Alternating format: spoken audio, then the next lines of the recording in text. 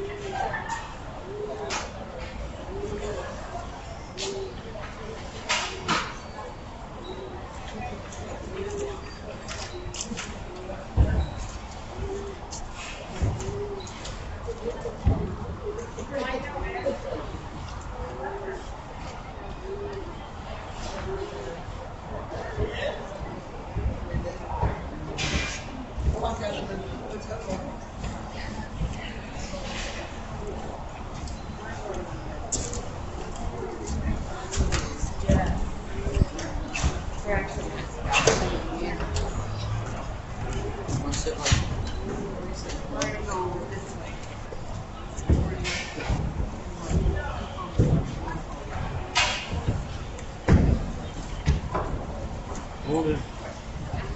Hold on. Is there more coming in there?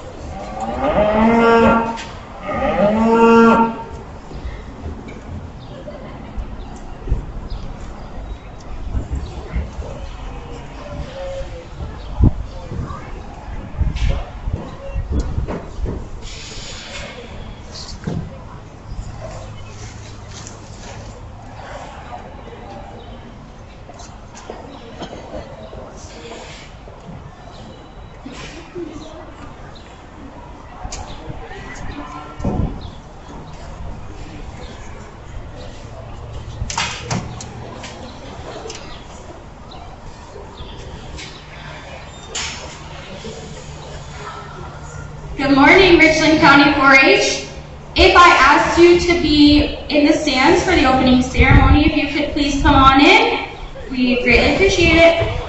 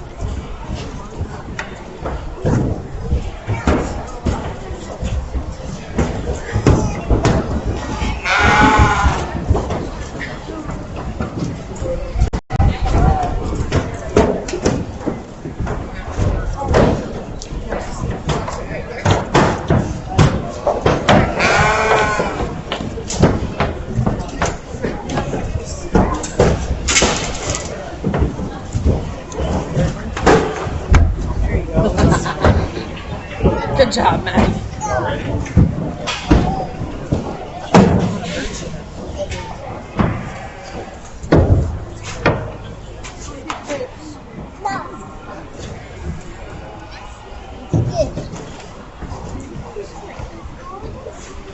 All right, I'd like to welcome everybody to the start of our livestock shows for the 2025 Richland County Fair and Rodeo.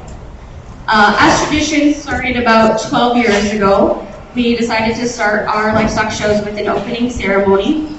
So if I could ask all of you to please stand and assume an attitude of respect. We will start with the American Pledge, followed by the 4-H Pledge.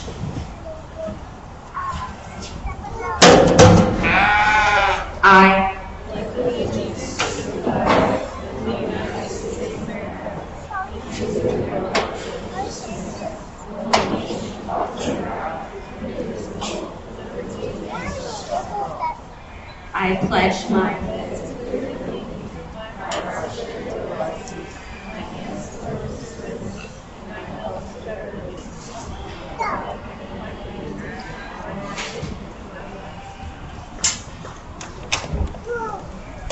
All right, we are here this week to celebrate. We celebrate the heart of our community, the youth, the families, and the community traditions that bring us all together. To our youth, I recognize and appreciate all of your hard work and dedication that each and every one of you have put into your projects. This week of celebration is an opportunity to display all you have learned and all you have achieved. Without you, there is no fair. As we go through this week, I encourage all of you to reflect on all you have accomplished throughout your 4-H year. My most sincere hope for all of you is that you see the potential in yourself that I see in each and every one of you. To the volunteers, parents, and mentors, please know without your guidance and support, none of what we are celebrating this week could be accomplished. Please know that your time and your effort do not go unnoticed. The Richland County 4-H program is strong because of your dedication. You are the strong foundation of all of the many accomplishments for every child and the entire 4-H program. From the very bottom of my heart, thank you for all you do. To our community, without your unwavering support and willingness to champion for our youth and our future, 4-H in Richland County would not be what it is today. We have all been blessed to live in a community that recognizes the importance of celebrating our youth. As we celebrate this week, I encourage everyone to remember that this week is not just about competition. It's about growth, it's about leadership, and it's about the memories and legacies that we are leaving behind. It's about celebrating all that is right with the world. I wish everyone the best week of celebration at the 2025 Richland County Fair and Rodeo.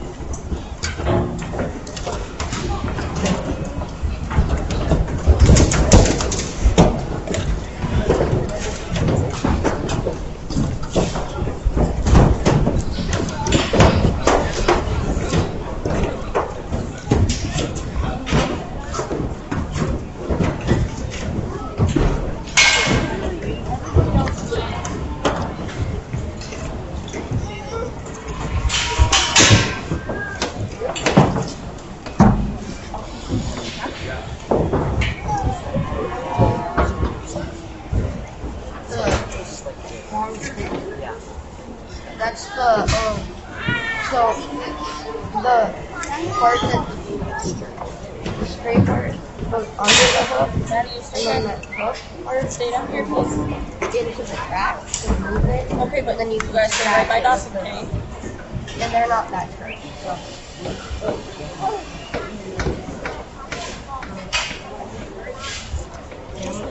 See how, because like there's like a pattern on the chest.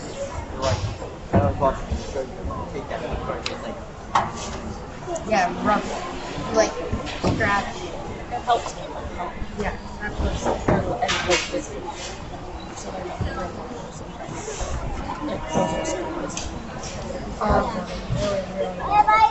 Nice ears. That's the nice thing about kids though, is you want to walk. So that's why you don't have to set them up and you display them the way like she can go and how they stuff like that. You get to walk them, so that's your show. That's your show.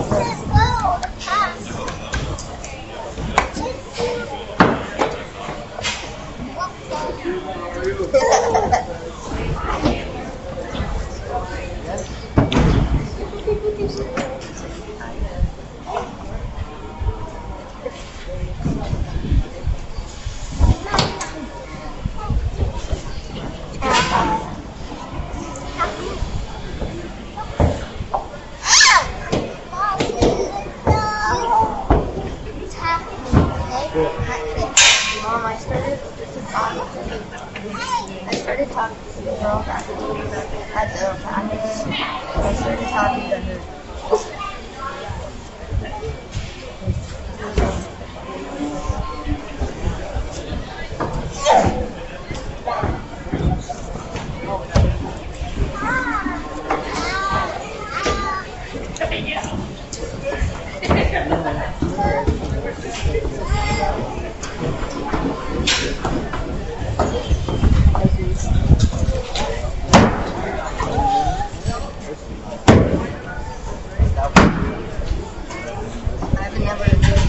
I used it once, the day that I bought it.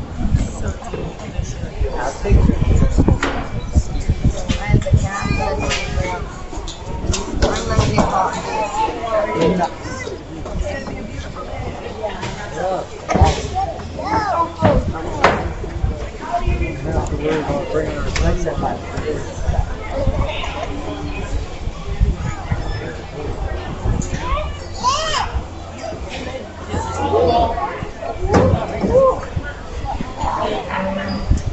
Maddie, come here.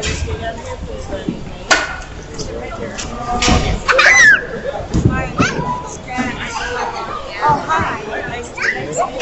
Hi. Oh, I'm Kayla. I've never done one. Looks like my Kendrick again. Maddie. Maddie. Looks like my Kendrick. Maddie, come back by me, please. They're going to start showing me. Are you going to see them? Come watch. Are they coming? Oh, look, they're coming. These They're belong to ready. Kayla.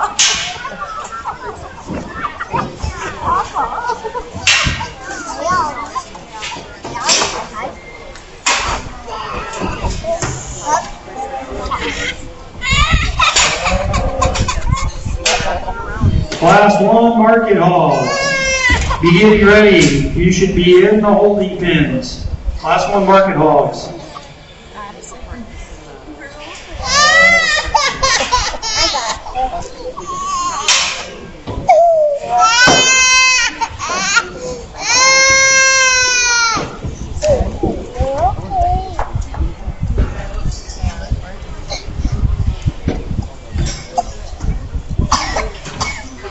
Are you all right?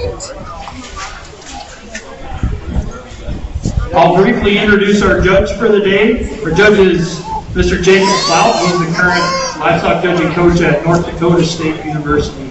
I'll let him tell a little bit about himself when he has time.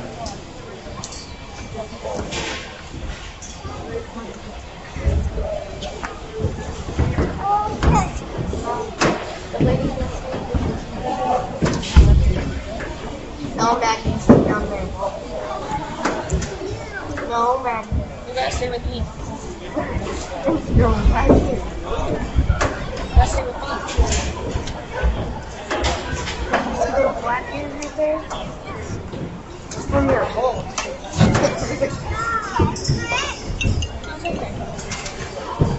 You can't go up there. No, Daddy. Okay, stay right here though. Daddy, no. Come back down here with me.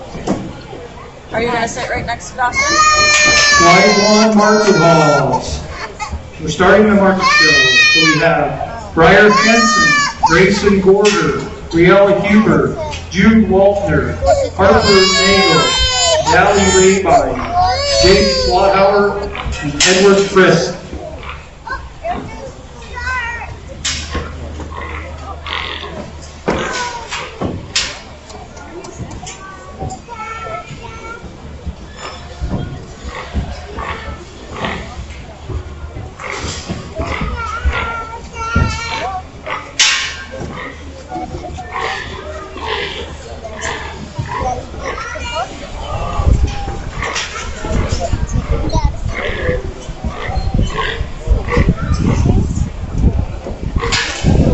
Good, how are you?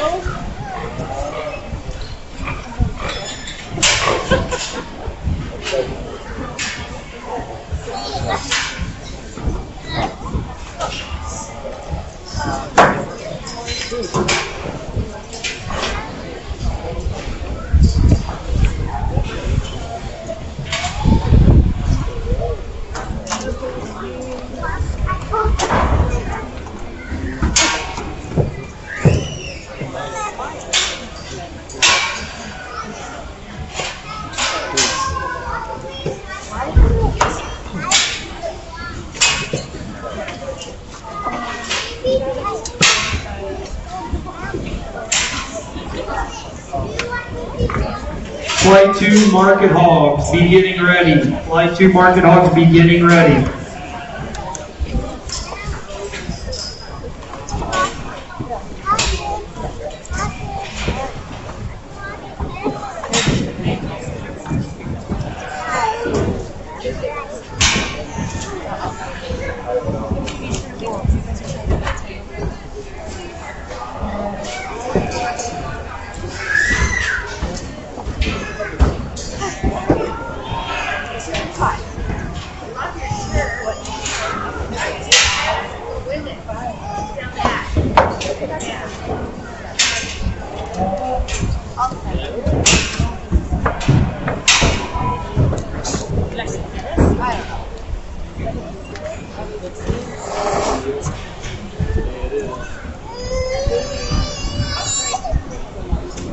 Backed by popular demand this year, we have the You Be the Judge contest.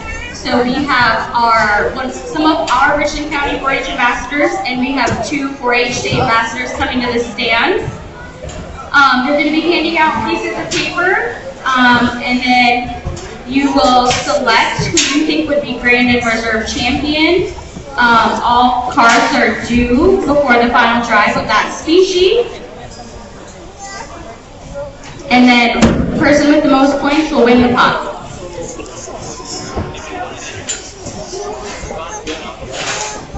I'm also backed by popular demand. We've got a ring man, Jeff Nagel, Toby Johnson. No.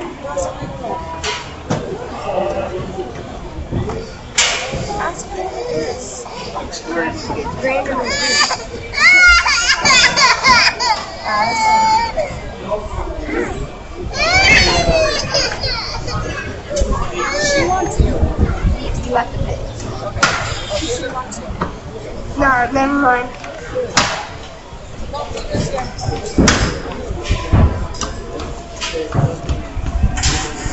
Test.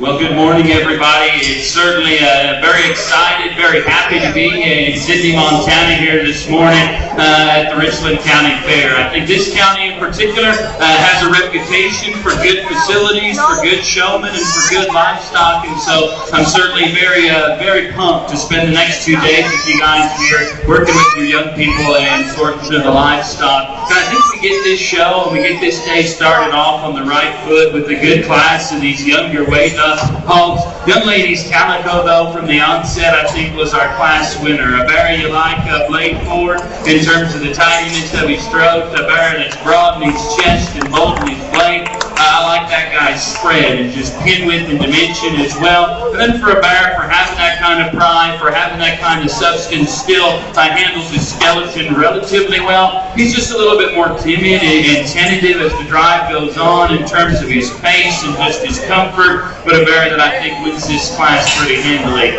Young man's black-headed hog's going to be second here. Another one I like just in terms of dimension. We study him coming out of the gate. I think he's the next broadest in his chest. He's the next boldest in his blade. I like the spread he has up high and the width that he goes away with. He's not as neat looking as the Calico is blade forward. He's not just as square and greasy in terms of his back shape, but an opened up, muscular kind of a market hog to end up second. Young lady with the blue eye bear is going to end up being third today, and one that I think does so just in terms of muscularity and compositional correctness.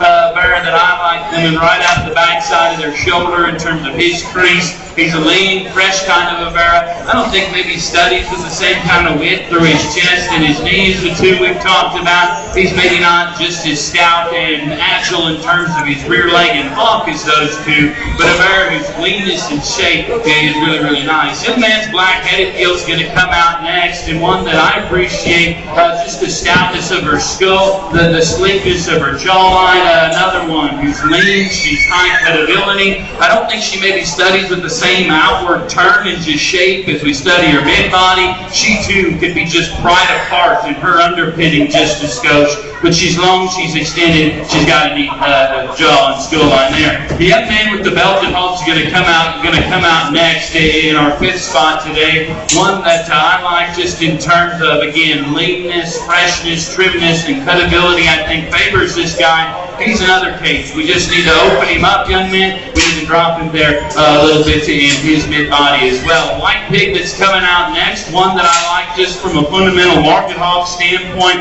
in terms of having some productivity, having some shape, and just softness there to his center body. I think we step on top of him, young man. I need to see more genuine crease and roll out of his spine. I just need to see more genuine shape and muscularity in that guy. His structure is really nice, though. I like the turn of his body as well. I think we round out this class with two very similar kinds of hogs. Both of them, like we've talked about in some other ones, lean, high cutability. I think the kind of pigs that'll do well from a cutout value and terminal merit standpoint. One, though, we bring them in this setting, we got to intensify them in their bone work, open them up at their chest and their underpinning. Folks, that's a great way to start off our hog show this morning. Let's pay off those kids with a nice big round of applause.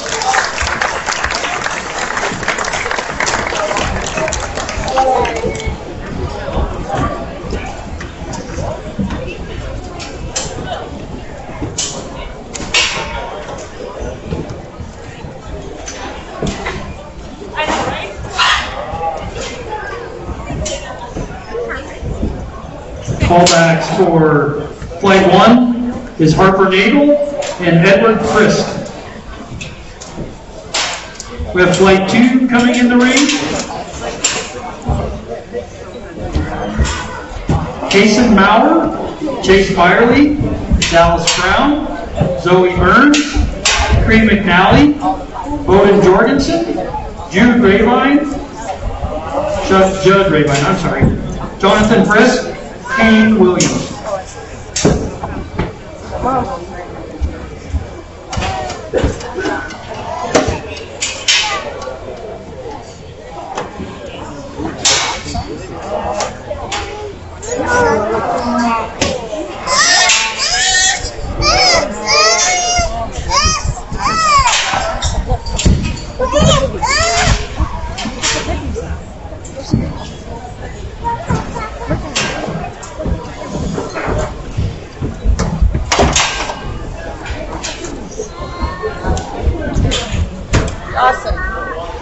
Dawson.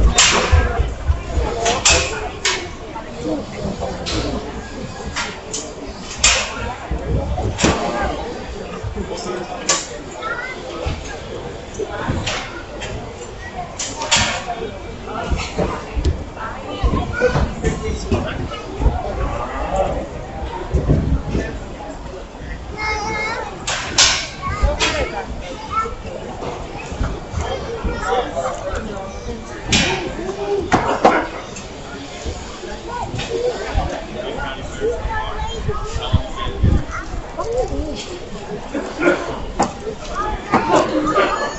come back over here.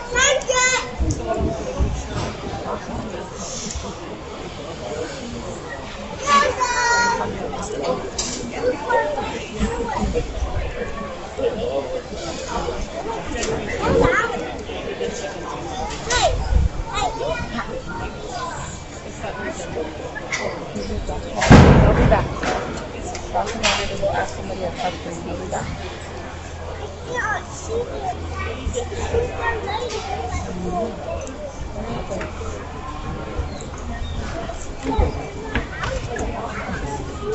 Josh, you went to go talk to the guy that he helped out with his dog. Or his dog.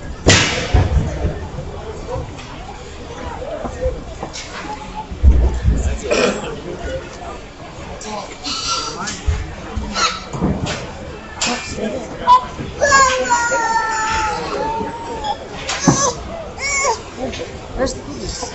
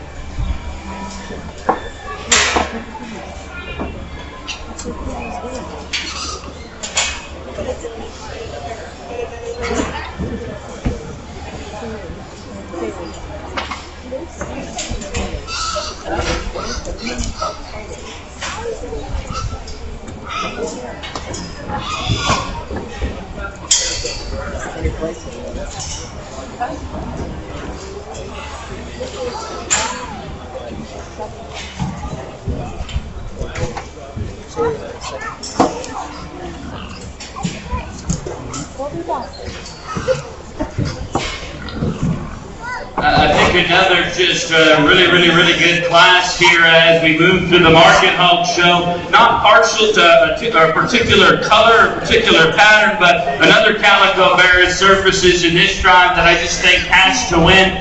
Bear, as you talk about just Market Hall fundamentals being right, his back shape, bold in his cage and opened up in his underpinning. He checks those boxes for me. A bear that I like though in terms of his comfort level, his range of motion out here, and just the way he comes together from the side, I think labels him an easy class winner in this particular regard. I think it's awfully close between the hogs that we have in 2 and 3. Ultimately, we're going to side with the young man's gilt here to end up in second. I think that gilt again in terms of skeletal weight, back shape, just top side dimension is very good. And another one that I think gets out and motors. She's loose in her skeleton, good and flexible in the bend of her lower joint. I don't think maybe she comes out as just as unique in her front end assembly. Maybe just doesn't hit you with the same kind of proportion in terms of her body length compared to that calico. But one I like the next best in terms of her body and in terms of her back. Young man's got a really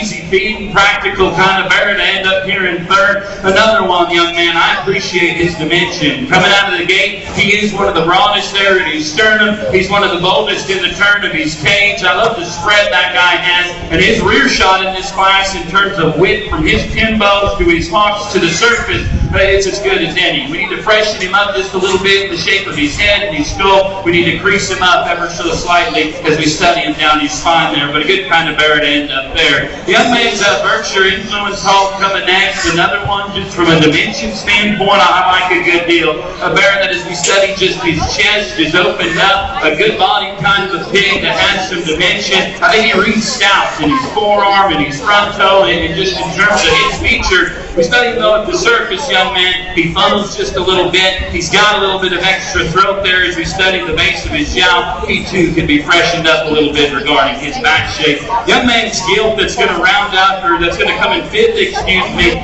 really lean, really shapely and high ability. I think no doubt probably the deepest groove from behind her blade all the way out back to her tail setting. Very lean, high ability, has the right kind of skull shape. One though, just from a body and build standpoint, I question we need to rework some of the angles in her skeleton, young man, to think about moving this class up here.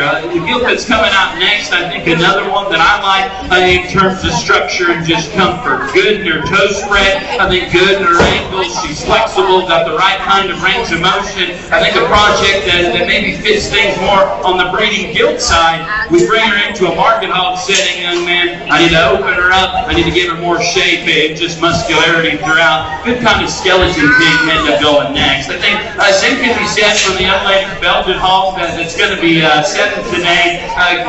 Good in just terms of the levelness of his top line. I like the bend and just the flex of her lower joints as well. She's deep in her heart, practical as we study her center skeleton.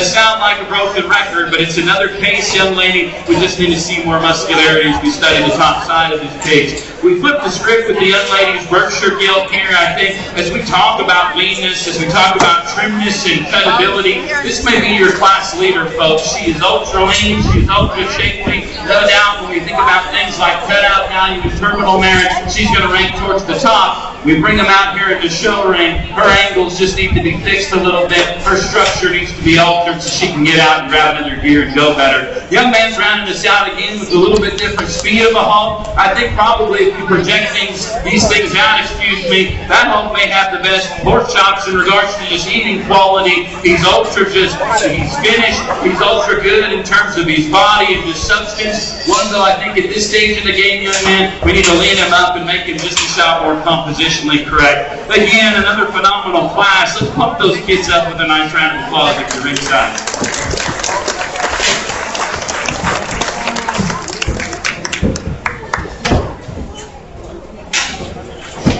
Those are all blue ribbons to that Flight 2.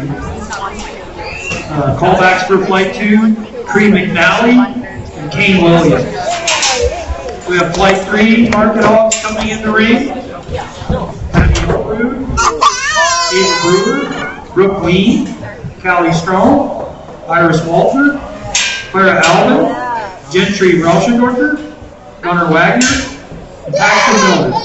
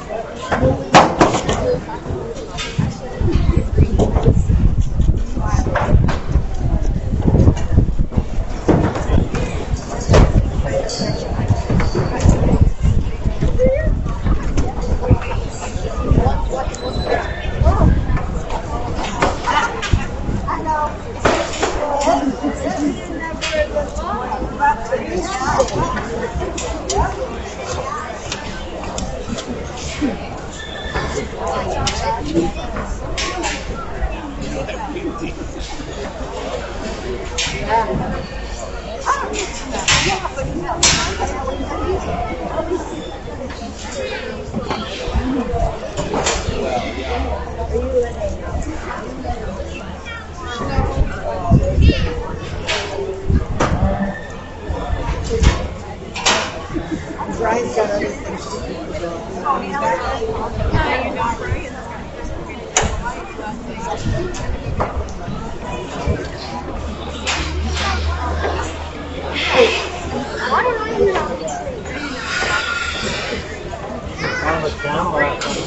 Did you watch it? It was really hard. I checked my phone and said they raised the screen. But they, you know what, from where I showed you where they moved way further in. So I was so happy. The Harold, no, they are stuff on the line. Last year I was like, I remember calling like it's higher around. The boxing 6 foot. Outside of Russia. Well, again, everyone's worried about it. They ignore the rules. We're safe here. Yeah, trying to see the ring and hardly in the middle. And it's actually I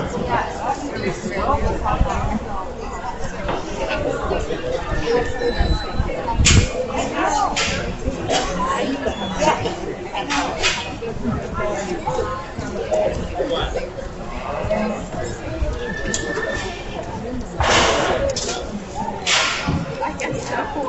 Well, that's no fun. We'll be safe here. Yeah. I'll show you where it would do.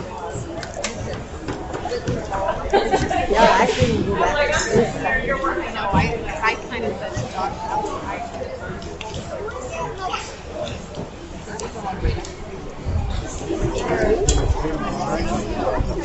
Well, yeah, but I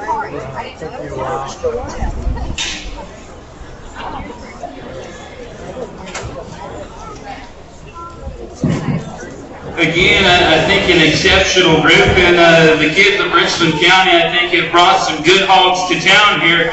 Again, I think we find just another logical class winner in the young ladies all black guild, one that I think excels this class in skeletal width and dimension and muscularity. Still, I think the young lady does a nice job driving that guild. She gets her to pull herself together. She proportions nice from the side. A good place to start this class. Young ladies guild is going to be second here. One that I think goes next just in terms of muscularity. We step on top of them right here. I think the next deepest in terms of her groove. I love her rear shot from her pin bone to her hog down to the surface. A gilt I think is long and attractive blade forward. Obviously, young lady, we just need to drop her just a little bit in terms of the feel of her mid body. Give her just a little bit more softness out here. But she's muscular. She's good looking ahead of her blade and lands in second. A young man's belted hog that's going to come third here, I think, probably counters and corrects some of the things we changed in our second place.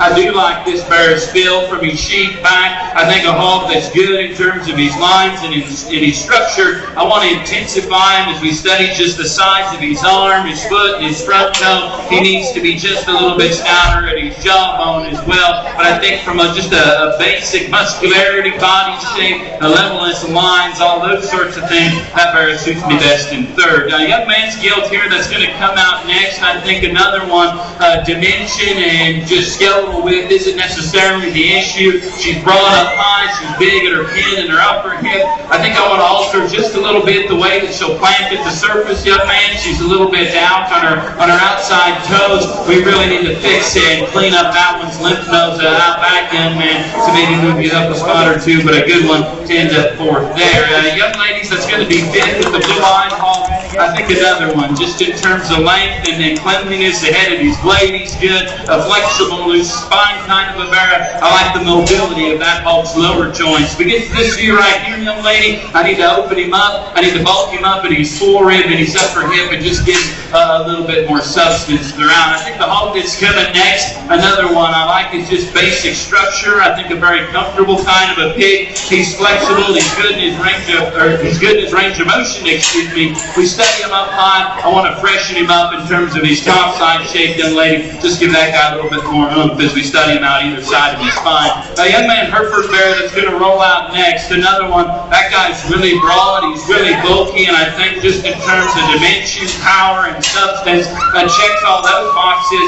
From a composition standpoint, young man, as we study just his jowl and his top side shape and his lower body, we could just freshen and lean that guy up a little bit, but I like his substance and certainly his power. Young ladies, Burt Gilt is coming out next. Might be the longest body hog in this class. So that thing is super extended, super just stretchy in terms of her time. We need to intensify her in terms of her bone column, young lady. We need to bulk it and just soften up her mid-body as well. Young ladies, rounding us out here with the bear as we talk about things like terminal merit, cutout value, and the carcass side of things. I think a pig that will do quite well for her. Again, another one of those scenarios. We bring them out in this setting. I want to make that one just a little bit more modern in terms of proportion and feature. A great class though. All blue ribbons throughout. Both shows been nice. Let's pay them off with a nice big round of applause. Okay, flight 3, all those pictures see the blue ribbon. Callbacks were Addie Elbrood and Clara Alvin. Moving to flight 4, market hogs, 259 to 265 pounds.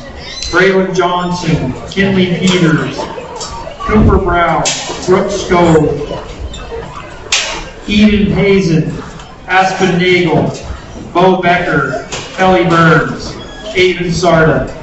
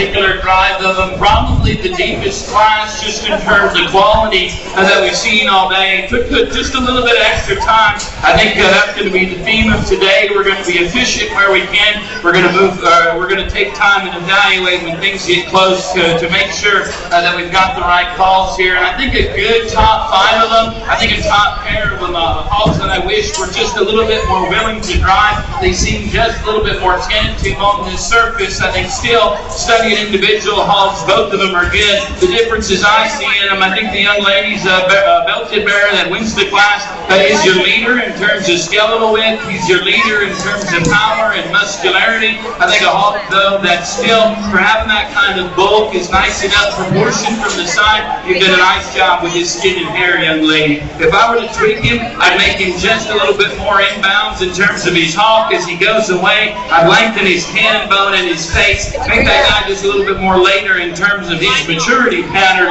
But I love his bulk, I love his density, and still a nice enough balanced hog here from the side. Blue Brown hog coming next, and I think counters our class winner in some regards. He is a notch longer there from his knee to his pastern. I like his length and extension blade forward. He's really tough, and his jaw wide between his eyes. An expressive kind of a bear that I wish was just a notch more willing to drive, just a notch more willing to use that hawk, flex, push, and go.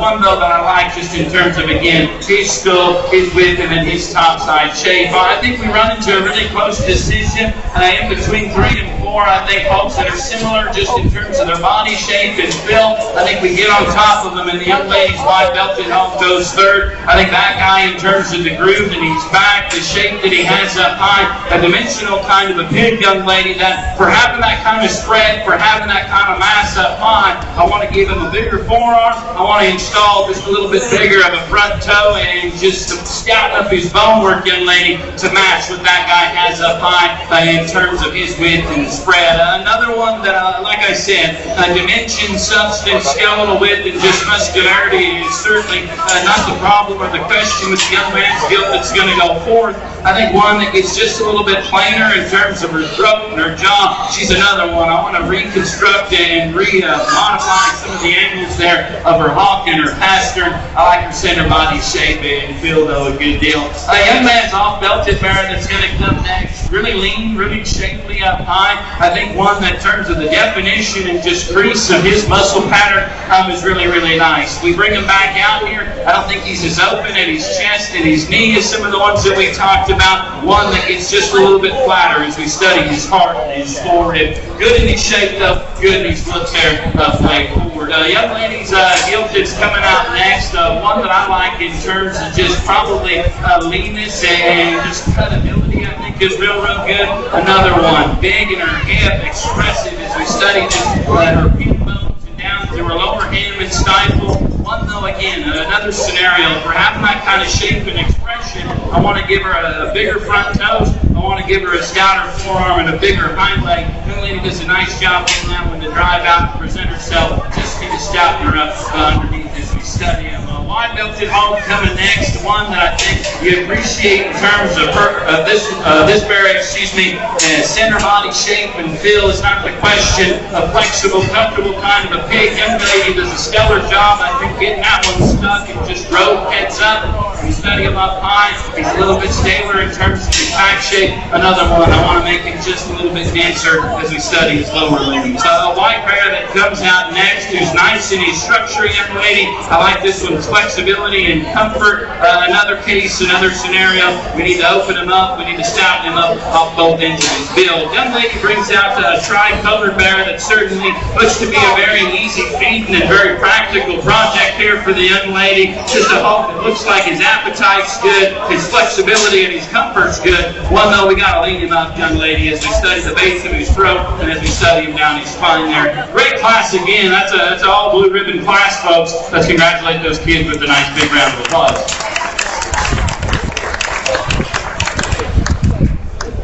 All right, congratulations to flight number 4. Our callbacks are Brooke Stowe and Ellie Burns. Our next flight is flight 5. These pigs weigh 269 pounds to 275 pounds. In this flight, we have Maya Jorgensen, Kenneth Parks, Barrett Jorgensen, Molly Alvin, Macy Sparks, Henry Maurer, Felix Becker, Bryn Spinner, and Brooklyn Brown.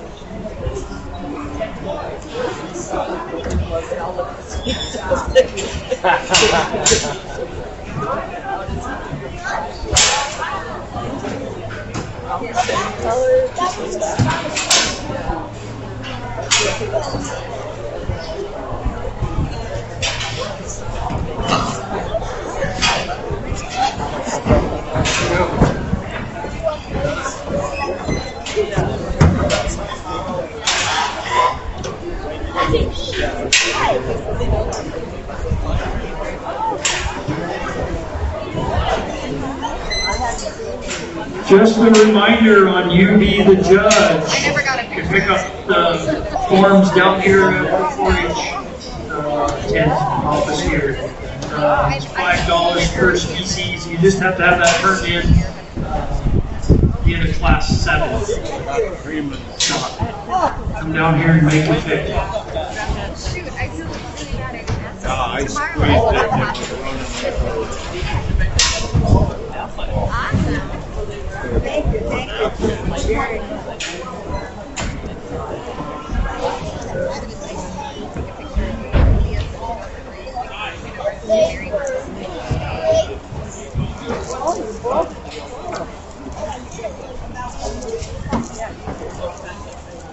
They had a caramel roll too. Very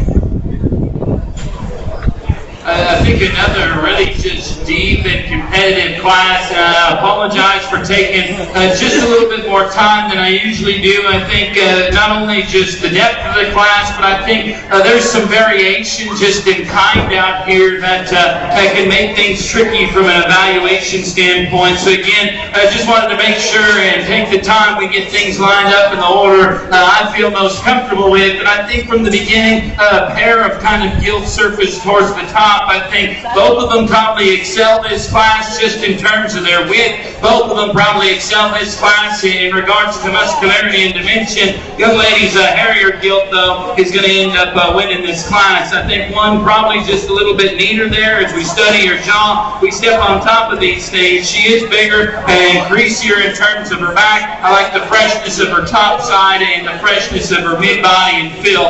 Just a shot better than the young man's gilt that's going to be second here. The young man's got one, like I said. I like that gilt as we study her chest floor. She's bold and soft as we study her mid-body. A big pin dimensional gilt. And as we get right here, young man, she's a little bit fuller at the base of her throat. I want to just give her a little bit more freshness and crease as we study her from behind her blade back out to her hip loin junction. But one, in terms of just width, spread, and dimension, I like to go ahead and go second there. I think it's close between the rest of them. Ultimately, the young lady, with the gilt right here is going to end up going third. One, though, from a composition and just a freshness standpoint, I think does so. The next leanest in terms of her back shape, the next most defined and expressive as we study her going away. One, though, that we need to soften her in her mid-body. We need to rework the angles of her hawk and her pastern to give her just a little bit more flex and comfort down here. But a good one there. Young lady's bear that is going to go fourth here, and I think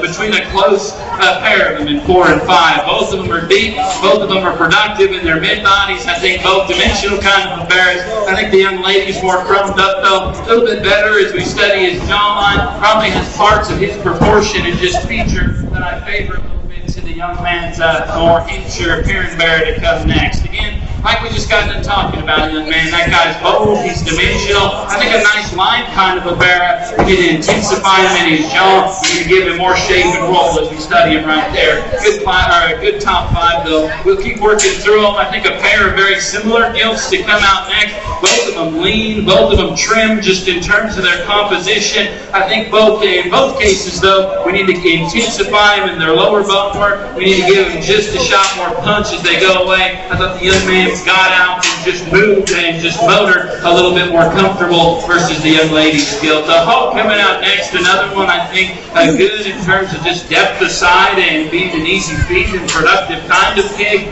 One, though, that's just a little bit flatter and he's forehead. One, though, that I need to just crease up in terms of his back and top side shape. Similar things can be said about the young lady's Berkshire bear that's going to round us out. Looks like this hog's appetite is very good. He's very just deep and soft and easy doing. One that I think is just a little bit past 12 o'clock as we start talking from a compositional standpoint. Another all blue ribbon class, Let's congratulate all those young people on a job well done.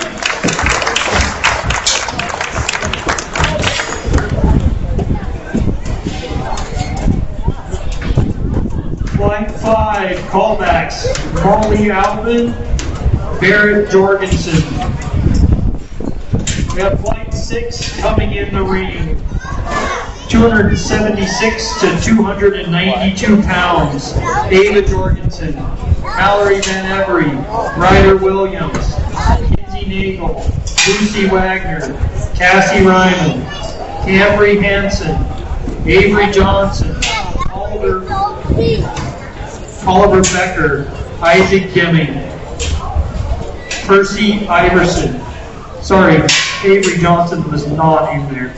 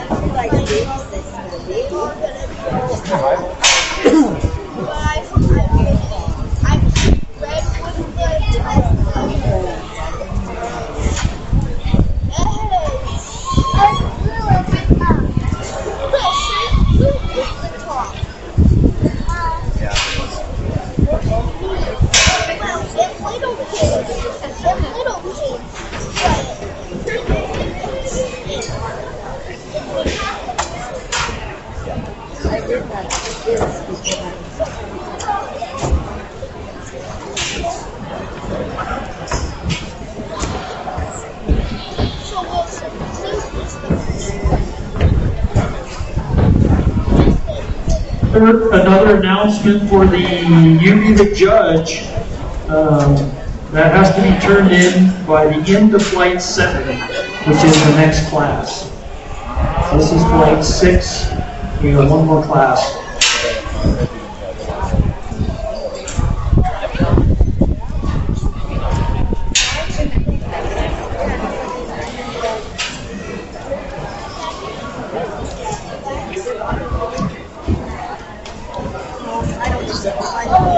I like that one that's all black. That's our color.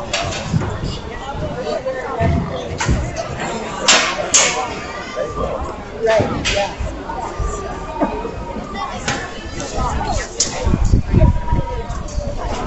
But it's still half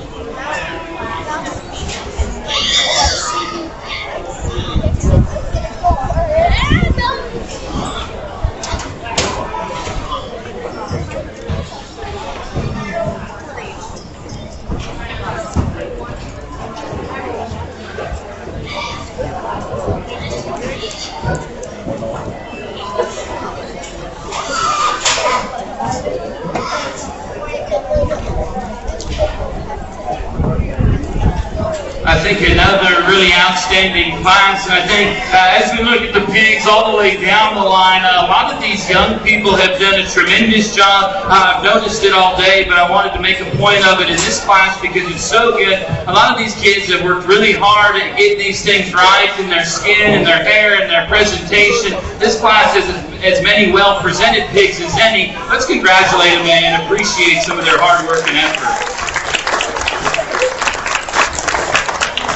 I think another class where, to me, from the beginning, I think the Black Bear was our class winner. One that, again, chest width, muscularity, compositional correctness is in check. Young lady does a really nice job driving that pig. He's up-headed, he's level back, and I think his range of motion, is very, very nice. Abera, as we talked on some other ones, he's massive up high, just a little bit fragile relative to his ankle and his toe, but one in terms of his proportion. and his muscularity makes a nice class winner in this drive. The young lady's chromed up yelp that's going to come next, I think, counters some of the things of our class winner. Really wide between her eyes, really stout in her jaw. I love just the bulk and diameter of her forearm. I think the next best one is we study just shape and dimension up high. Young lady, we need to soften her just a little bit in her mid-body. I want to install just a little bit more flex and give as we study her hop joint and her pastern as she starts to go. Black-headed gilt's going to come next here.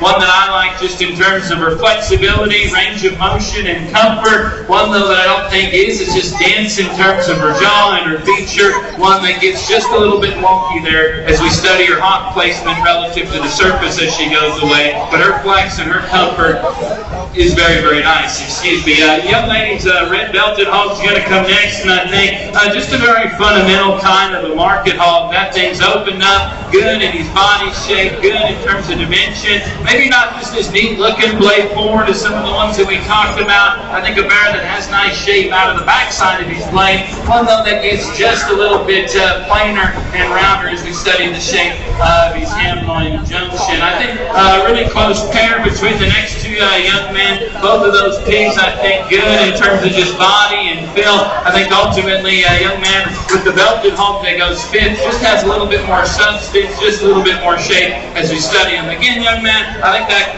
chromed up bear coming sixth, good in his body, good and just in terms of being easy feeding and productive in his look. We need to open him up a little bit in his knee. We need to just give him more shape and just edge there as we study his loin and his top side. Interesting kind of a hog to come next.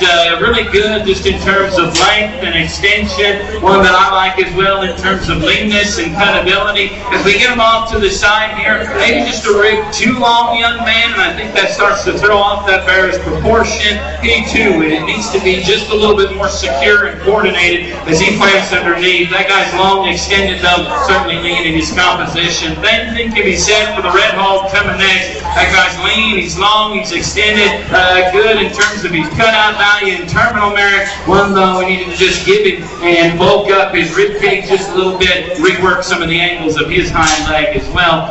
Good kind of a pig from the side here, I think, to come next. He's up-headed, he's level-backed, I think good in terms of where his tail sets. I think on this three-quarter view, young lady, we need to give him a little bit more genuine shape, a little bit more genuine just substance and squareness as we study behind his blade and out back to his upper hip there. Good kind of a line hog, certainly, though. Young lady's going to round us out with a Hereford mare. I think good just in terms of the turn of his body. A hog that's not lacking in terms of chest width and substance. One, though, just a little bit frayer as we study him at the surface. He, too's another one. We got to rework some of the angles of his build to get him up there. But that's another all blue ribbon class, folks. Please pay him off with a really nice round of applause.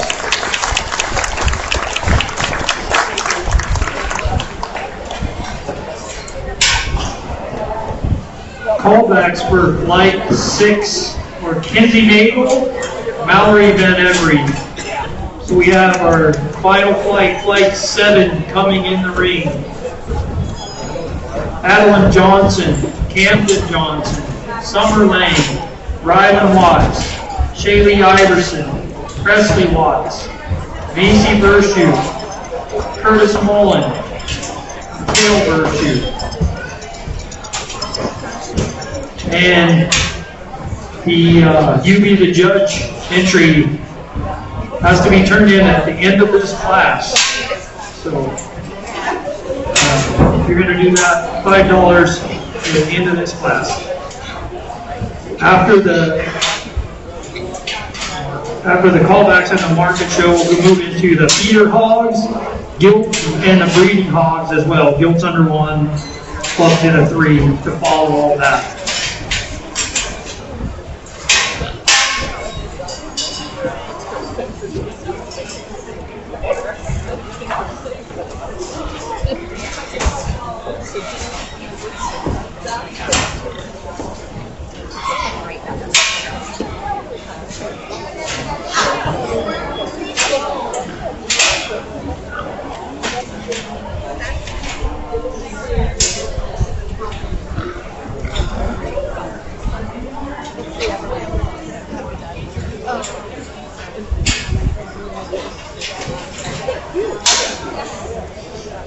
had too many of them. So I walked into the camper. I'm sure I have too many at my house. Yes, we do. I don't like any. I want that. I do.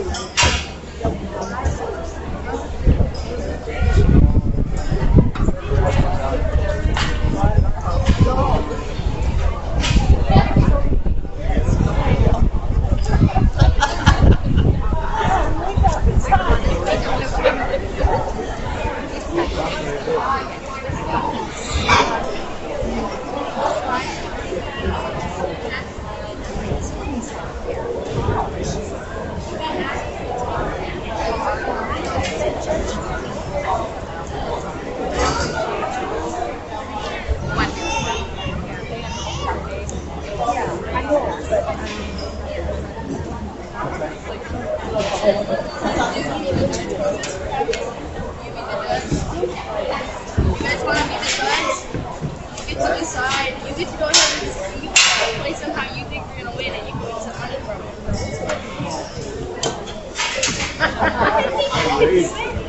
You can do it.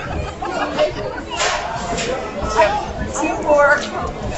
For the club 10 of 3, listen up, 4-H clubs and members. The club 10 of 3, we're going to bring those hogs to the holding pens. So we're a ways away from that, but club 10 of 3, we're going to bring those hogs out to the holding pens. We have Dorson Farm Hands, Fairview, Forever Buds, Three Views, and Missouri River Ranchers.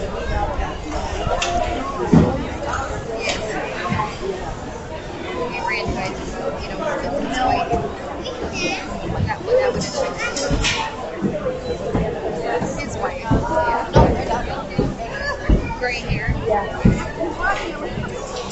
Gray or blonde?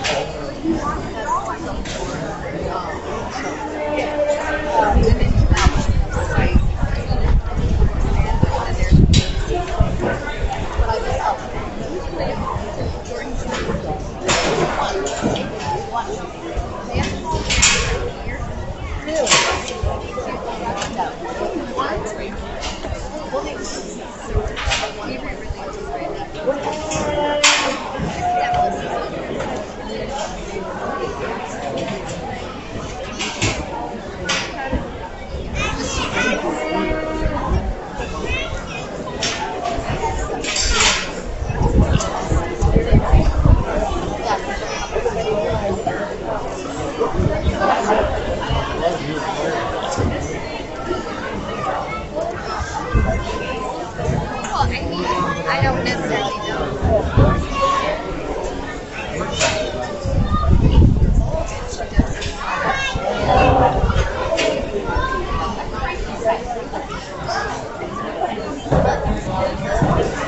I think a good way to go ahead and bring our hog show to a close with a class of heavyweight bears.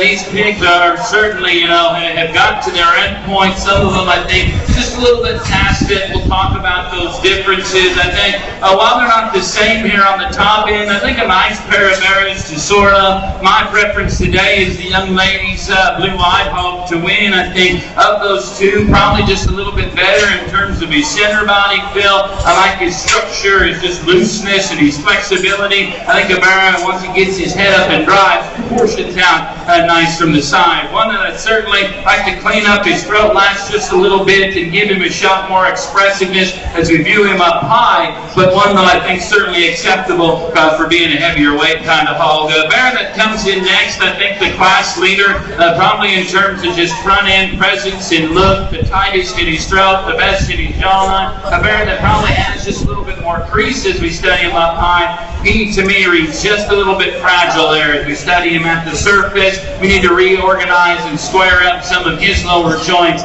to maybe flip that pair, but a good one to end up there. Another one, a red gilt that's going to come third that I like just in terms of compositional correctness. At this weight and at this maturity, she still reads relatively lean, relatively still a little bit raw and expressive in her back shape. Don't think she maybe comes as neat at the top of her pole or just look ahead of her blade as the two ahead of her, but one that I think edges out the other Duroc bear just regards to freshness. Another big, centered, heavyweight kind of a pig to come next. He's broad, he's good in terms of his center body and fill. A little bit plainer there as we study his top side. He doesn't proportion out maybe with the same kind of just style and presence as some of the ones that we've talked about. Young lady's Hampshire rare that comes in fit. One that I like in terms of the levelness of his lines. Young lady does a nice job showing him, and he's clean there ahead of his blade. I think another one, we got to reorganize some of the lower joints of his lower skeleton. One that I think we could probably bulk up just a little bit behind his shoulder as well. Young lady's Hereford bear that's coming out next. Another really easy feed, productive kind of a hog. He's nice in terms of his structure. One that gets just a shot plainer there as we study him blade forward, relative to that guy's mass up high. I like to stouten him ever so slightly in his rear bone column. Hog that's coming out next, he's wide, he's dense, he's boxy, he's that kind of pig. One though a little bit too past 12 o'clock, young man. We got to lean that guy up and bring him back just a little bit, muscle and fat composition wise. I think same thing can be said for the hog coming out next. Moderate, square, dense, boxy, good body. One though a little bit past his end point, young lady. We got to lean that guy up and just give him a little bit more true treatments as we study him. Young man's going to round us out in our heavyweight class here with another one. We've talked about this kind of pig before. Long, extended, lean, good in terms of cutout value, terminal merit, and just carcass value. We bring him out here. I need to just give him a little bit more feature. I need to make him just a little bit more proportionate from the side. That's a great way and a great class of heavyweights. That's another all blue ribbon class, folks. Let's pump them up with a nice big round of applause.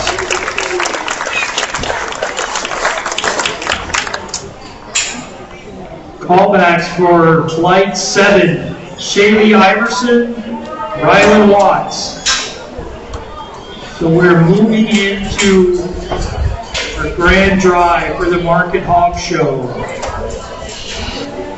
So class winners will be coming into the ring for the grand drive.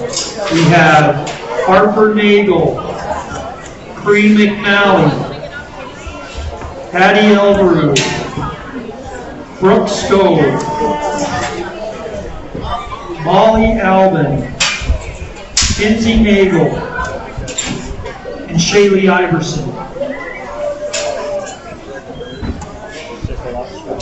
The you be the judge winner has to be turned in now.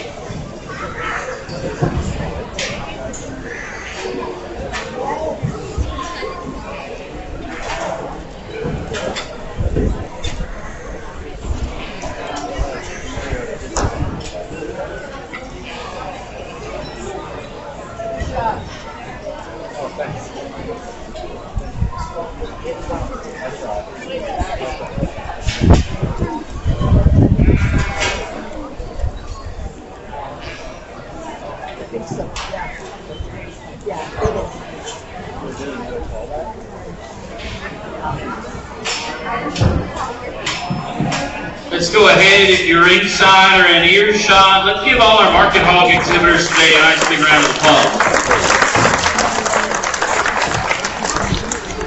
I think, the population of pigs that we had today, maybe we couldn't just get comfortable and settle into a consistent groove regarding type and kind. I do feel very comfortable though, and then we got the quality hogs. We've got the best in each particular drive sorted towards the top end of the class. And so, again, my compliments, my hat goes off to you guys for bringing a good set of market hogs to town today. Again, I want to reiterate one more time, skin, hair on some of these things has been very, very nice. And it's good as a judge when you get to evaluate good stock when they're presented in such a high quality fashion as well. It just adds to that enjoyment. And so we've started off our Richland County Fair 2025 edition, I think, with a great market hog show.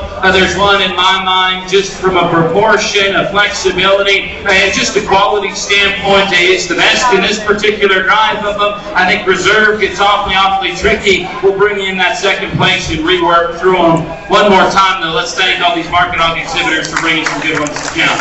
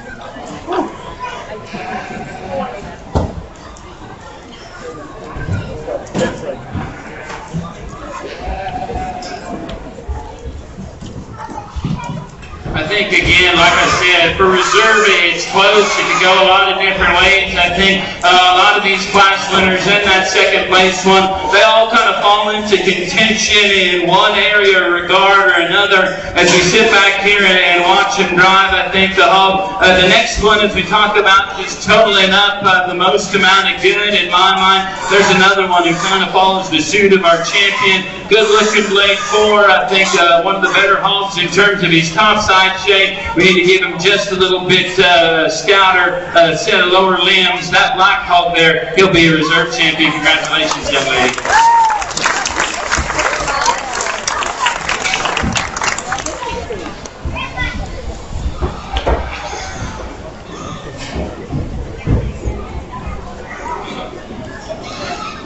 The grand champion market hog goes to Cream McNally.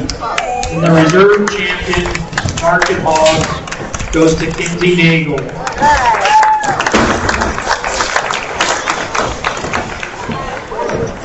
Congratulations on all market hog exhibitors. We will be moving into the feeder class here shortly. So, feeder class. Please be getting your pigs to the show ring. We have Brentley McNally, Cream McNally, Paxton Miller, Kinsey Nagel. Followed by the Gilt Under 1. We'll move into breeding after feeder. Gilt Under 1. Be getting your pigs ready.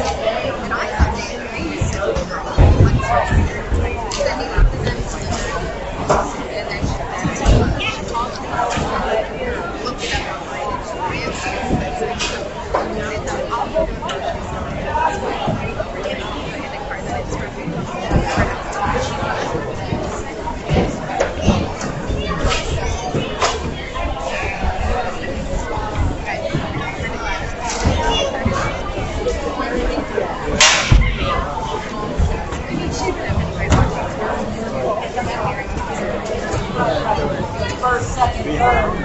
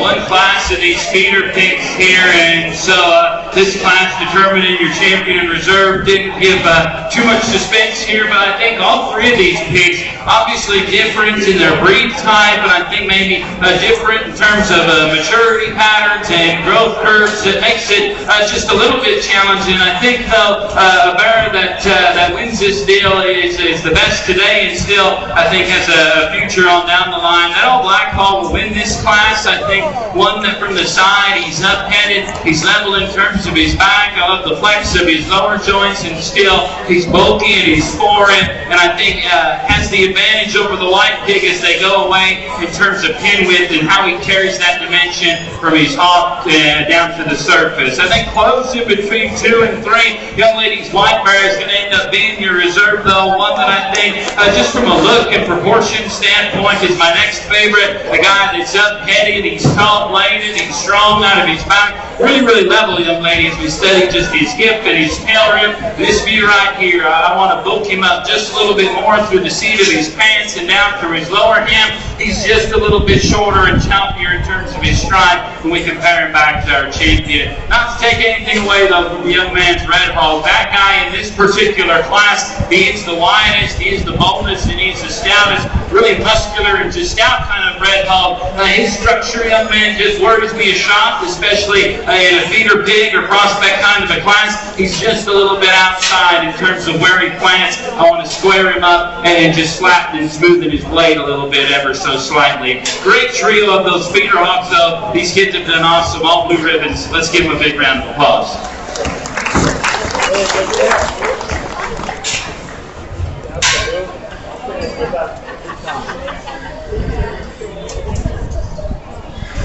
Grand champion feeder hog goes to Brinley McNally. Reserve champion Cree McNally. We will go into breeding. Gilt under 1. Becoming in the ring. Chase Byerly, Haven Sarda, Isaac Deming, Adeline Johnson, Braylon Johnson, Camden Johnson, Brooke Johnson, Cree McNally.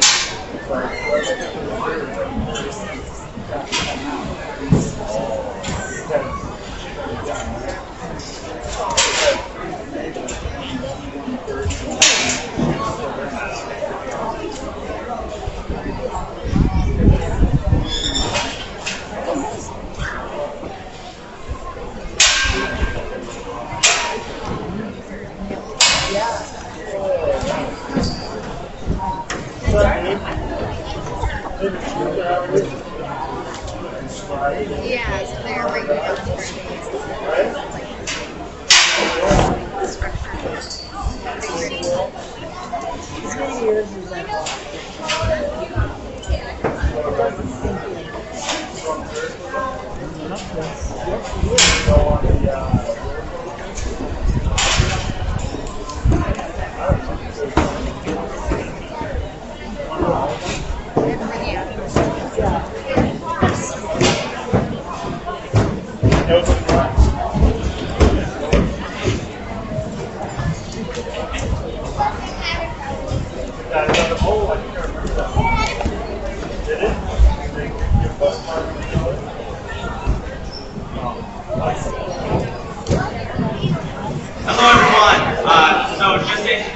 myself, I'm Weston Mobley. You might have seen me hanging around this morning. So I am currently serving as a 2025 and 26 Montana Extension Advisory Committee representative for 4-H. It's kind of a state ambassador, so I get to go around and represent 4-H at the state level.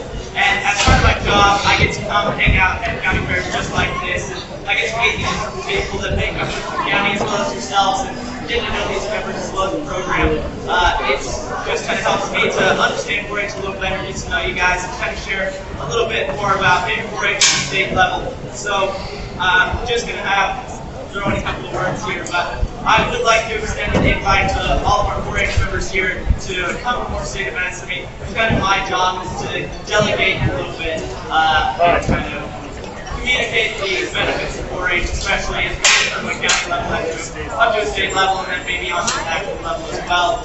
And there are a lot of opportunities through 4-H, and so when I get to promote the leadership side of it, it's a lot more to me. So if you guys do have any questions for me or Ainsley as well, she's here, please feel free to ask us anything.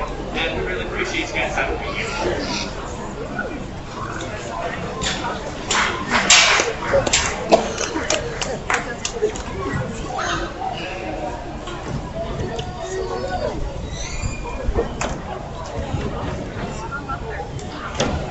Thank you for that, Weston.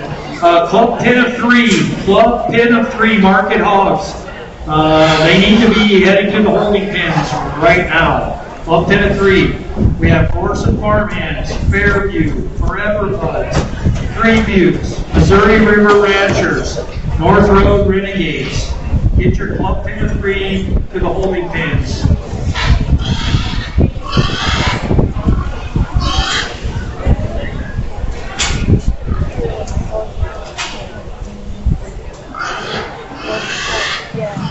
Go ahead, one class of these breeding gilts will leave you in just a little bit of suspense. I think we do have the top pair that for me rises just a little bit in terms of proportion and feature, I guess. Both of those gilts are good, and in those regards, I do think your champion probably just a little bit more heads up. She's probably a little bit slicker in terms of her jawline and just more mobile and agile as we get them out here. Young lady, Star Cross gilt's going to be your champion. Like I said, yep, go ahead.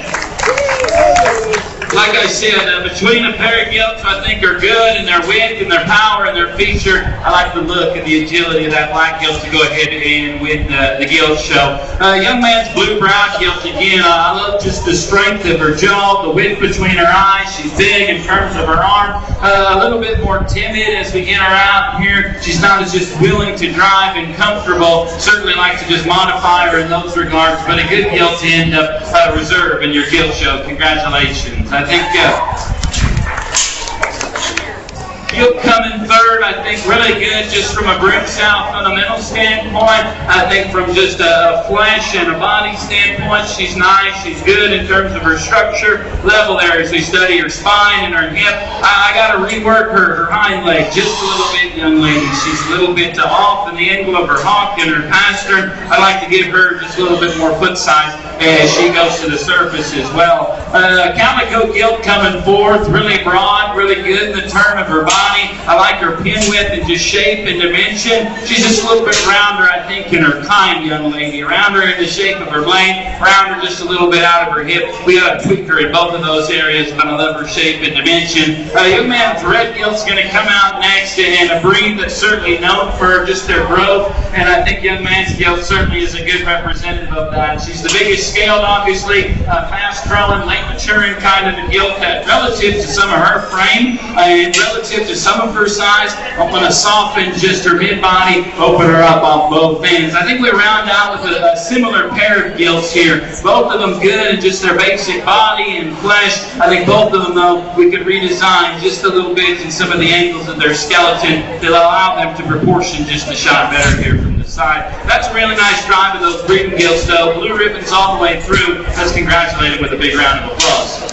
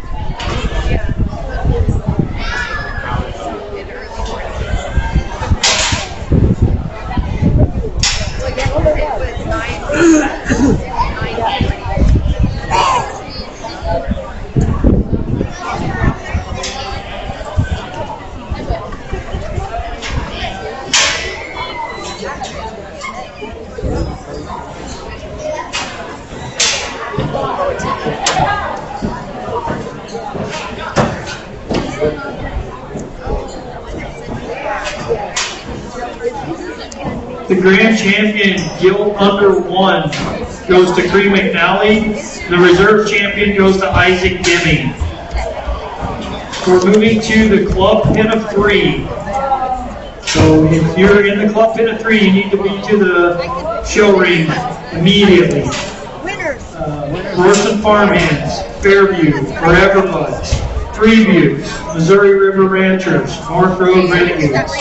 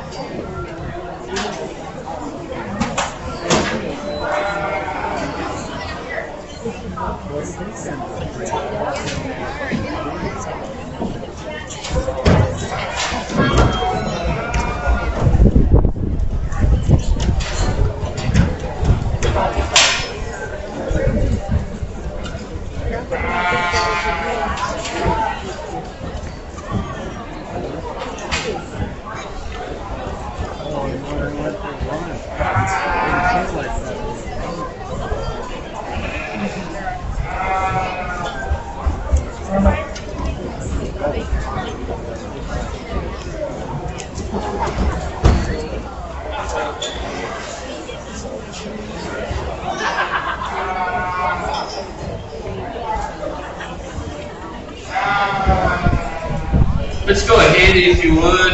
Big round of applause for our pin show exhibitors here today.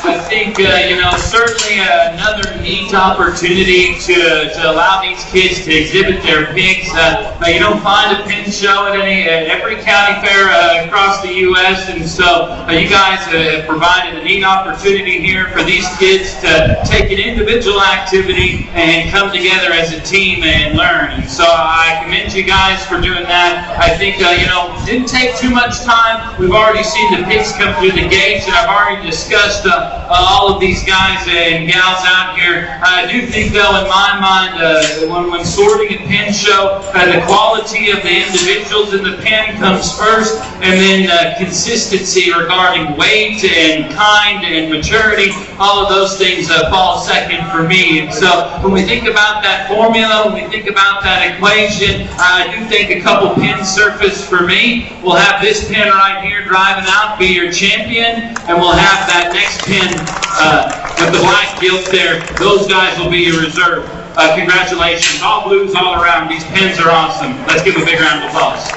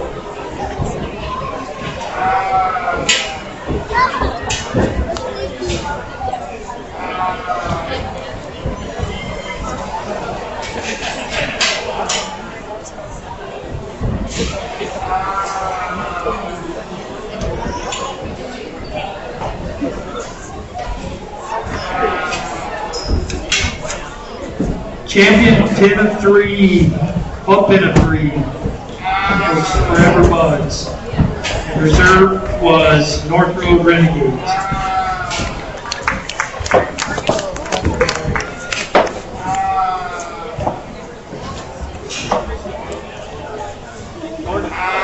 We will be moving to the Market Lamb Show here just in a few minutes, followed by the Market Goat.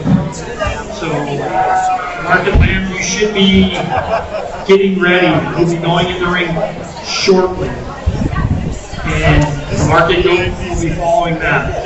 We have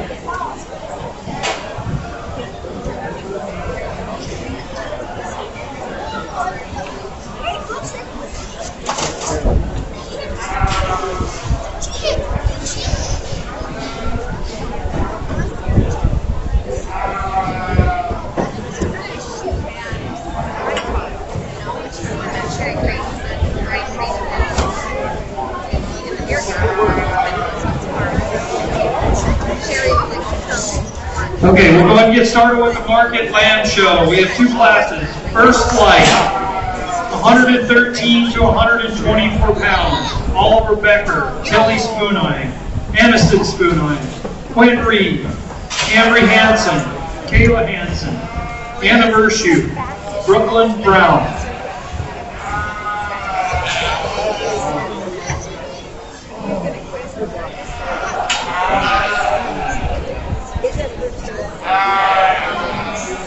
It's not bad.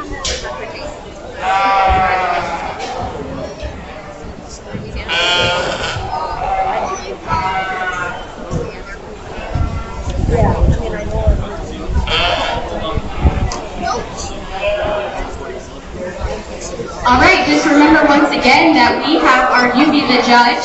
So we have 2 flights of market sheep, or market lambs this year, sorry.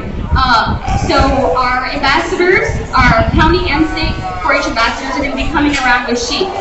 They're $5 per card, and this means you get to pick your hand, or take your hand at picking the grand and reserve, and then at the end there will be a pot of money to win. So if you would like to do sheep, you have to have your pink sheet turned back down here to us before, or at the end of flight 2 of our market lambs.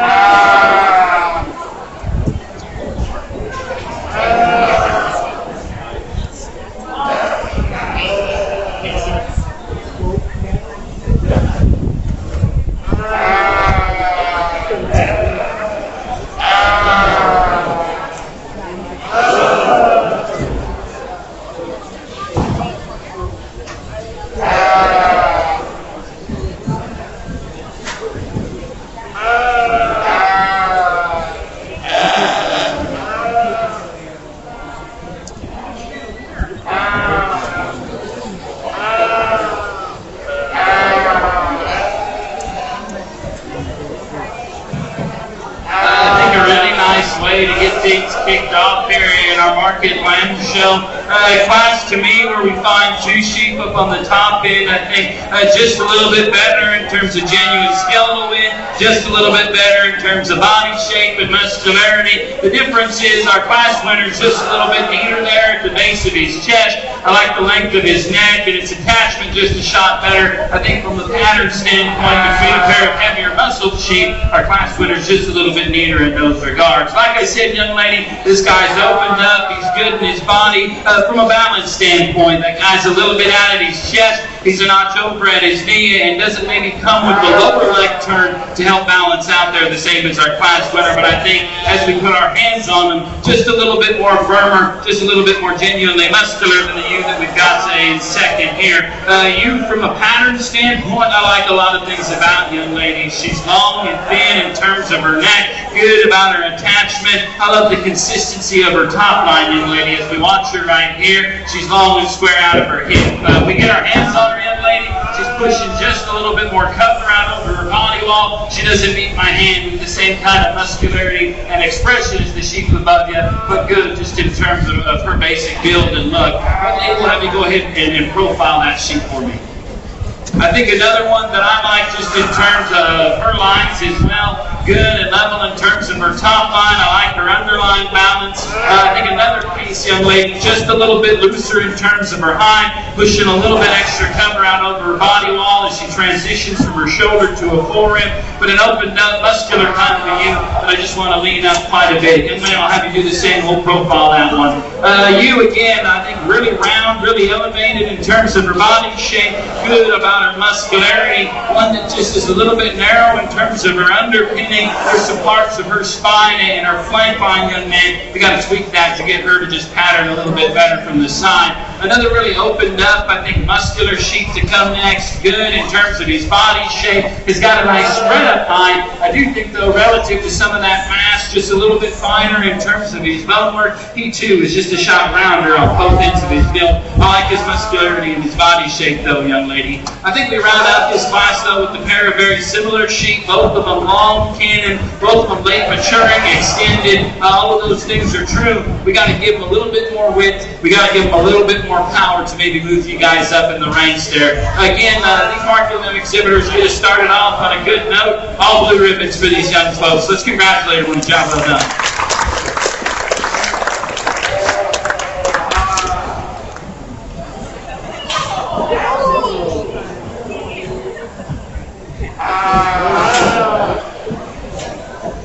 The callback for Flag 1, Market Lamb.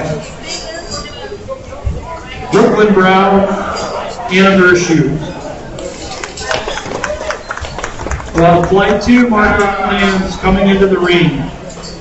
130 to 160 pounds. William Head, Callie Strong, Kinsley Van Every, Kinley Bitt, Kinley Peters, Cassie Ryman, Brenton Hemming.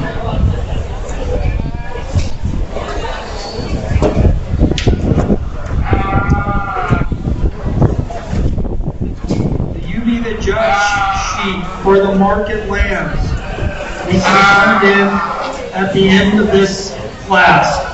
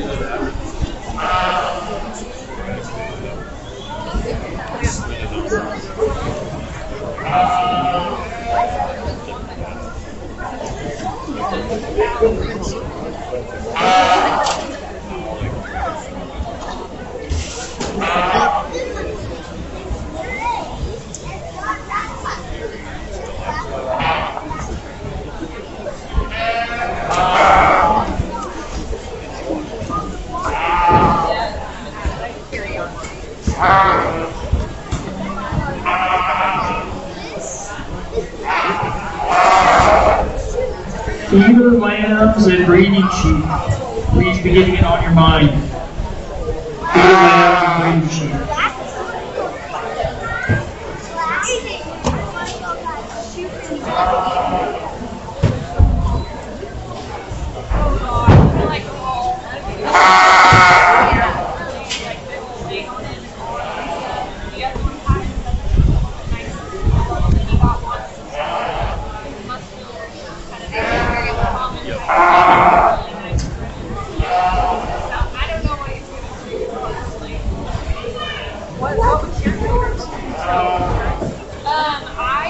I know just a little bit of fancy stuff. I actually played but I show cattle and sheep and stuff. Yeah. I guess before I go ahead and start talking, if you're ringside, you're in earshot, let's congratulate this second class of Army Lamps on a job well done. I think throughout all the classes we've judged today, this one is no doubt the deepest in regards to just the overall quality. I commend you guys for bringing some really nice sheep to the county fair. Again, we're going to take just a little bit more time and make sure we've got these top three right. I think our champion, though, is an outlier in terms of his front end assembly, a very naturally high-headed sheep. He's long and thin in his neck, good about his attachment. However, that I think from the side, balance is good in terms of his top line and his underline. Sheep, though, that you got to question just a little bit when we step right here. Is that guy just bulky enough in his forehead? Is he as wide out of his backside of his shoulder as the two sheep behind him?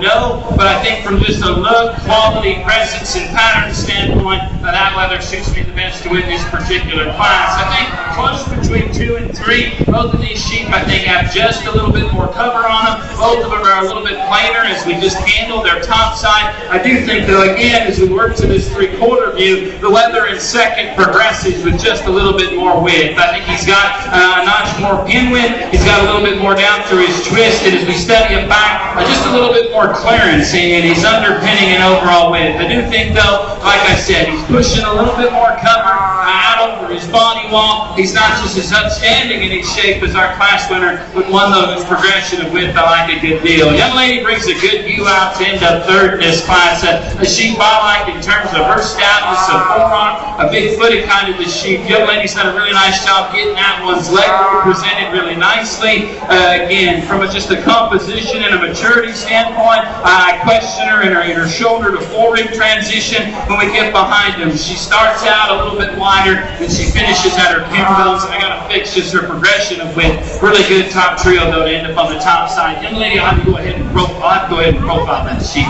Another one that mirrors some things in our class winner, just in terms of head carriage and neck attachment to sheep.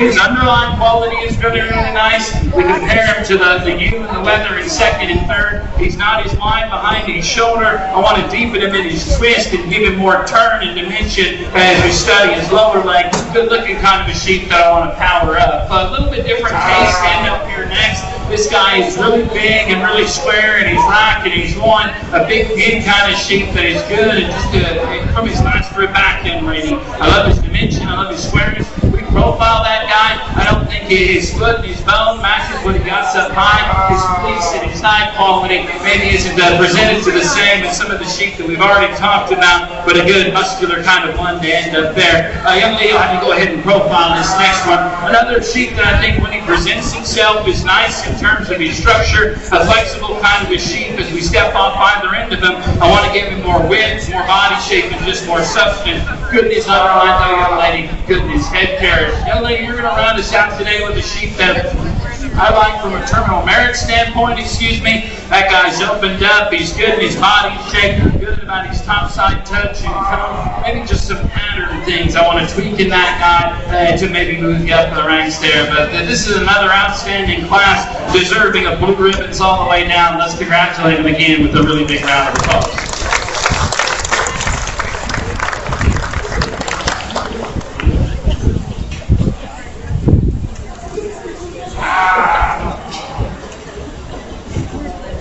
The callbacks for Flight 2 Market Lambs, William Head, Friendly Giving.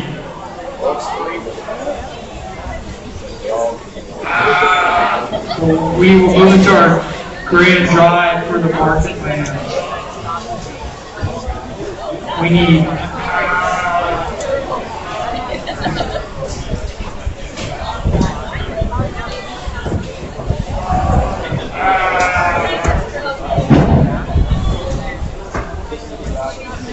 So in the ring we will have Brooklyn Brown, William Head, Hannah Vershoot, Friendly Demi.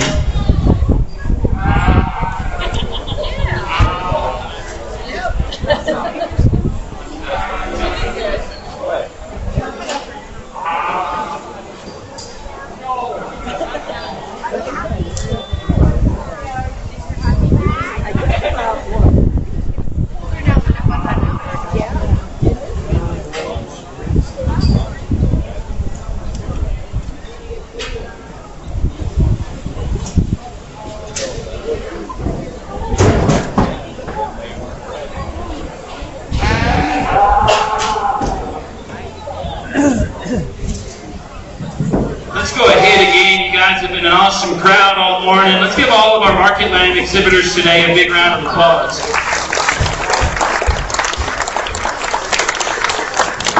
I think in both classes the quality has been good. I think the sheets we got out here definitely checking boxes for me in terms of muscularity, skeletal width, and body shape. And then I think there's parts of their pattern, especially on the front line here, that you can gravitate to from a pattern and a quality standpoint. We'll keep things brief here. We've already talked about all of these sheep. I think they're very, very good in each in their own right. Your champion and reserve aren't the exact same in their kind, but I do think they lead the show in different areas. Your champion is the highest quality from just a pattern, look, and balance standpoint. Your reserve is the best in terms of width, progression of width, and overall body shape. We're going to go ahead and keep those two heavyweight weathers together. They'll be your champion and reserve. Congratulations.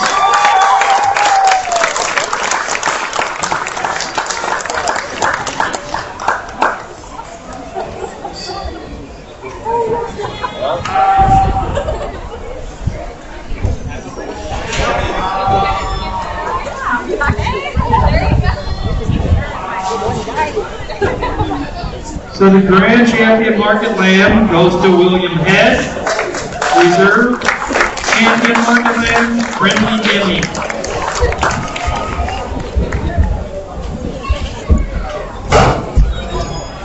We'll move into feeder lambs.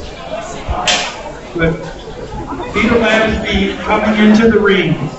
Oliver Becker, Adley Miller. Followed by breeding sheep, female under 1.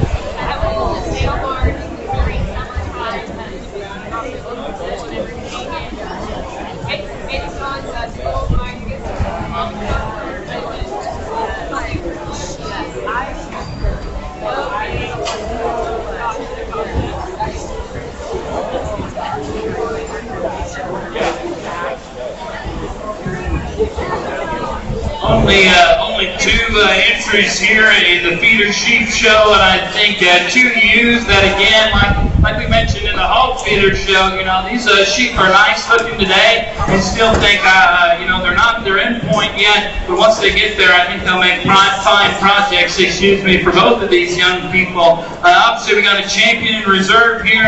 You know, it's close in some spots. One of them's probably just a little bit meaner looking. One of them's got just a little bit more oomph and power. I think in this particular setting, we're going to side with the sheep that's just a little bit more muscular today. Young man's got your champion feeder sheep. Young lady's got your reserve feeder sheep. Let's congratulate them with a big round of applause.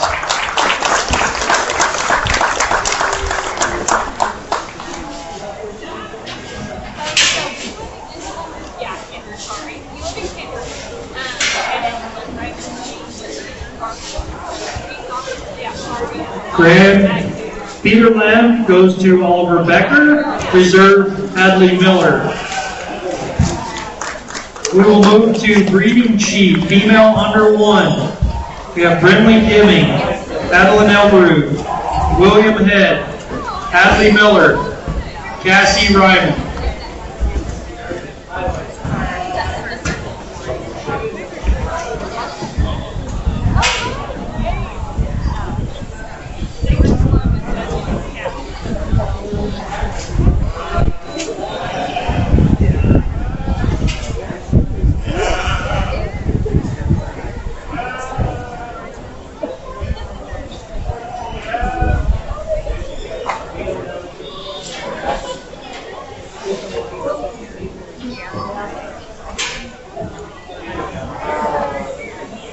Missouri River Ranchers Club 10 of 3 will be next after the breeding sheep.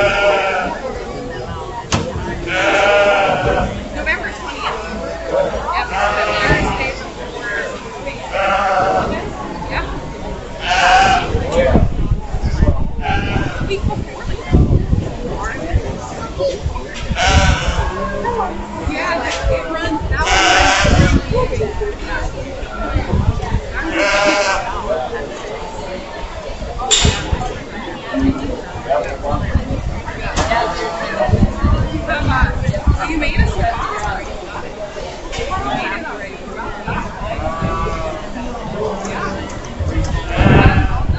I asked you, I think, in a week you hadn't done before. A big toy chest, yeah. Again, we'll leave you in a little bit of suspense here. One class that are breeding sheep here, I think all of these youth, I'm not sure whether you guys own them outright or what you guys plan to do with them, but I think all the way down the line, pieces and attributes of these sheep that I think will serve these young people well in potential breeding programs. And so, again, my hat goes off to you guys for bringing some nice sheep to town. I think it comes down to the youths that we've got left standing. I think both of them really good looking, both of them high quality just in terms of their silhouette. One of them just has a little bit more body shape and a little bit more bulk. That natural you'll be your champion. Young lady with that lighter picture deal will be reserved. Congratulations, guys. I think as we look on down the line here from 3rd through 5th, we've got another ewe here in 3rd. We'll have to go ahead and profile our young lady. you that I like it in terms of her underlying balance. I think flexibility, athleticism, all very good in that ewe. Just a little bit flatter and more peaky there as we study her behind her shoulder and in her forerib. I don't think maybe has the upper pin that some of those ewes added you have, but a good sheep pinned up there in third, young lady. Long canted, late maturing kind of a ewe, really long, really extended, probably meets this class in just total body outlines. Going to come next. Another story, we need to bulk her up, open her up, and just give her a little bit more stoutness. Young lady rounds us out with a blue ewe here, excuse me. Good in her body shape, has got some pin, has got some turn down there to her lower leg. One though from a balance and a pattern standpoint from the side, young lady, I want to tweak a couple of things about her, but that's a good ewe to end up there. Congratulate her one more time if you would on a job well done. All blues.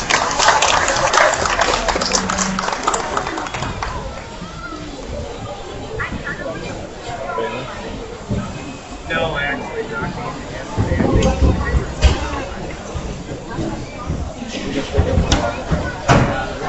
Grand breeding sheep goes to Brentley Deming.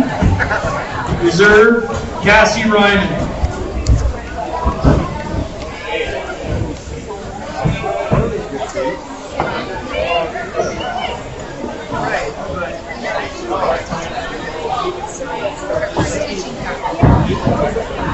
We'll round out our lamb show with the Club Pin of 3. We have the Missouri River Ranchers, Club Pin of 3. We'll get you in the ring.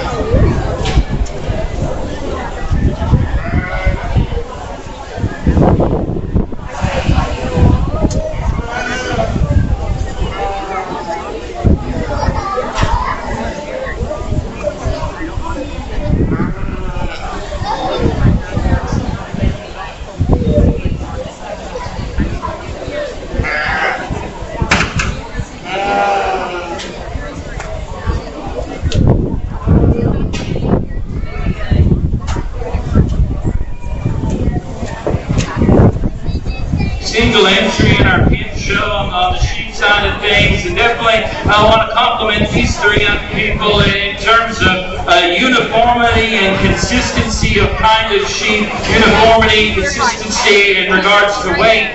These people have got a spot on pin in those regards. We talked about the sheep, they're good in some spots, we tweak them in some others. A good pin, definitely deserving a champion recognition here. Congratulated with a big round of applause. Nice job.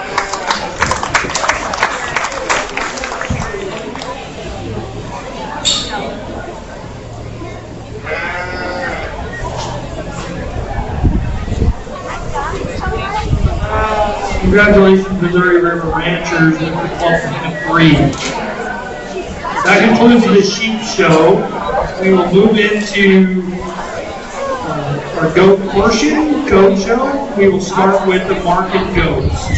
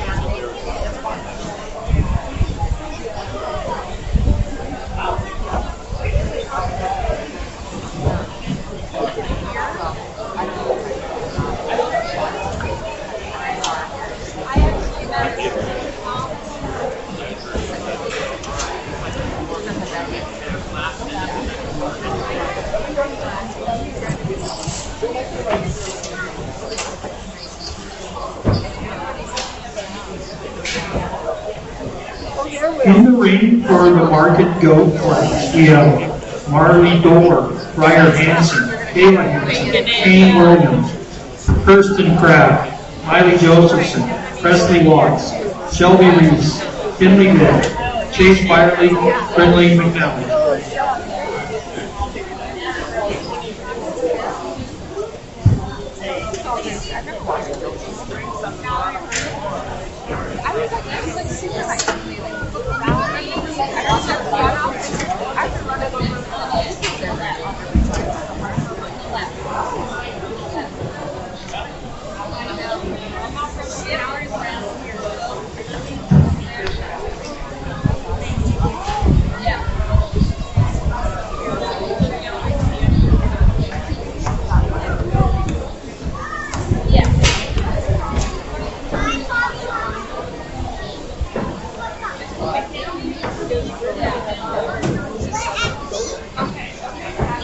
Nice fit too.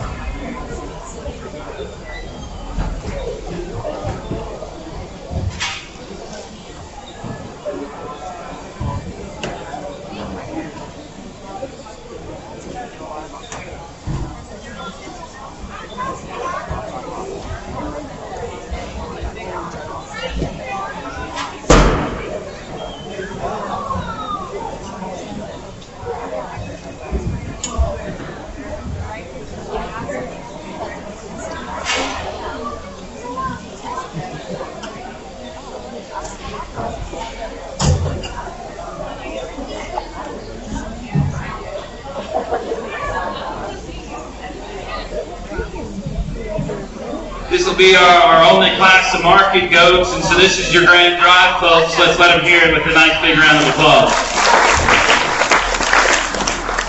I think certainly a really good class and a really good drive of them. Some differences just in kind as we work our way down. I think biggest sort for me coming in is skeletal width, body shape, muscularity, feature. That's where I'm going to lay my priorities first, and then we can start talking about some quality and some pattern things. And I think we land up on a top trio of them here on the front side of this class that are really good. I think they're different in some regards, but ultimately I think this trio fits together and sticks together from a quality standpoint. I'm going to go ahead and just let you guys know where my thought process is before we name your champion. I'm going to talk about you guys in no particular order, okay? Starting off with the goat on my left, I think a goat that I like in terms of his stoutness. Broad in his chest, big in his arm. That guy is so stout-skulled and short in his ear. One of the better featured goats of this particular class, and still he's round-bodied, he's dimensional. Whether that I don't think maybe is as out and up in terms of his front end as some of the other goats, maybe just not as firm in his handle and as bendy in his hock as some other ones. Still, that guy's prime, that guy's cage and just feature is very good. Goat in the middle here, one that kind of counters that guy. guy in a little bit of regards. He is a little bit longer fronted. He is a little bit taller shoulder. And I like the outline of the silhouette of this goat just a little bit better. I do think, though, we step off behind the goats. He's a little bit flatter. He's a little bit frailer. He doesn't come with maybe the same kind of bulk as some other goats that we've talked about in this class. Weather here to my right, I think a goat that you like, and I think ties some of the pieces that we like in both of those goats together in a little bit better of a package. From a chest width, body shape, and dimension standpoint, I think he's in check there. From a pattern standpoint, I think his front end assembly, his look here from the side, all very nice. And so for me, logicking out these top three, it's the goat that totals up the most amount of good between the three. Young lady will have your champion here to your right. Congratulations. Like we just got done talking about, really, really close between two different kinds of goats. Again, I'm going to lay my priorities first in this class in chest width, feature, and power. Young lady in the blue here's got your reserve. Congratulations. Like we talked about, young lady, that goat's really good looking. That goat's really nice pattern. Doesn't have quite the bulk as some of the ones that we've talked about. You've got a really, really good one to land up third in this class. Goat, yeah, go ahead.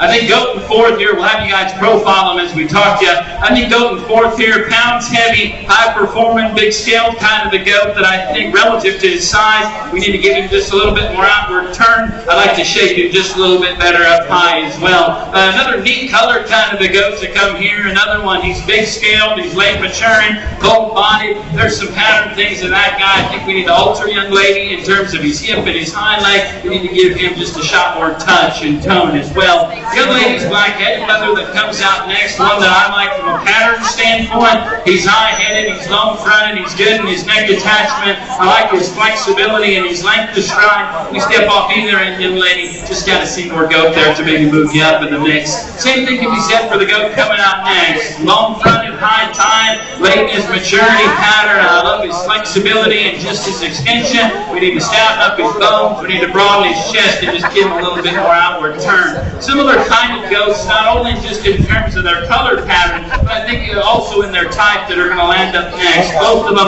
big-bodied kind of goats, both of them long and extended. I do think, though, relative to that center skeleton mass, I need them both to be just a little bit bigger kin. I need them to come with a little bit more from the side. Thought maybe yours had the dimension and the weight advantage between a really close pair there. Again, a similar pair of goats to kind of sit on the end of this class. They're both really tall. They're both really long.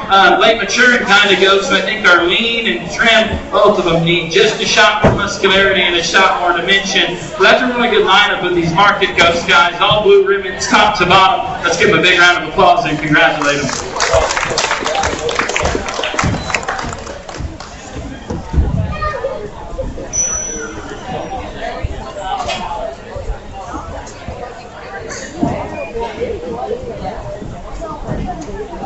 Grand champion market goat goes to Brindley McNally. Reserve champion Miley Josephson. We will move into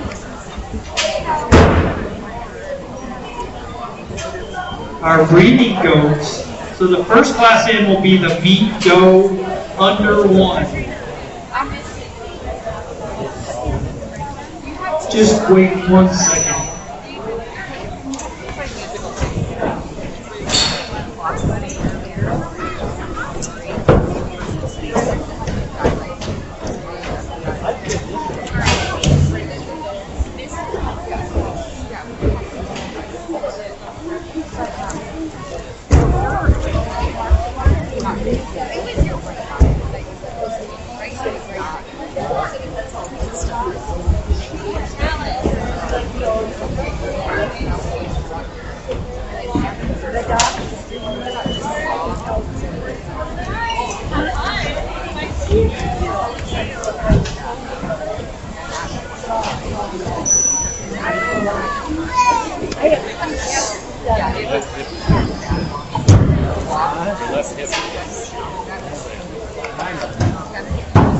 Probably because you're going to overcompensate for your other Into the ring we have meat doe under 1. Chase Byerly, Marley Dorr, Briar Hansen, Kayla Hansen, Brinley McNally, Kinley Bitt, Presley Watts.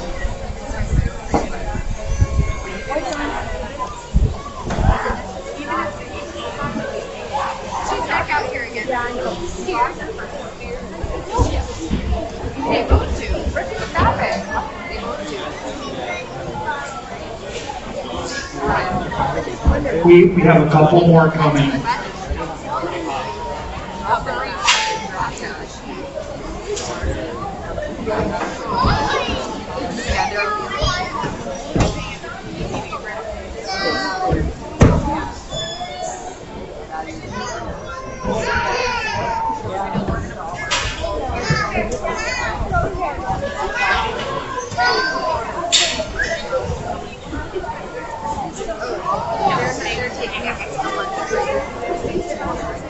Because they still have alpaca, and then at 1 o'clock well, actually, market beef judging is not until 'Cause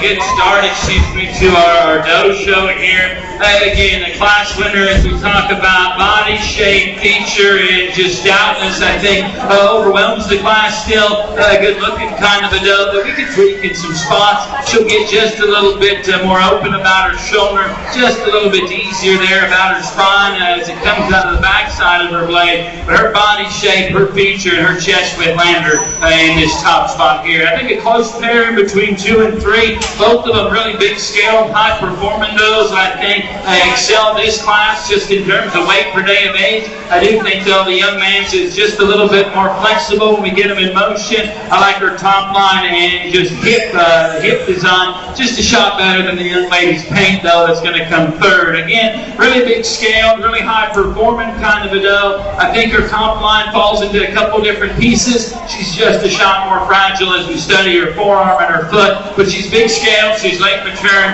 and she's long bodied. We kind of flip the script just a little bit in our doe in fourth, a little bit more moderate. I like her width, I like her body shape. I do think though that relative to some of that, relative to her size, we could blow her up in her hip bones just a little bit. We could scout her ever so slightly as well. I like her skull shape though. I like her ear set as well. Young man's paint though coming next is one I like from a structure standpoint. She's good in high tie in terms of her neck attachment. It's got a nice angle there to her shoulder. She's flexible. She's long stepping. One though that we just need to give her a shot more goat there, young man. We need to open her up at her chest. We need to give her just more dimension up high and from behind. Same thing you said about your doe, young lady. Very feminine, very refined, and just angular in terms of her kind. I do think though we need to give her just a shot more horsepower when we get behind them or on this view right here. Young lady's going to round this out with a brown colored doe here. One that I like her youthfulness. I like her immaturity up front. I do think though with that, maybe just a little bit more immature and not as ready to go today in terms of her power and her mass. I think that's a great class of no blue ribbons all the way through. Let's congratulate them with a nice big round of applause.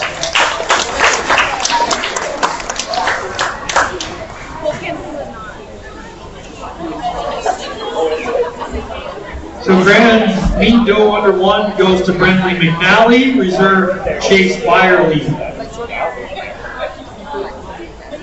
Next class coming in will be dairy non-producing under 1. We just have one entry, Camry Hansen.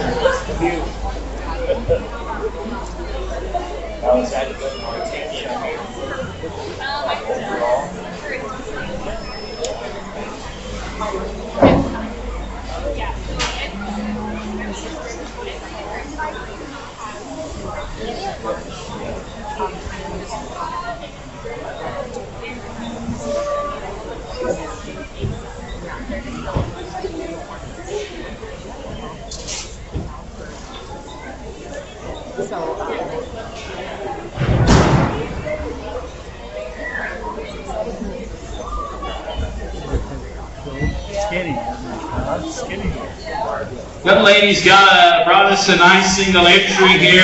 Nubian though, she says that I think is good in terms of her front end. Very refined, very angular. I think late maturing kind of a doe. Has a lot of just dairy character and dairy strength to her. I think one a little bit longer in terms of her ear. Not just the most powerful, but I think a nice single entry for the young lady. Let's congratulate her on her class winner.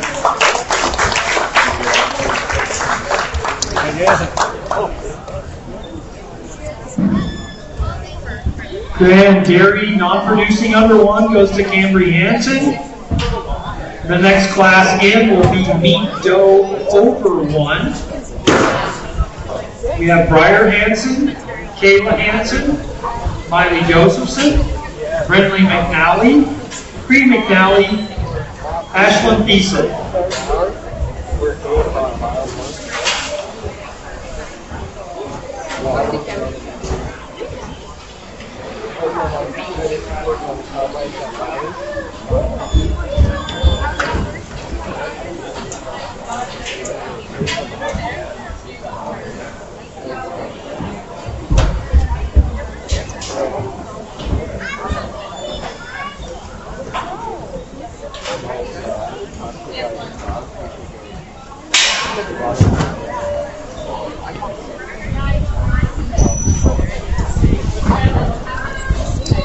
We need Briar Hansen and Kayla Hansen in the ring.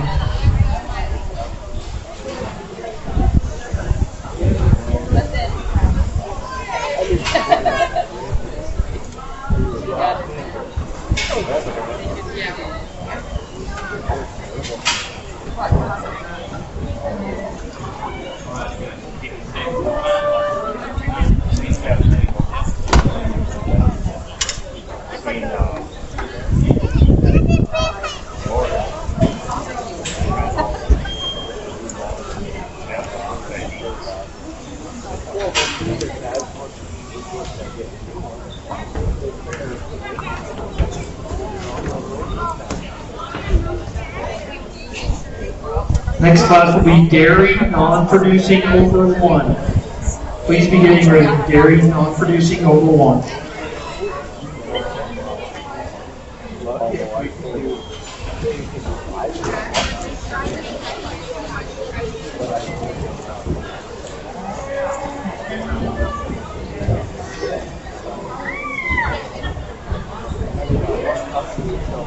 Another good pair of blue ribbon type does here in our older doe division. I do think though the young lady's paint just offers a little bit more substance and dimension for her to be just a nickel more open at her chest more. I like the boldness of her body and her added pin width. I think when we step in behind them, she's a little bit more advanced in terms of her condition. Maybe not just as flat shouldered and angular as the second place doe, but I think excels this class in regards to her power. Like we mentioned, young lady, really like just the refinement and the angularity of this doe that ends up second. She's really tall fronted, she's really long neck. It's when we get it behind them, I just got to see more outward turn, more outward width than that, guys, and maybe flop that pair. But that's a good pair of them. Let's congratulate those young ladies on a job well done.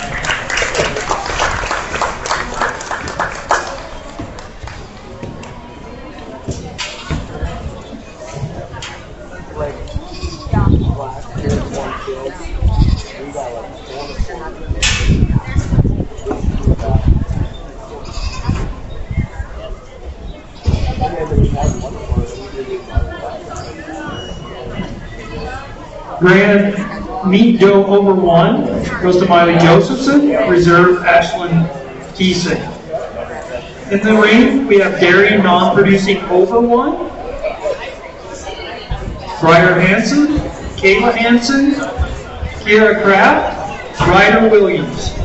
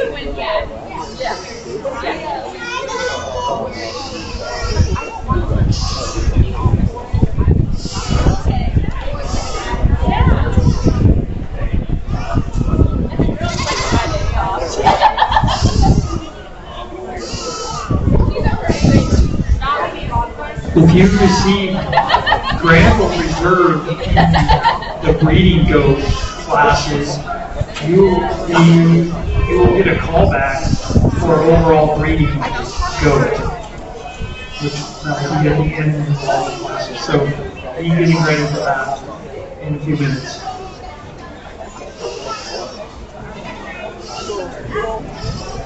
Sorry about that, misspoke. Not reserved, just grants.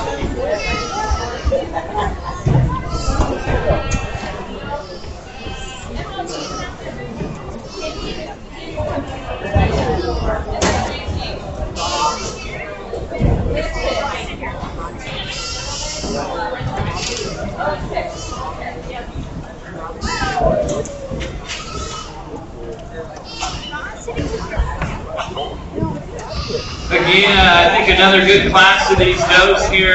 We're going to start off on the top end, I think, with just a higher volume does. They're a little bit wider in terms of their build and construction. I do think, though, as we get them out, we get them in motion. Young ladies is just a little bit more consistent and collected. I think both of them, though, good, and just in terms of their body, good, and in terms of their strength and their character. Young ladies, black doe is going to go third, probably a little bit longer and more refined up front. I love her lateness and maturity and just refinement.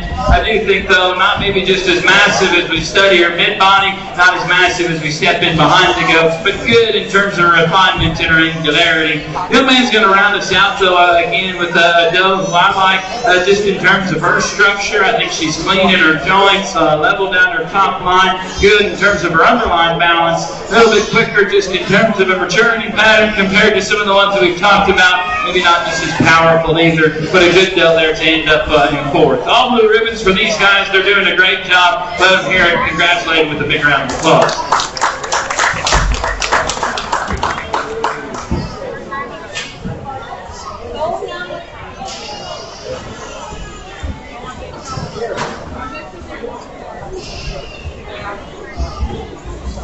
Grand Dairy Non-Producing over 1 is Kayla Hansen.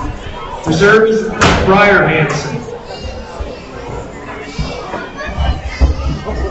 Next class is Meat Doe over 2. We have Kayla Hansen. And Kayla has 2 entries.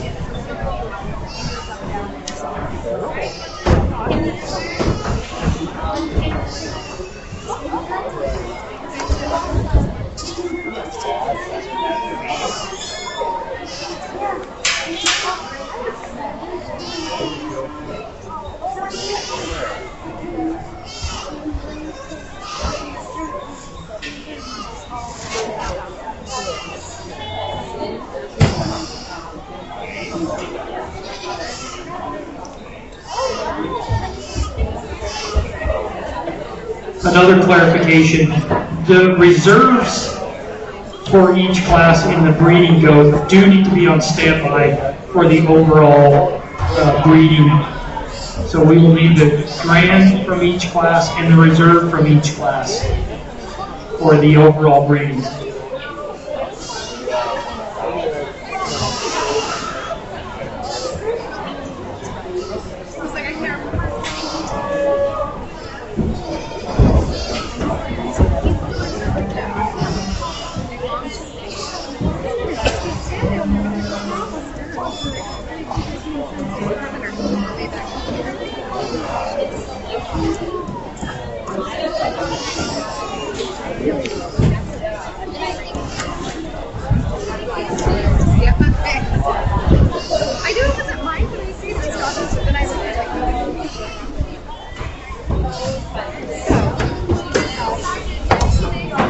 This pair of young people bring us another pair of blue ribbon does out here. I think our champion, again, like we've talked about a lot throughout the doe show, just in terms of substance and feature and power, is where she's going to lead us off.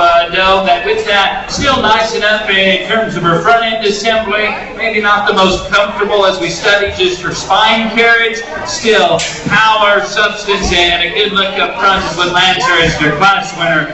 Really long-fronted, late-maturing kind of a doe to come next. She's very youthful, very feminine, and just refined in her kind. With some of that refinement, she's just a little bit too flat in some spots and just not more fragile in her bone work. Her teeth structure could be just a little bit more functional as well. Good pair of them, though. Let's congratulate them again. You guys have been awesome. Big round of applause, please.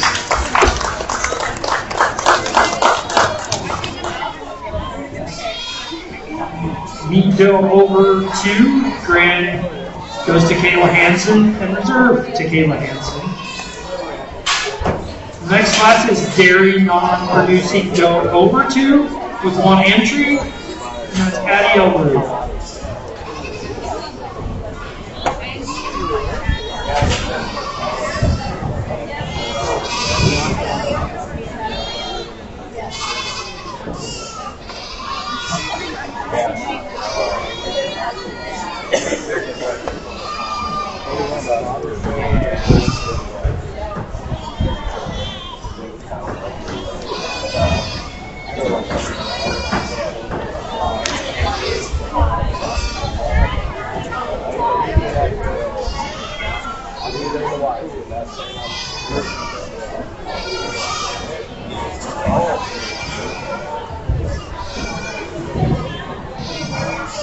Another nice single entry here as we move and we progress through our nose show. No, I like just in terms of, again, her mid-body, just shape and softness is good. She reads like a female in her head and neck. I think a nice single entry for the young lady. Congratulations on your class winner.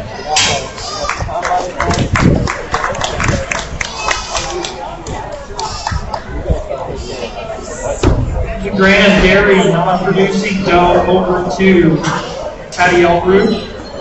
The next class is Dairy producing dough over 2, and that's Cambry Hansen with 1 entry.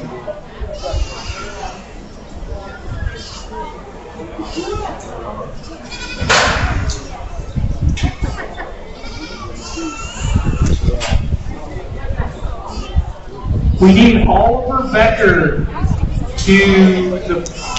for a picture in the Ogden Sheep Market with his market lamb. Oliver Becker with your market lamb for a picture.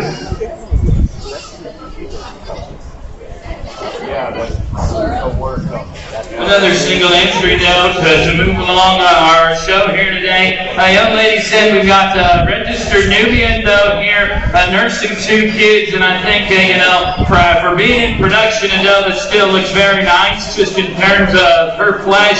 A doe I like in her length and extension up front. She's still very bloomy and has a capacious kind of udder, good in her teeth size and her teeth spacing. Nice kind of a dairy doe for the young lady. She brought a good one to us. Let's congratulate her on her class winner.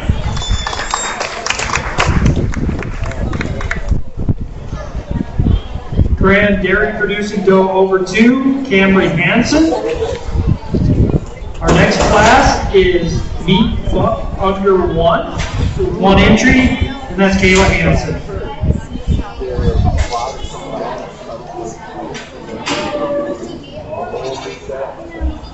We will need the Grand and Reserve from each of the breeding goat classes at the end for the overall breeding champion.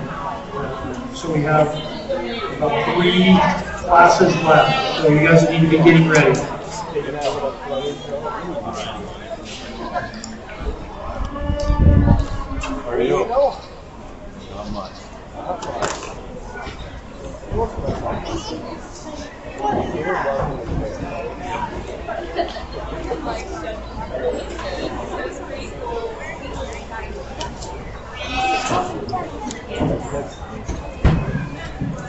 A nice buck here the young lady brings to us. I think one opened up at his chest, good in regards to his body shape, masculine about his head and his horns. I think a nice kind of single entry. Maybe there's some pattern things we just like to tweak in that guy regarding some of his balance, but still from a basic width, muscularity, and masculinity standpoint, a good kind of single entry. Congratulations on your class winner.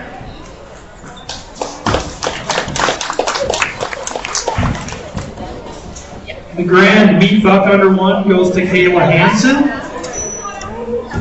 Next class is Dairy non-producing buck under 1, Cambry Hansen, Ryder Williams.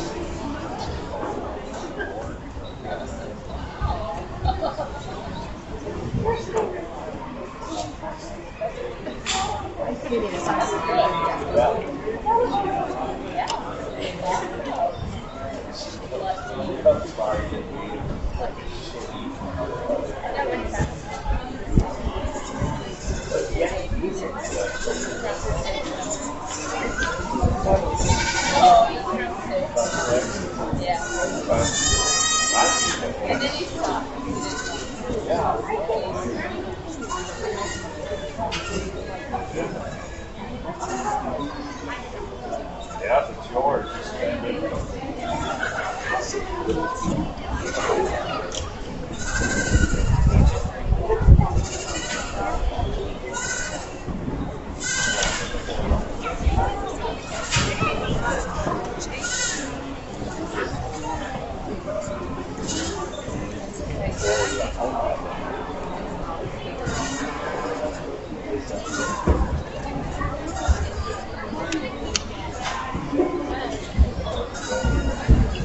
Again, the the young people in Richland County still keep bringing out some nice projects here in our breeding goat show. As judges, we talk a lot about difference and variation in kind. This pair are complete polar opposites on different ends of the spectrum. I guess to keep in theme with some of the things we've been prioritizing today, young lady Black Buck is going to go ahead and win the class. I like his length, I like his extension, neat looking kind of a buck that I think is still nice about his structure. Good class winner there. Maybe could just make him a shot more powerful in some spots, but still I think nice in terms of his look and his balance. Young man's going to round us out here. I think within this pair, a buck I like in terms of his body shape and his softness, good in regards to his testicular development. A buck though that I don't think maybe patterns up with the same kind of just presence and style as we get him here and we profile him. That's a pair of 2 blue ribbon bucks here. Let's congratulate both of them with a nice big round of applause.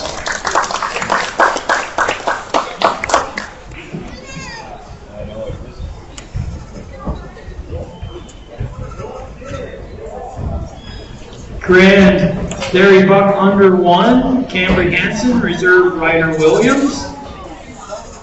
Next entry is Doe with Kids.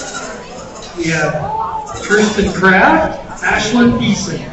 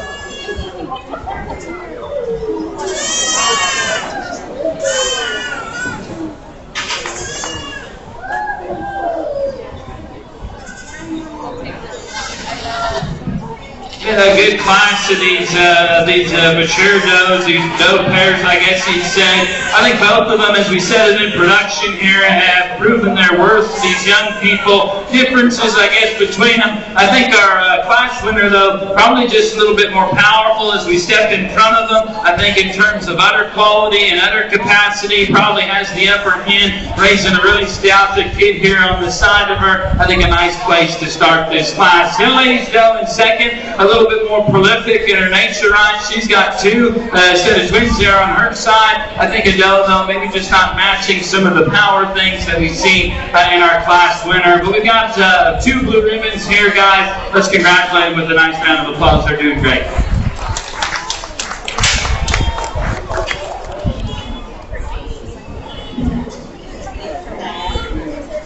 The Grand Doe with Kids is Kirsten Kraft. Reserve Ashlyn Beeson. Our next class is Member Family Breeding Goat Pen of 3 with 1 entry, and that's Addie Elmroot. After this class, we will be picking the overall breeding champion for goat. So we need all the Grand and Reserve to be ready. We will bring the Grand from each class into the ring initially.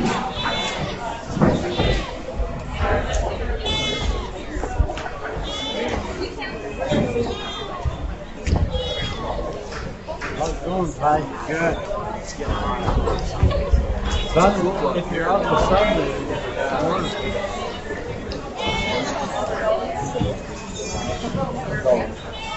single pin entry in this particular division, a pin that must have scared off all the competition out here. Because you guys, I think, have brought us a nice pin to town, uniform and consistent in regards to just their kind. I think pretty good does that'll make nice breeding pieces for all of you guys. You guys are doing a nice job out here. Let's congratulate them on our champion pin in this division. Nice job.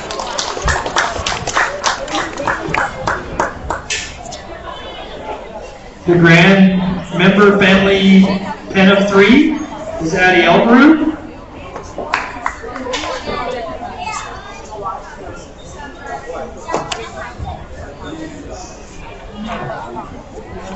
We will bring the ram from each class in the breeding goat into the ring.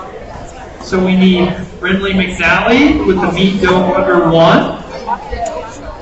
Camry Hansen, dairy non-producing under 1. Miley Josephson, meat doe over 1. Kayla Hansen, dairy non-producing over 1.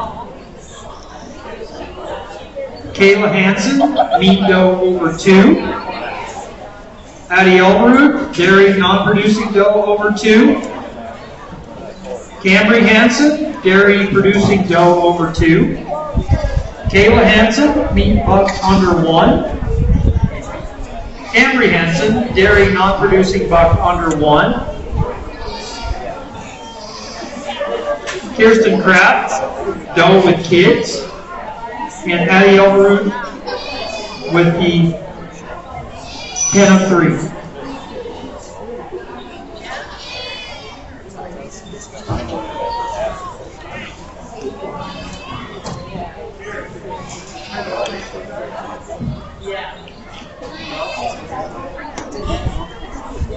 Sorry about that, not the pen of 3.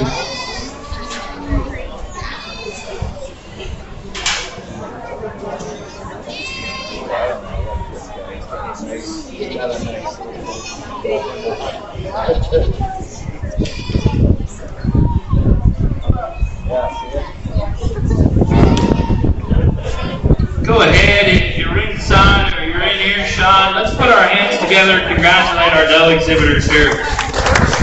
Our goat exhibitors.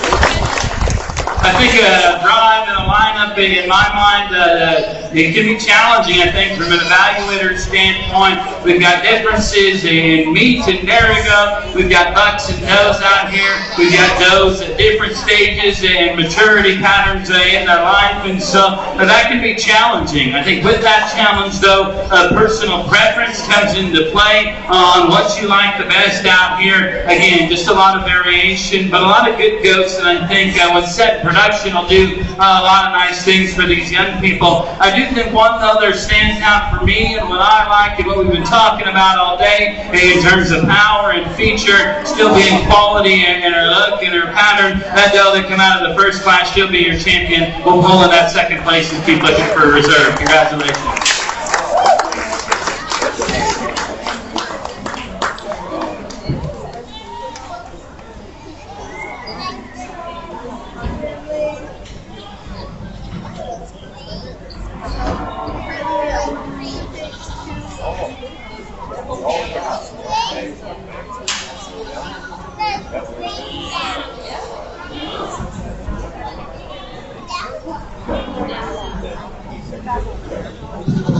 Again, I think definitely a pick your poison kind of scenario here. Again, I just want to compliment and commend you guys again for bringing a good set of these goats into town. I think that will serve you well in each particular purpose, buck or doe, dairy or meat, however they may fit into your operation. But you guys are doing a heck of a job showing them, presenting them. My compliments to you again. I think the one that suits me next best, just in terms of power and substance, it'll be that paint doe out of that second class. Congratulations.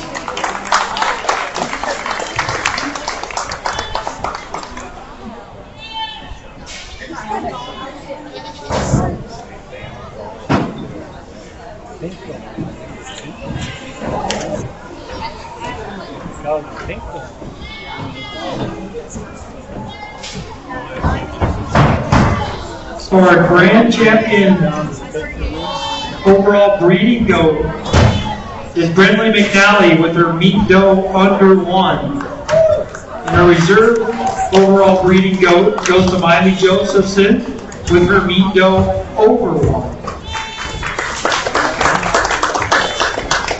That concludes the goat show. We will move on to alpaca.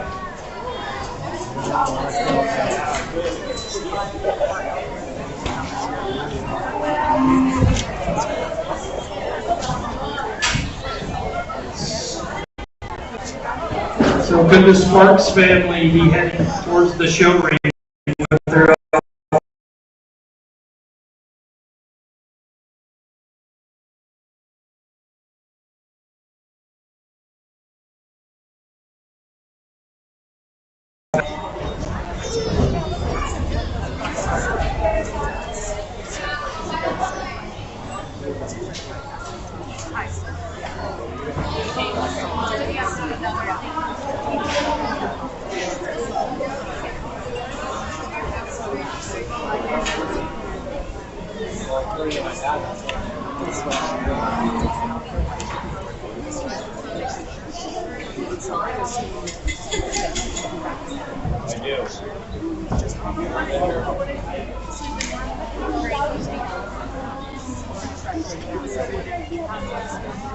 First class into the ring for the alpaca show will be the juvenile alpaca. We have Macy Sparks and McKenna Sparks.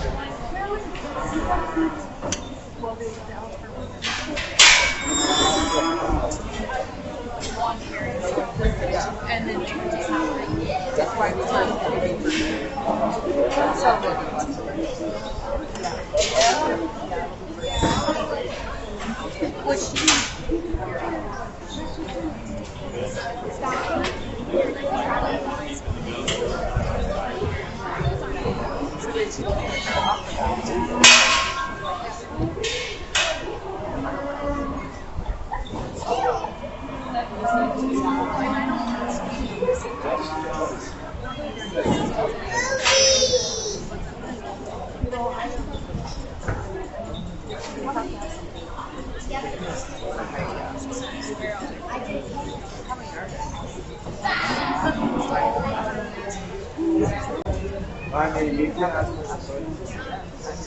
What? Yeah, let me get a good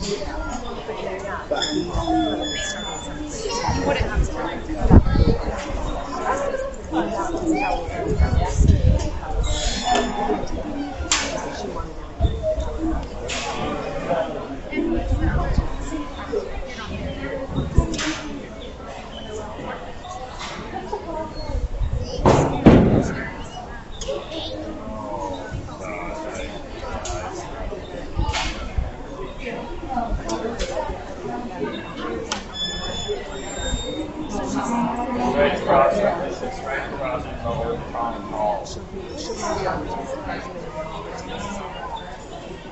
There's a old town hall here, and then there's a gift shop, and then it's the bar. It's got dolls and me. Good food, really good.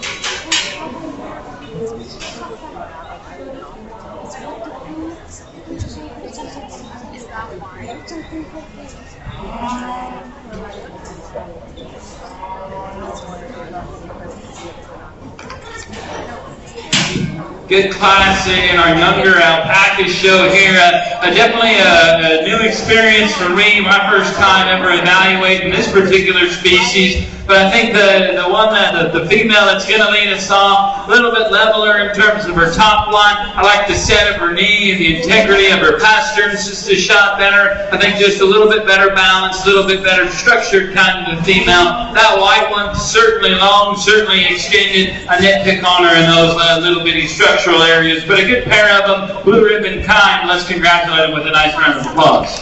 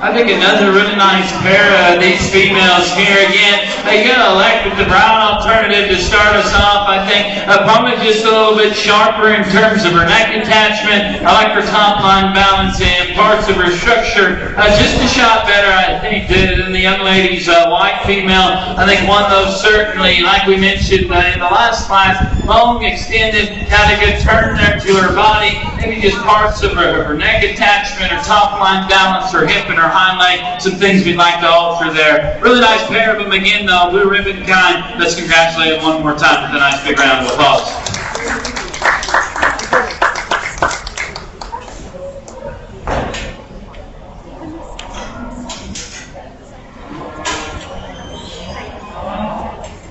So the mature alpaca grade goes to McKenna Sparks, Reserve Macy Sparks. And in the gelding alpaca class, we have one entry, Macy Sparks.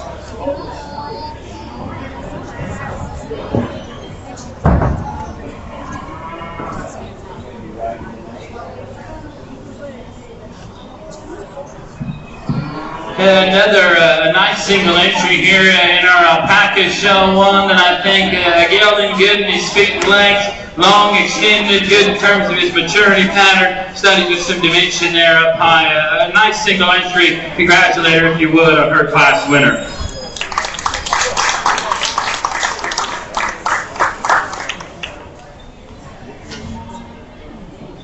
The grand gelding goes to Macy Sparks.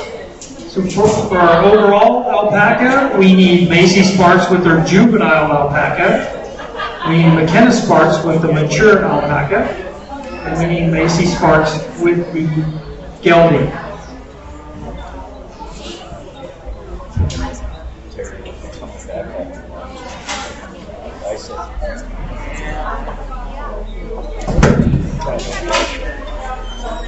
I said, yeah, I suppose I needed to build my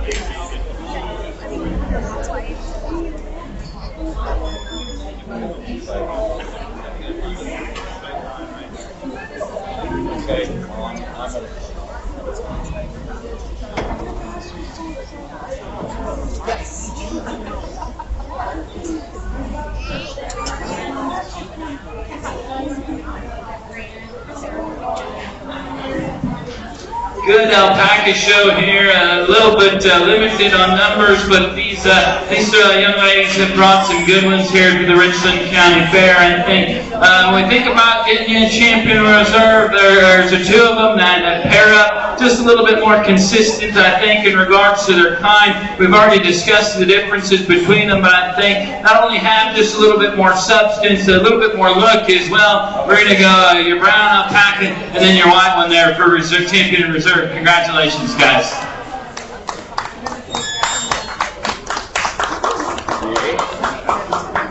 I picked the winner again. I'm going.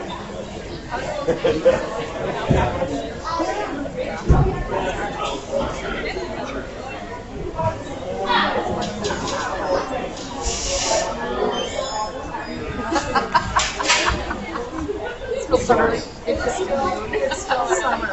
I still have my eyes from cars.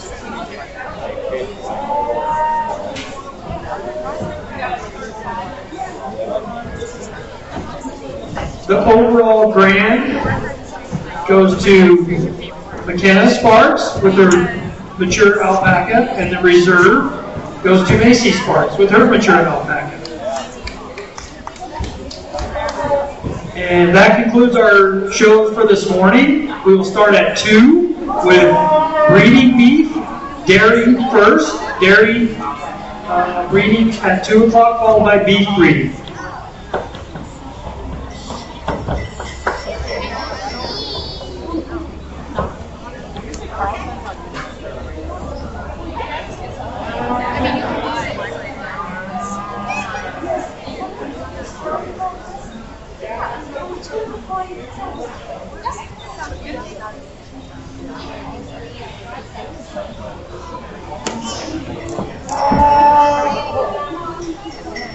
No.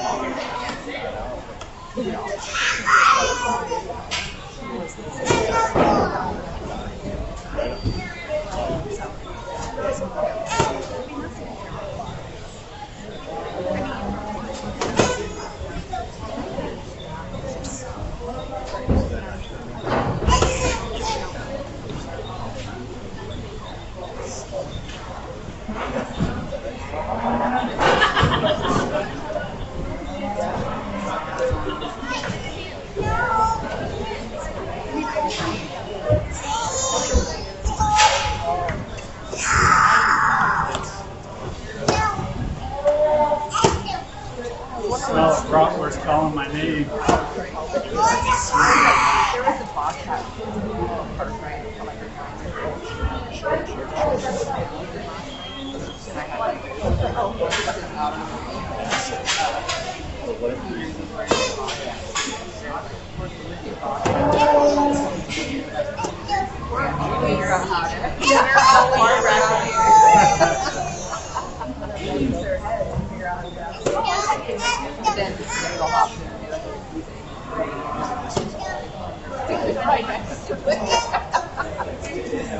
Let's go down. Hey, how are you?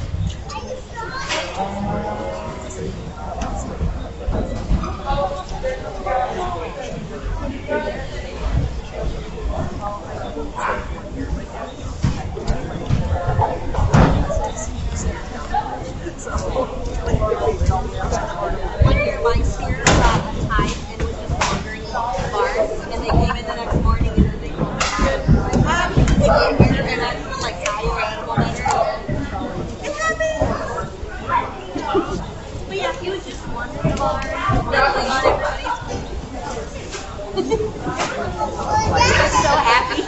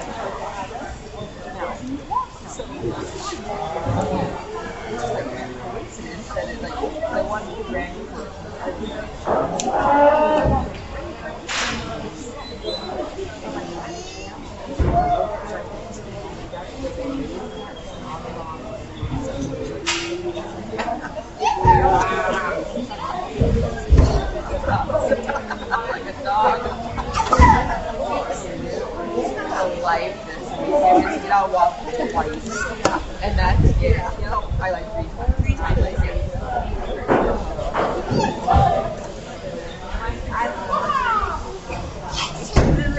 I know there's a couple of things, but there are a couple of them here.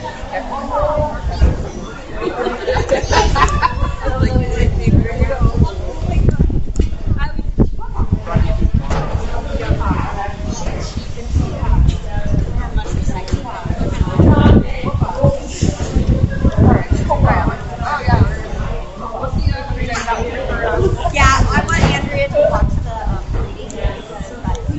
When does that start? 2. Oh, probably what she's going to take her for you.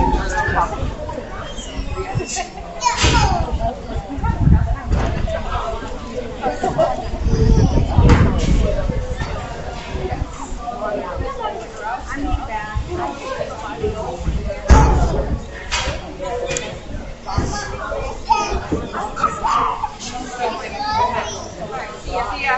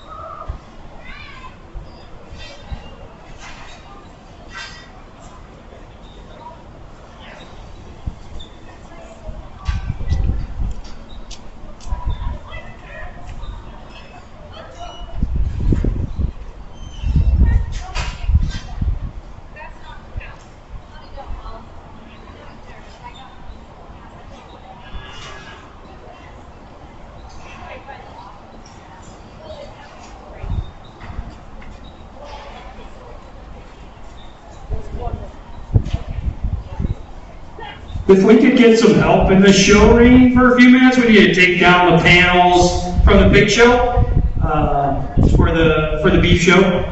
So if anybody can help us in the show ring, just take about 5 minutes.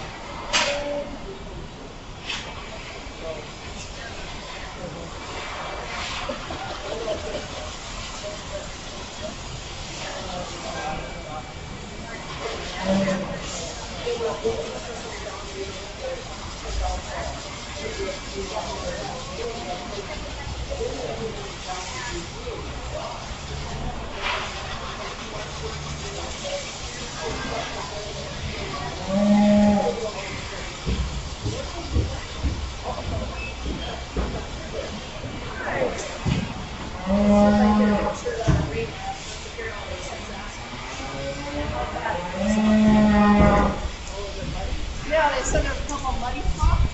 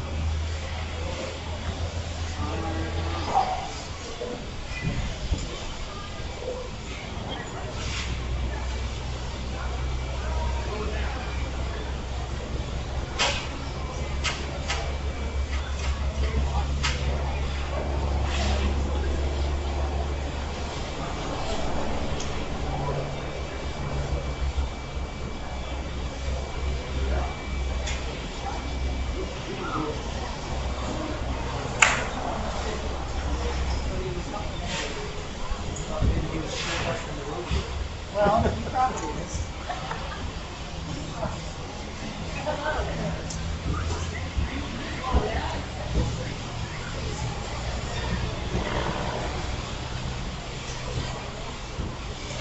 Already?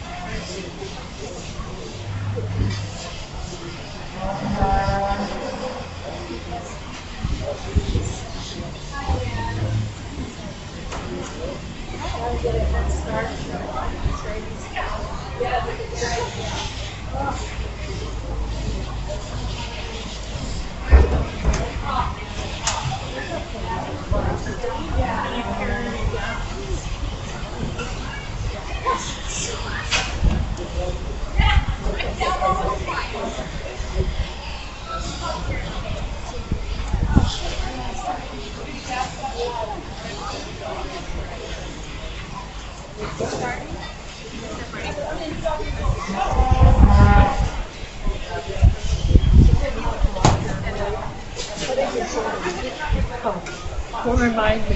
I got shortest in my family. Good entertainment. And I don't like it.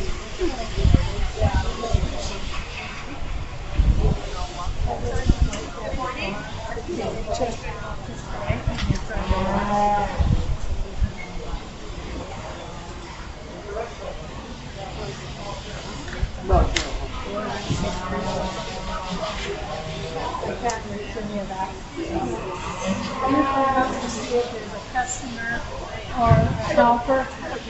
Yeah. Can you reach that for me?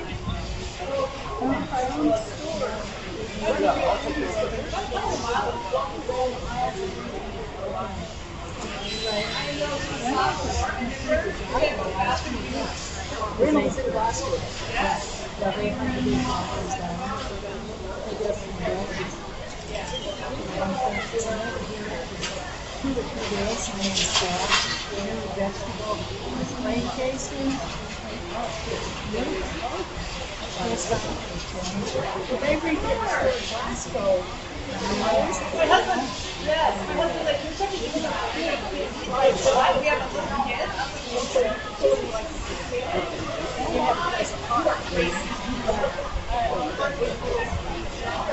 I went in one day.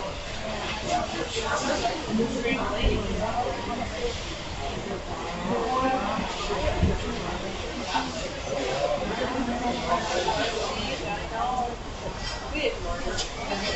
We knew friends and us getting together. And then I got my hair done. I think when your daughter said, you can't believe my mom, this strange lady with his daughter. It's like, wait a second, that's me?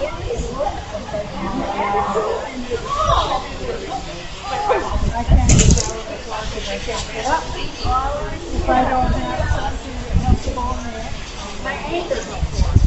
My anger, I have a lot of it. It would help. I can probably get you.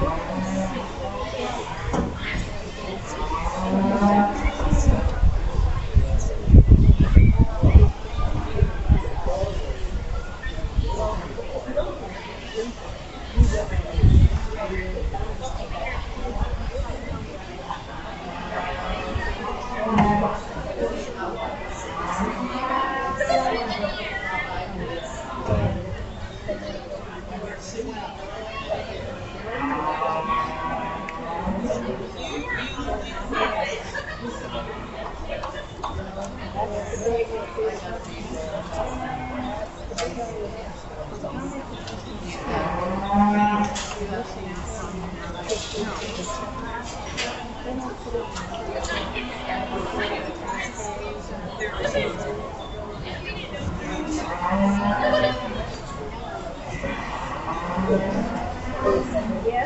and that's the way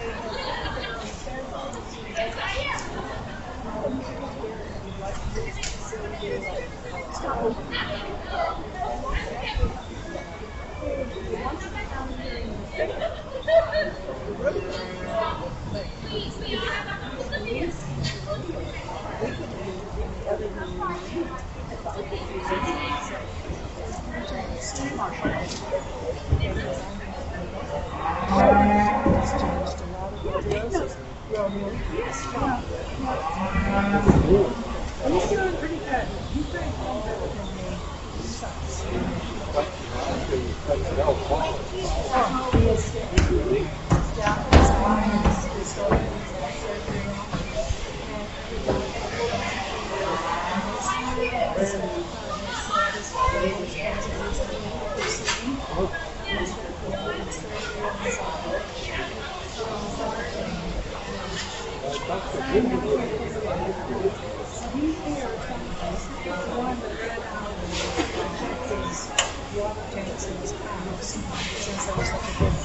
We'll be getting to the dairy breeding here in about 8 minutes. So dairy, be getting ready. And then we'll move directly into breeding beef. We have 7 classes of dairy and then into breeding beef. Well, we used to stay well when we were married there. Well, with both of them. I'm bad with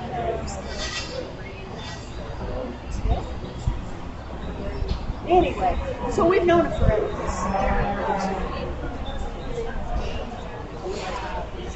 Stop. And then we would really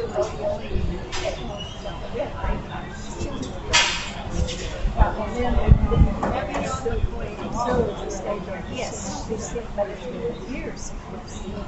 They do a lot of fishing and summer. John comes down for the gathering season.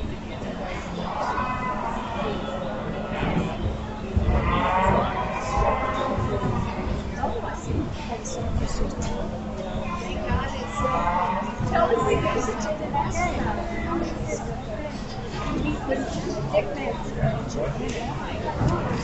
so that proves they're clear, I can understand how much help they had a good time.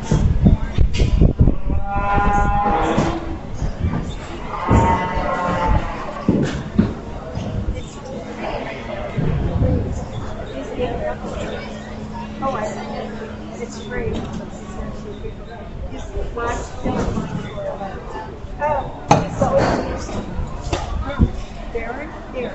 He lives in town. He runs a tattoo store, a store. He has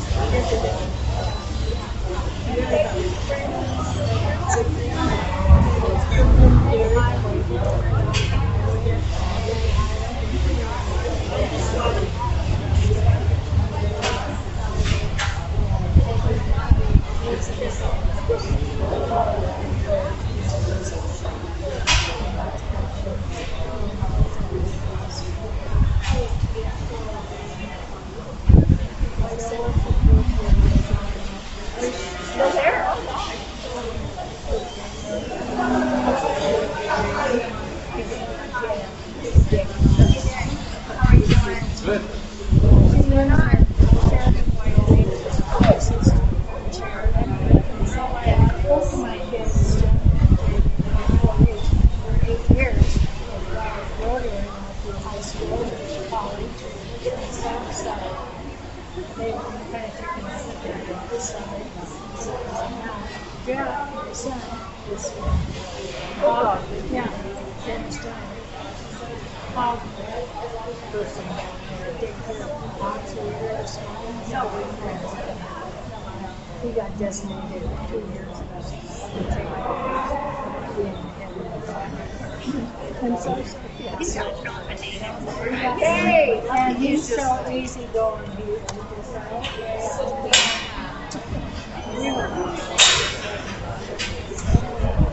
had some friends that we got to see him.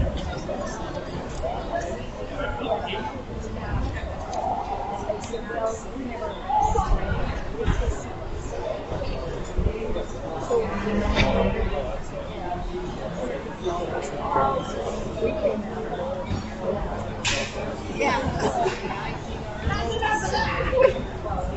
I hung my coat out the window and felt like this, and I really just.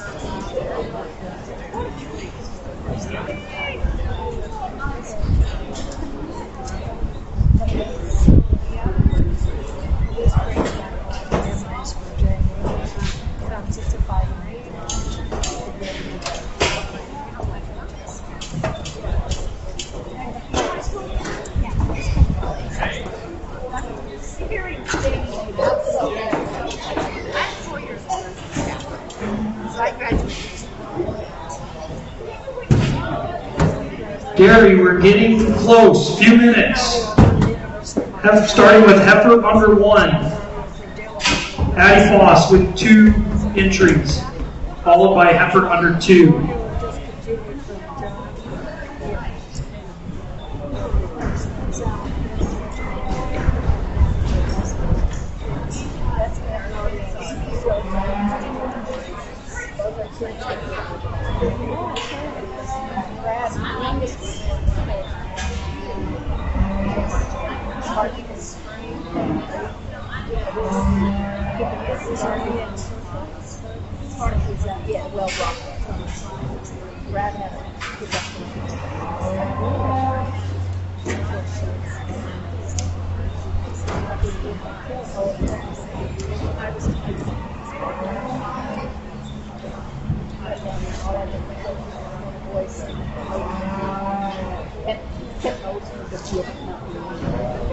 And I stand and I say, oh, I can't go out there.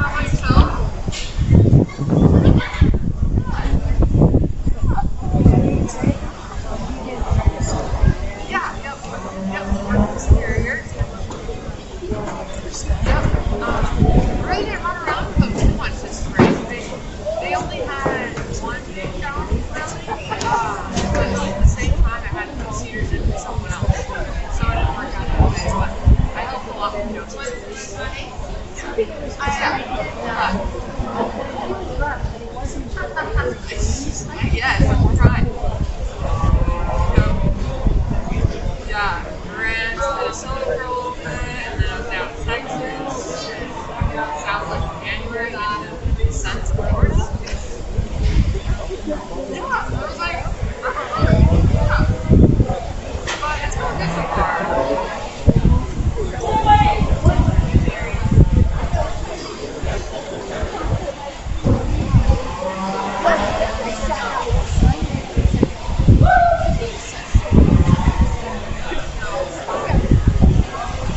Okay, we're ready for the dairy show.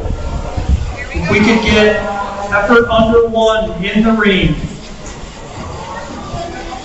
We have Addie Foss with 2 entries.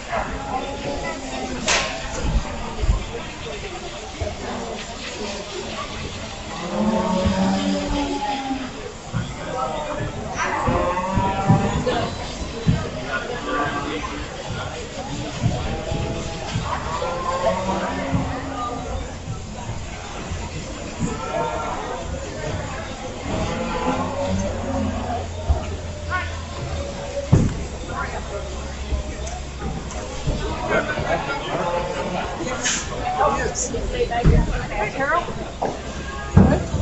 I see. Did he say to get a magic slide?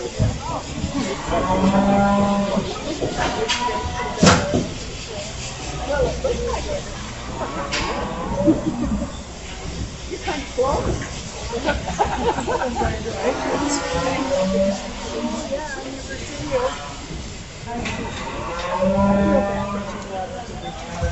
Yeah, I never see you.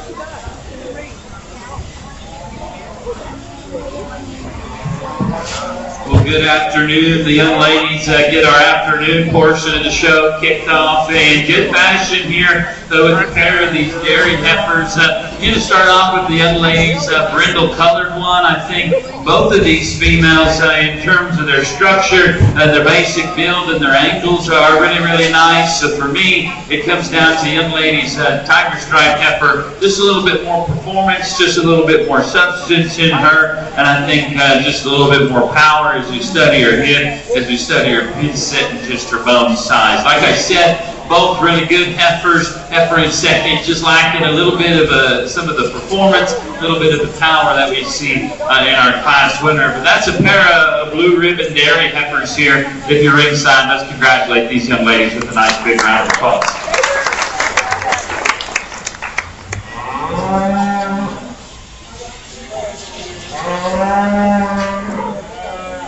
Grand in the heifer under 1 is Addie Foss, and reserve is Addie Foss. And now we have the heifer under 2 coming in the ring, and that will be Addie Foss as well.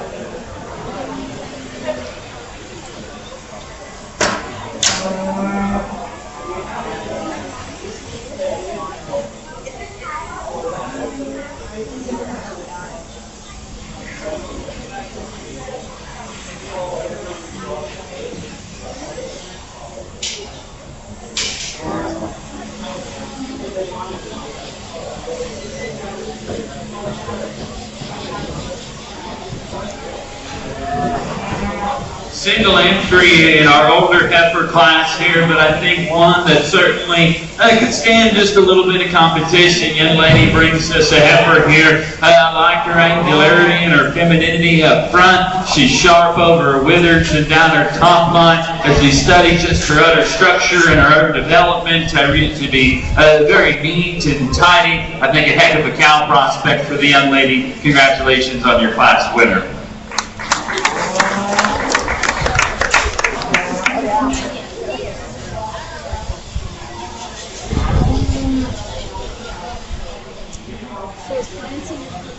Grand in the heifer under 2 is Patty Foss. We will move into a cow over 2 years of age. And we have Patty Foss and Brooke Scope.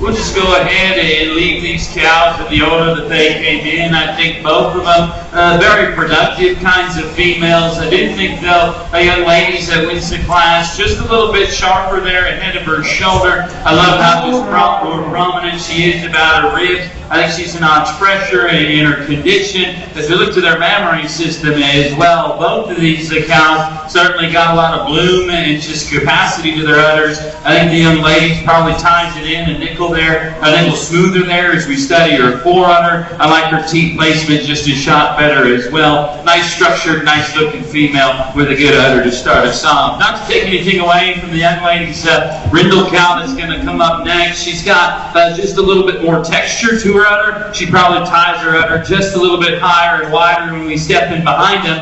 I do think, though, her teat placement's just a little off. She gets just a little bit coarser as her udder transitions into her body wall. A cow, though, that I like, just her power, a very big hipped kind of a cow that just has those couple little tweaks we'd make on her. That's an excellent pair, though, of blue ribbon cows. Let's give them a big round of applause as they exit.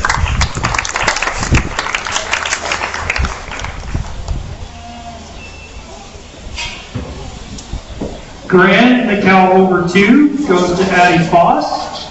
And reserve, Brooke Scope. Into the ring now, we have Dam and Daughter. And we have Addie Foss.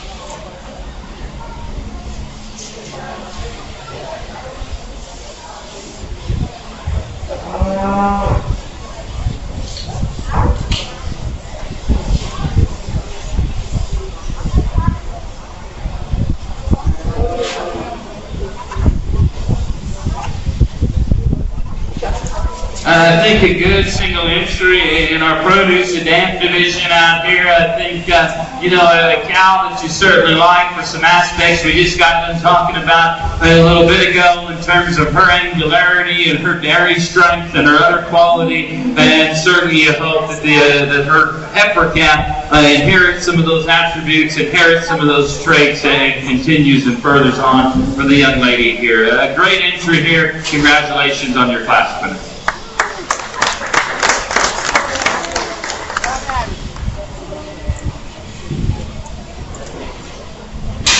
Grant in the dam and daughter goes to Abby Foss. So next we will have Dry Cow and Clancy Marshall with 1 entry. Breeding beef, be getting it on your mind. Breeding beef. First class will be female under 1.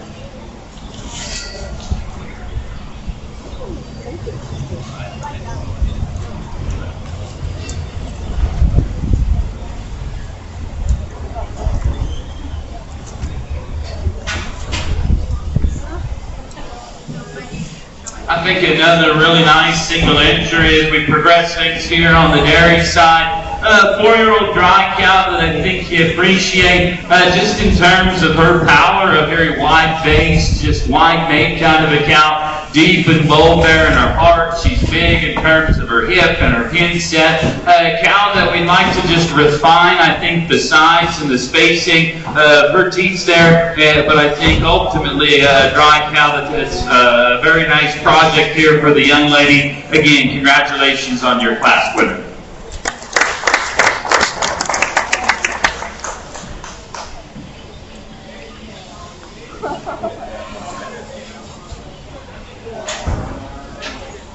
Grant in the dry cow is Clancy Marshall.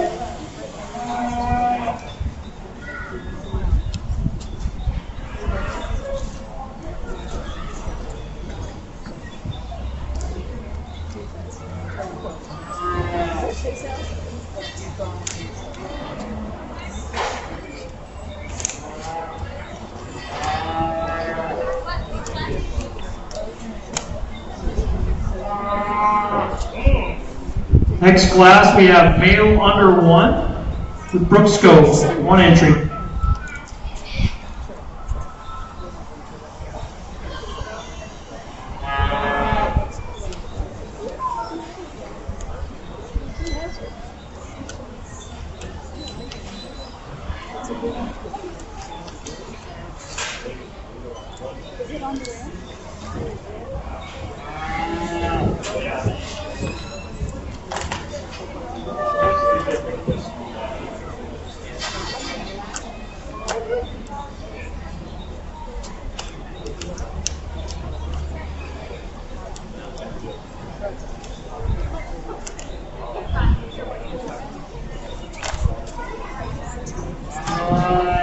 Young lady brings out a nice calf here, another single entry that good in terms of his top line balance, calf, the angles of his build, his structure, all of those things are in check. I think a calf that has got some future to him, young lady, and so I wish you the best of luck down the road. She's got a nice calf here, a nice blue ribbon calf, excuse me. Let's congratulate her as she exits on a nice class winner there.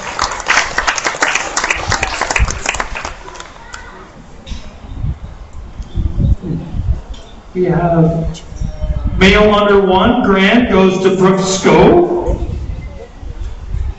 And our final class, dairy, is member family pen of 3. And we have an entry of Addie Foss.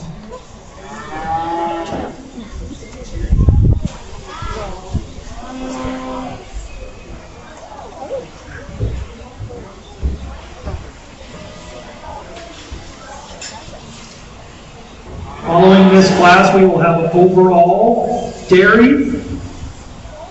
So the grands from each class will come into the ring.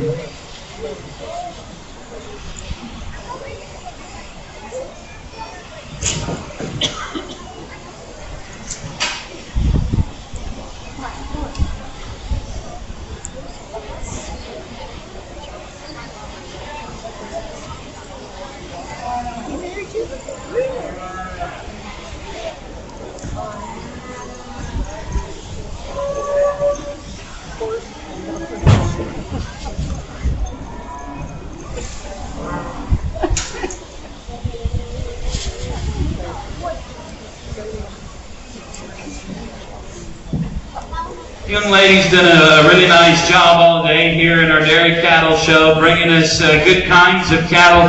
I think all three of these females, like we talked about, they're all very angular. They're all good in regards to their structure. We've got one of them in production now doing an excellent job as we study her mammary system, and we've got two other females that you think pretty well would do the same. And so my compliments and my hat goes off to her. She's brought some good ones to town. A good trio class here. Let's congratulate her with a big round of applause.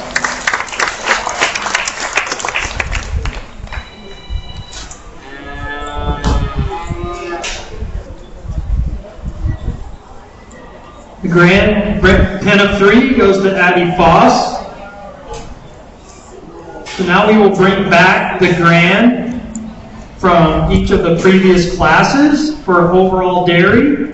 We need heifer under 1, Addie Foss. Heifer under 2, Addie Foss. Cow over 2, Addie Foss. Dam and daughter, Addie Foss. Dry cow, Clancy Marshall. Male under 1, Brooke Scope.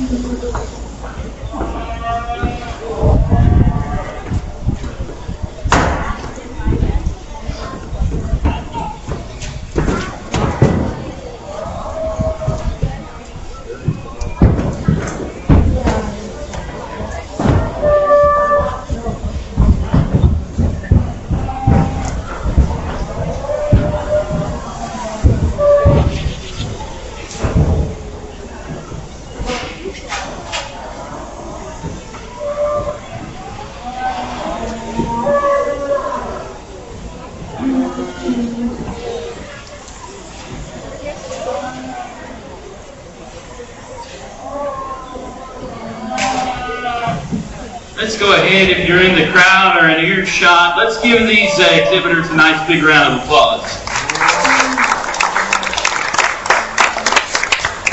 Not the numbers in the dairy show, but certainly still some quality represented. You know, a lot of the same young people and families bringing in multiple entries, and so they've worked hard this morning to get these things presented really nicely and to get all the cattle in the ring. And so, again, I appreciate you guys, and I don't want your hard work to go unnoticed because you guys are doing a swell job out here. When we think about getting you a champion reserve, there's one in my mind who makes sense the most in terms of having some angularity, having some quality and dairy character, and still being extra high quality in regards to her mammary system. That lady on the end with the cow over 2 years of age, she'll be your champion. We'll pull in that second place one. Congratulations to her.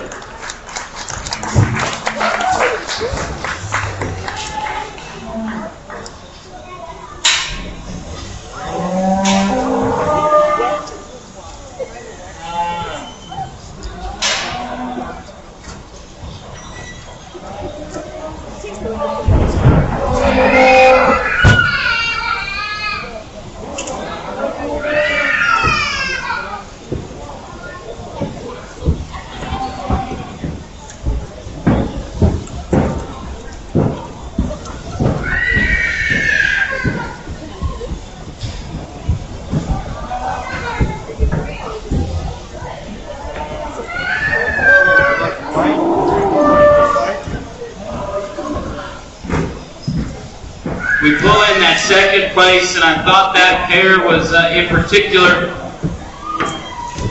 Excuse me. I thought that pair in particular was the closest one we had all day. A cow who's in production and improving herself. We picked on her mammary system in some spots, but I think outside of those details, a cow that's really, really nice in her own right. She's my second favorite. Congratulations, young lady.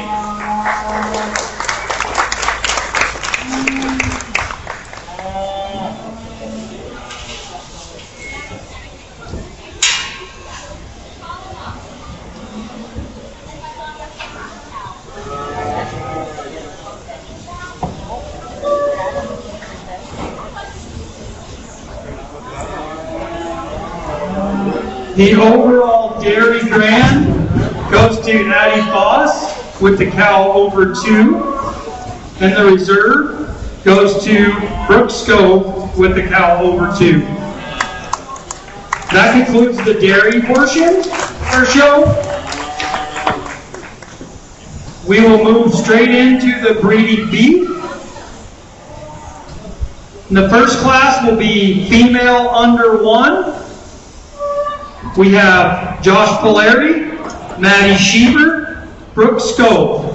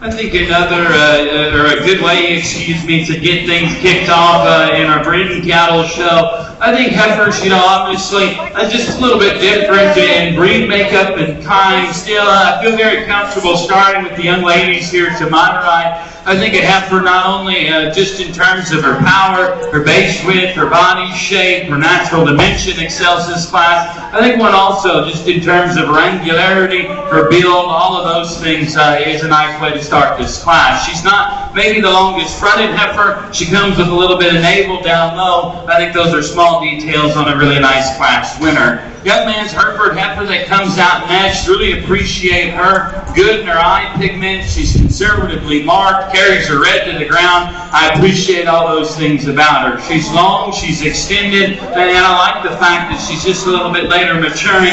I think at this stage in the game she reads just a little bit harder in terms of her flesh. She's not just maybe as powerful in terms of her mid-body as the heifer that just exited the ring. I like her pigmentation though and her freshness today, young man.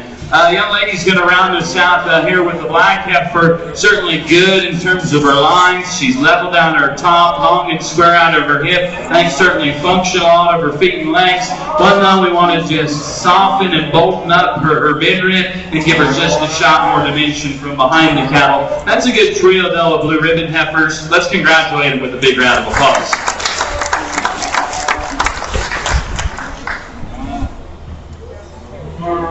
The grand in the female under 1 goes to Maddie Sheever. Reserve goes to Josh Polari.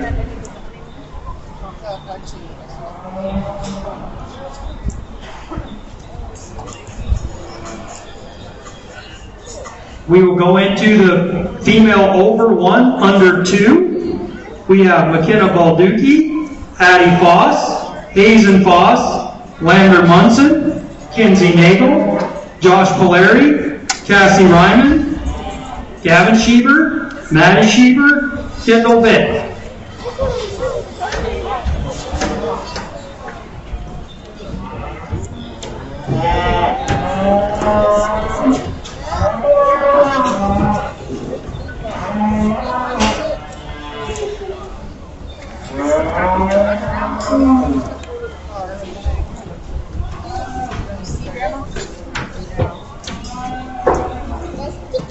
Good Lord,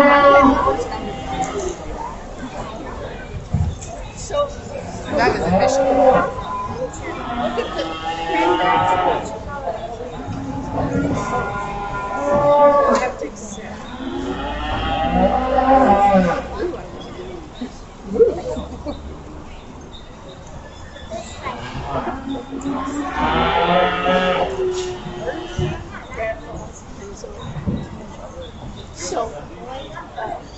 Tanner Ross, that's where he's from, he's Sparky. So, Sparky sent me this picture and showed it to John. He said, well, that's Mary and Jamie. He knew their name.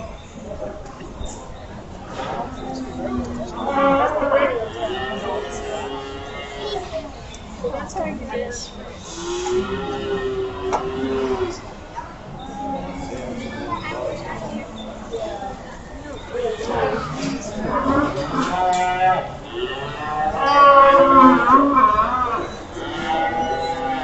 Did you see Brad?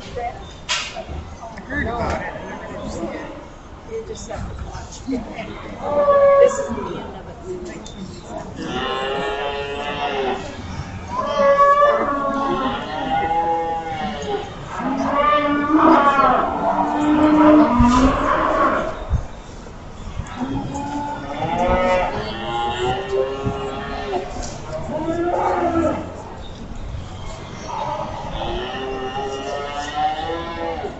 They ran away.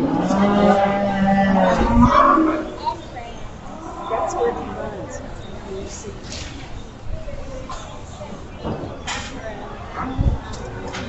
There he goes. I just knocked Dave. Dave was doing this way. He shot him that way and then he knocked him.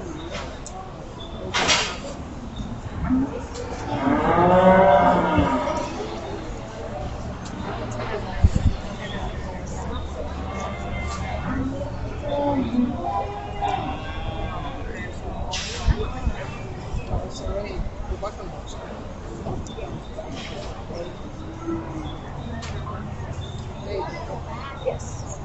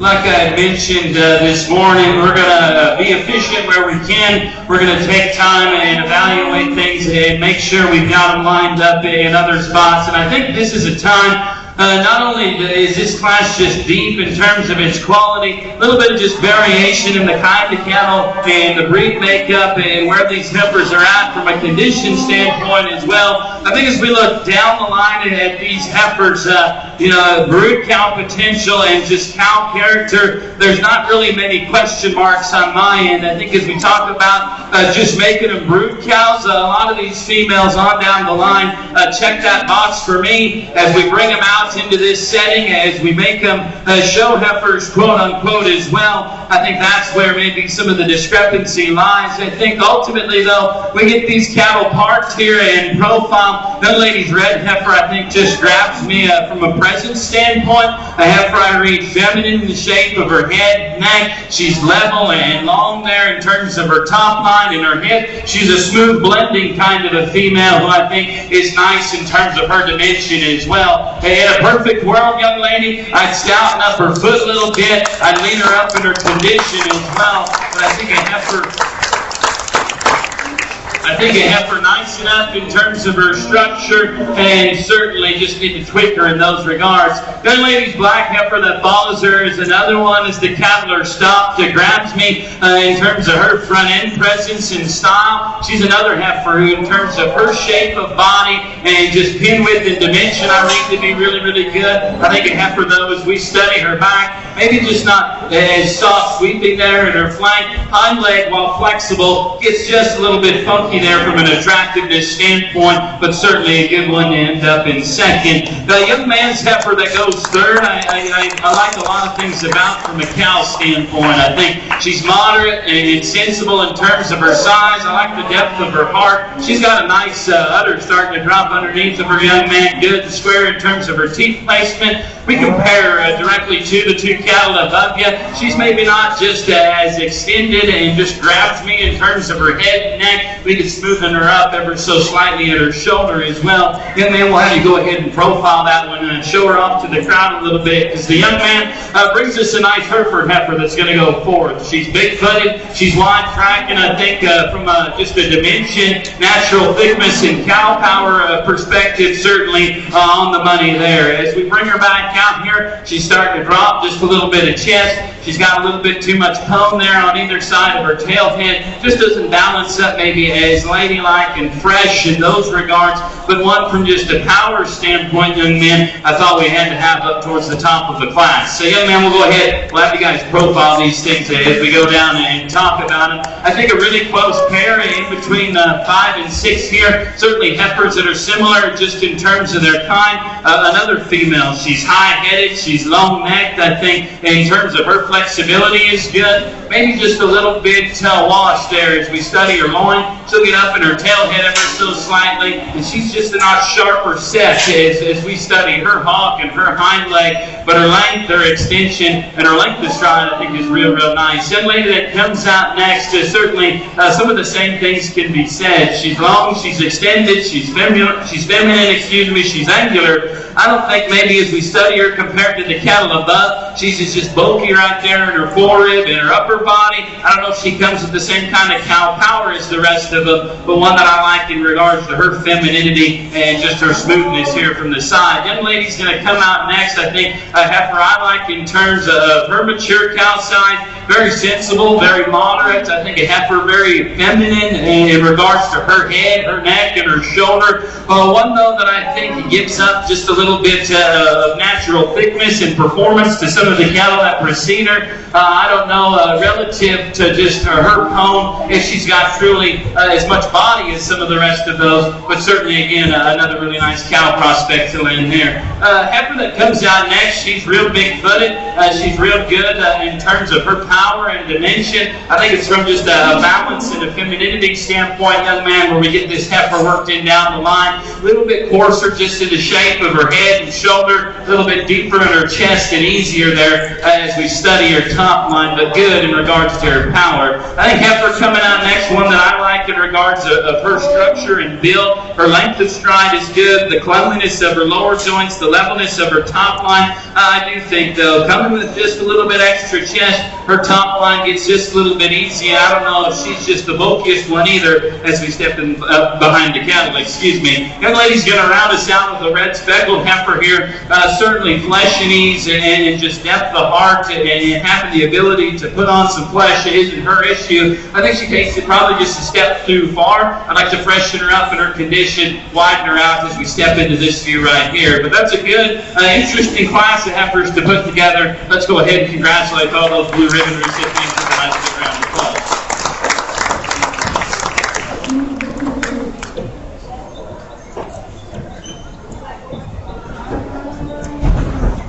Grand in the female over 1 under 2 was McKenna Balducci. Reserve goes to Kinsey Nagel. The next class in will be female over 2. We have Kinsey Nagel, Josh Polari, Maddie Schieber.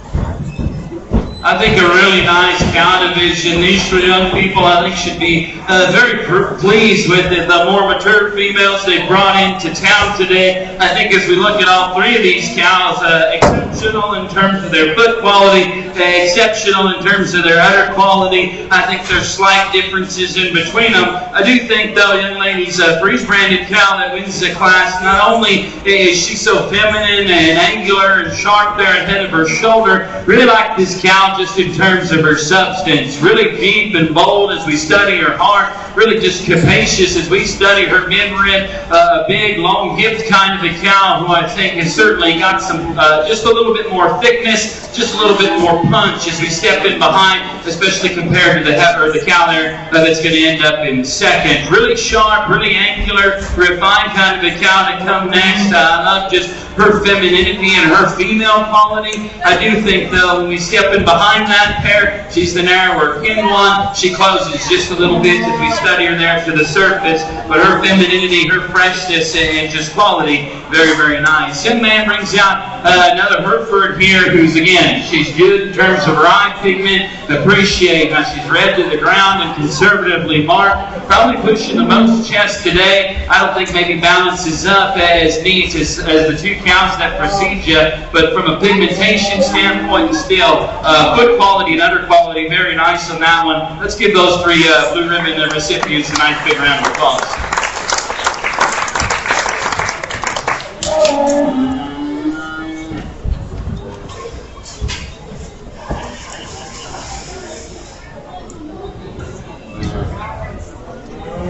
Grant in the female over 2 goes to Maddie Sheever. Reserve goes to Kinsey Nagel. At this time, we will have the female with the calf. Coming in the ring, Chase Fireby, Kinsey Nagel, Josh Polari, Maddie Sheever.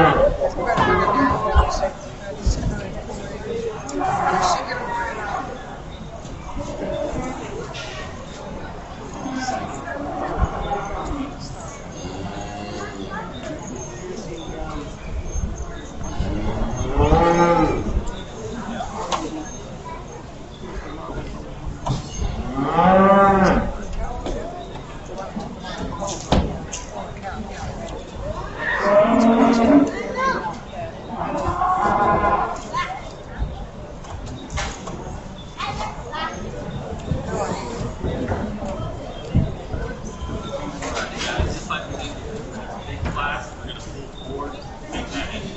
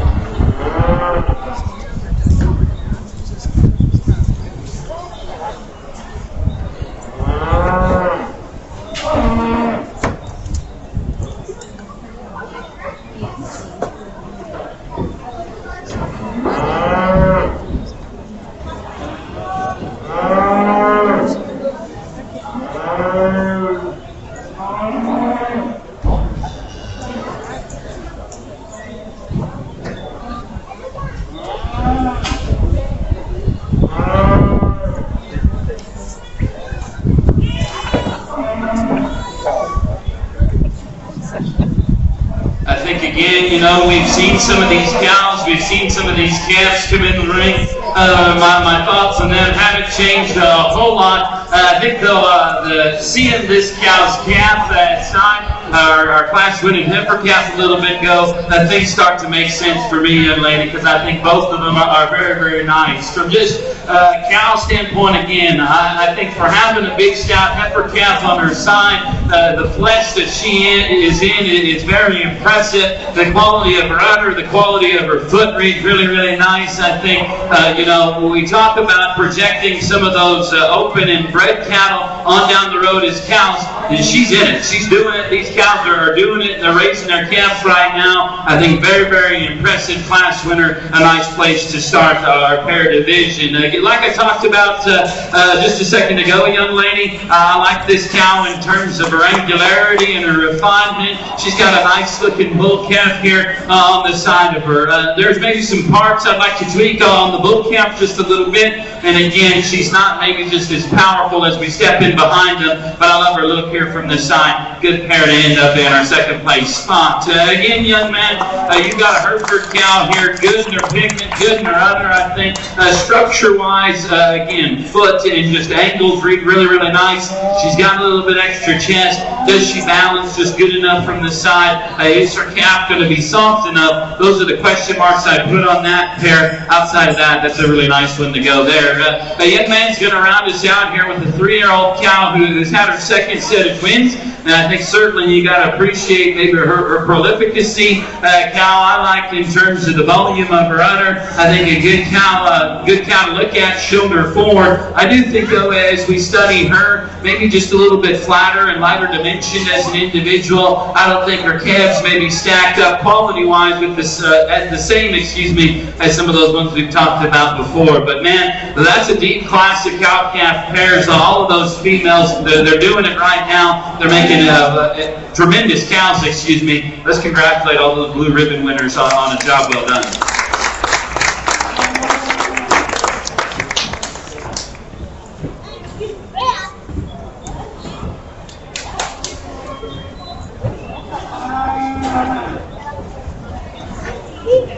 The grand with the female with the calf goes to Maddie Sheever. Reserve goes to Kinsey Nagel. The next class will be bull 1 and under. We have Addie Foss and Kinsey Nagel.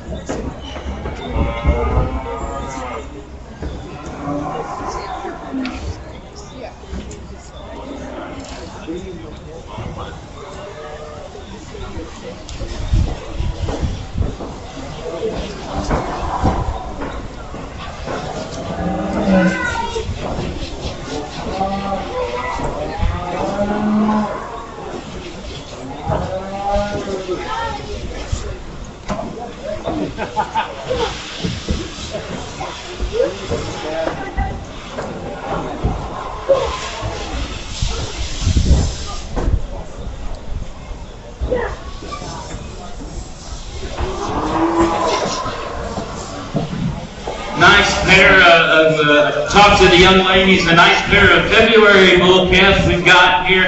I think both of them in their own rights will make good herd sire prospects going on down the road for these young people. I read both of them to be nice in terms of their top line balance. They're both nice fronted, masculine kind of bulls at this particular age. I think for being both of them being February calves, I just side with a little bit more weight per day of age, performance, and just pounds and dimension here in our class winner. That's nothing to take away from the young ladies that's going to be second. Like I said, I think that guy's masculine in his head shape for being this age. A calf that's level down his top, good in his shoulder angle, maybe just not coming with the same kind of bulk and just dimension of our class winner. Again, that's a nice pair of these blue ribbon February bull calves. Let's give them a big round of applause as they exit.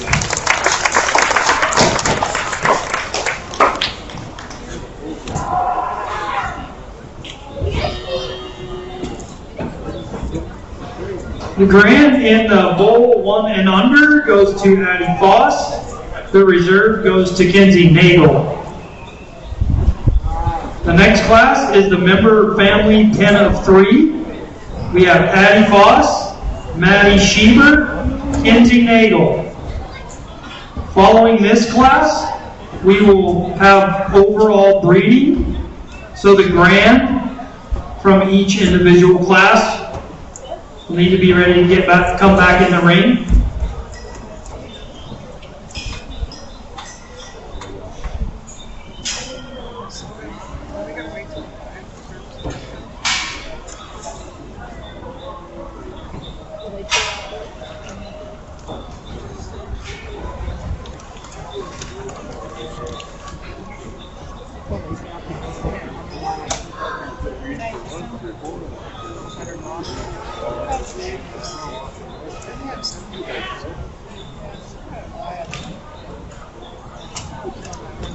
There's like 7 places.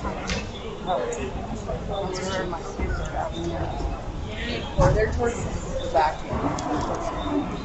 Yeah, like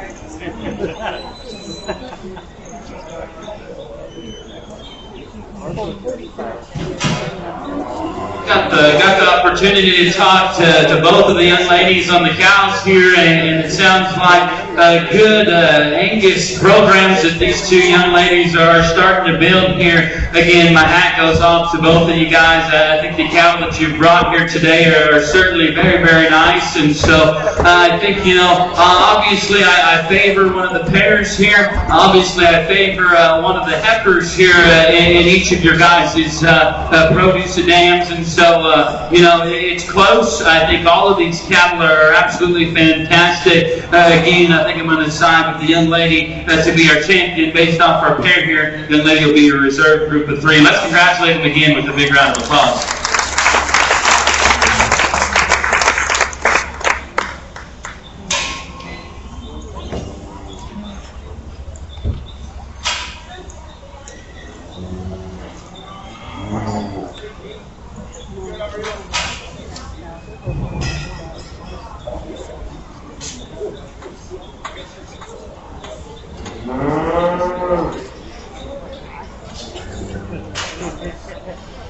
Grand in the 10 of 3 goes to Maddie Sheever, reserve Kenzie Nagel. Now we will bring the grand from each class back into the ring for the overall breeding beef. Female under 1, Maddie Sheever. Female over 1, under 2, McKenna Balducci. Female over 2, Maddie Sheever. Female with calf, Maddie Sheever. Both 1 and under, Addie Foss.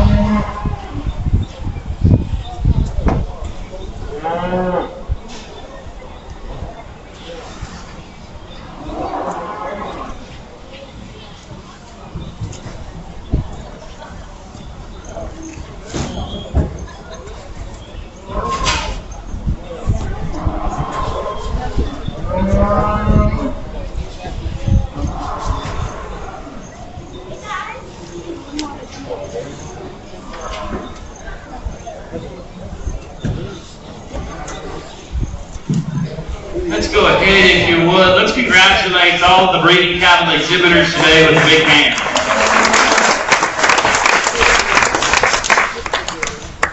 I think certainly probably one of the more just challenging divisions that we've had today. Like we talked about in that bigger heifer class earlier, it's hard to balance, I think, the functionality and just the true cow power of some females with, the show ring presence and the show ring thing as well. It's in my opinion, we've got to make them good cows first and then good show heifers, and I think it's tough to manage because the best show heifers in the world I know don't thrive necessarily in this climate and in eastern Montana, and some of these cattle come into a show ring setting and maybe don't thrive in that. And so I think it's tough to balance, I think it's tough to manage from an evaluator's standpoint. So when the opportunity comes to use good cattle that will thrive in production and then still have quality, I think you got to take that chance and use it. There's one group of them out here that hit me pretty hard. I think exceptional in terms of quality, exceptional in terms of cow character, and still there's some quality attributes that you can tie on to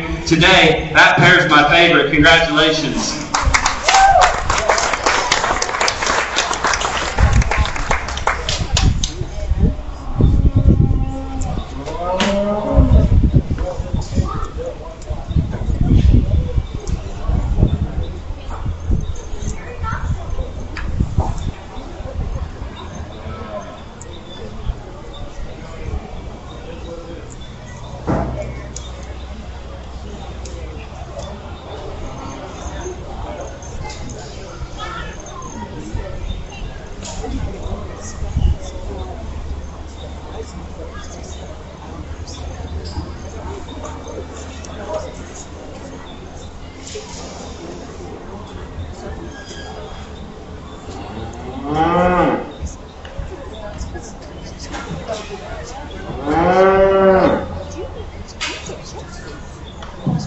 Certainly not to take anything away from the young ladies bull camp, but I think in this particular setting, it's going to come down to the ladies. I think it's good when you can, like I said on that last one, it's good when you can tie into great cattle that are going to make excellent brood counts or make excellent brood counts and still have some quality about one. My second favorite still, I think, is sharp looking, makes an excellent cow, and is just a little bit more proven at that time. That reserve pair is my second favorite. Congratulations, guys.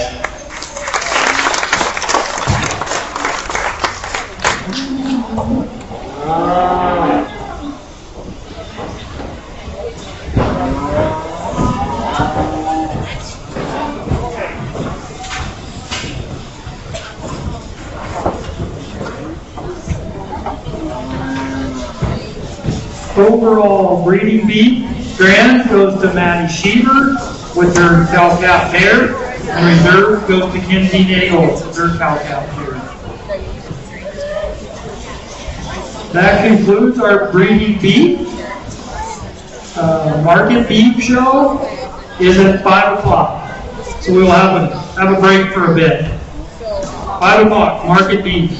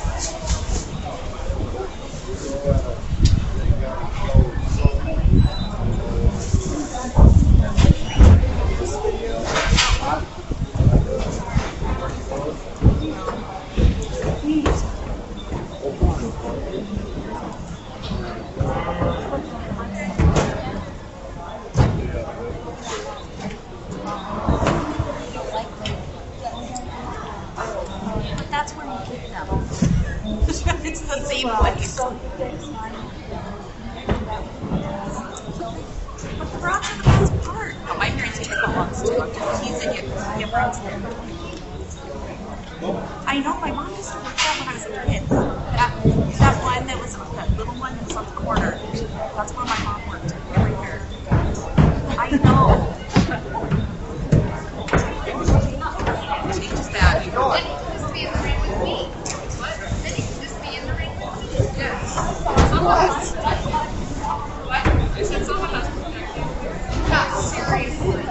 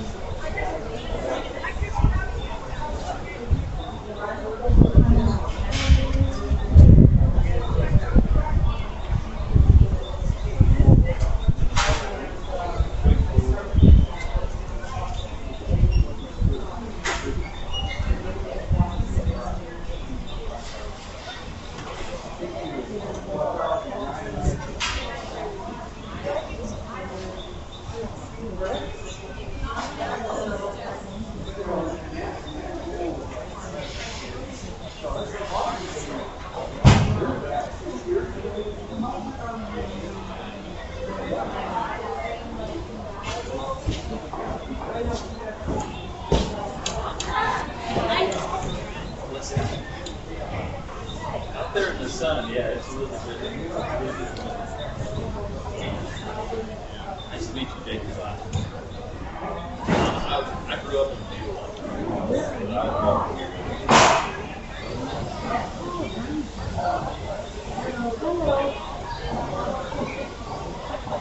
as of late, yeah. I went to school at K-State. I've experienced more tornadoes to be back in the road than that Kansas. I'd say that.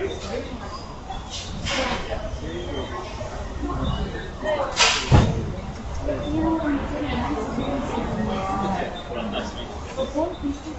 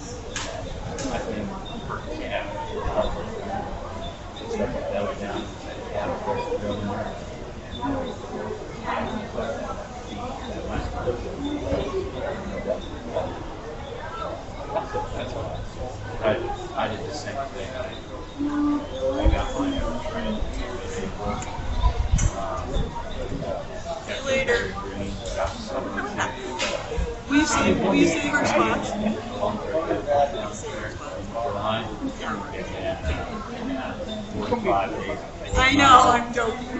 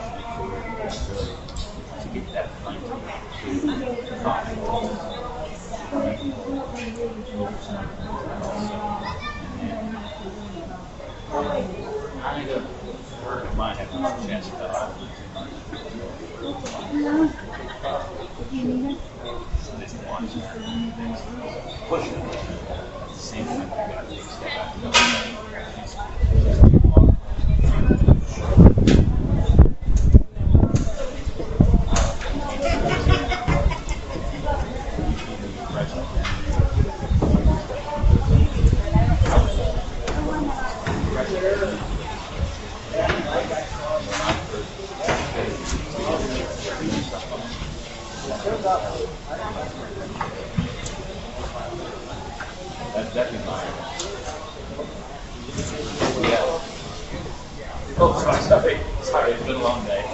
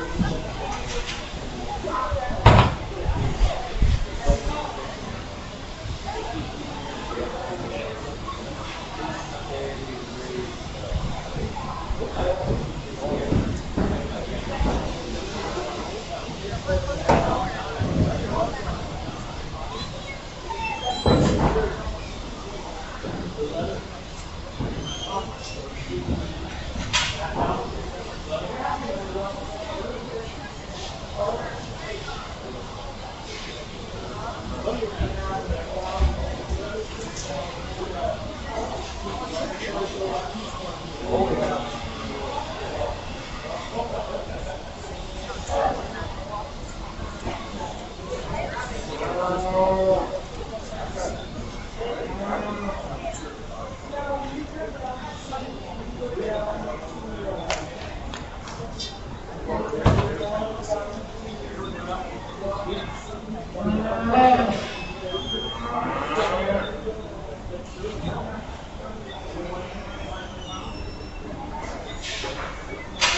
was watching across the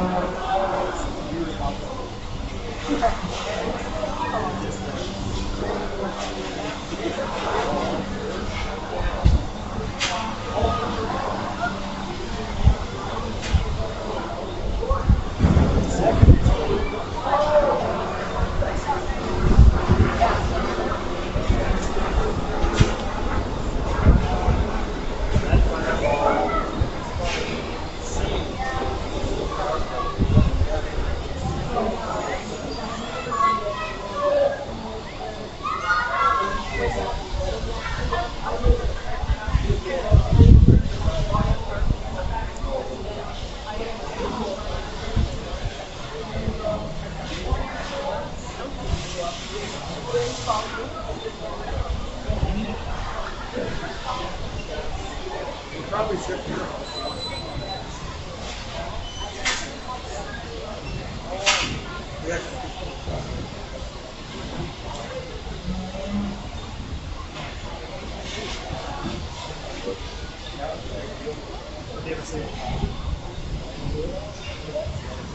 So that next morning.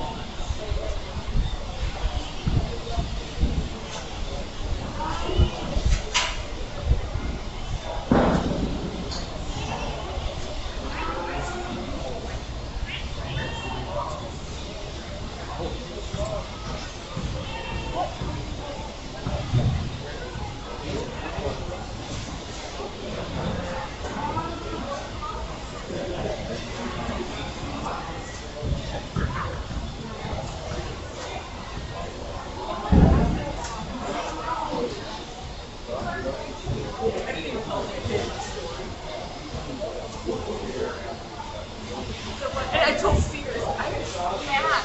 Ruined the surprise. She put surprise on you. I know, that's what I told her. I said, you told my story to Jen before I did it. She was told the story. I'm like, I don't think you are.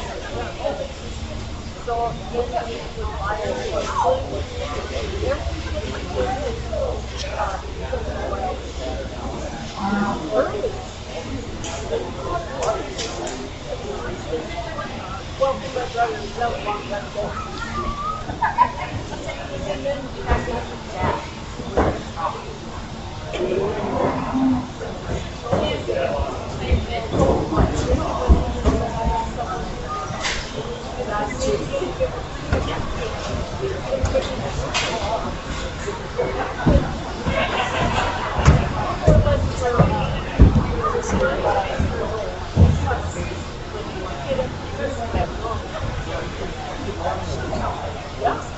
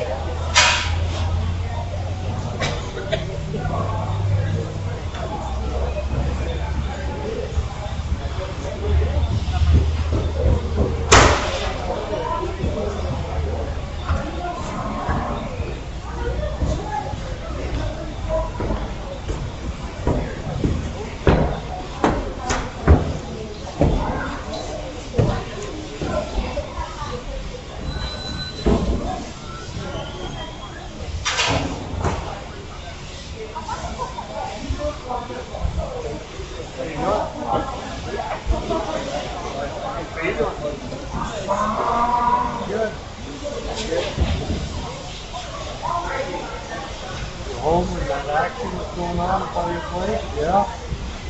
I was walking across the yard, right at it, looking right at it. Pretty impressive. That's what it was.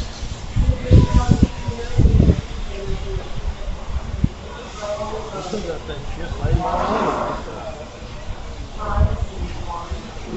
You got to look at it or Well, I drove up there the next morning and just had a look. One of the senior guys was there.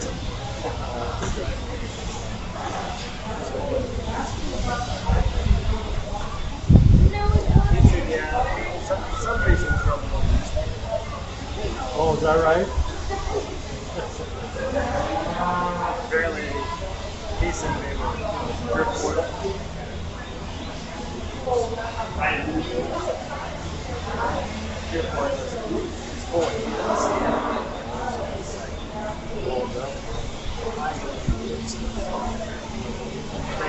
So they put it in the tank on just to run gas now.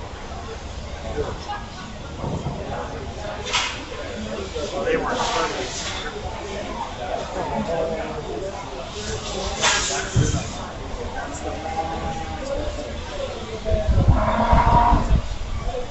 Static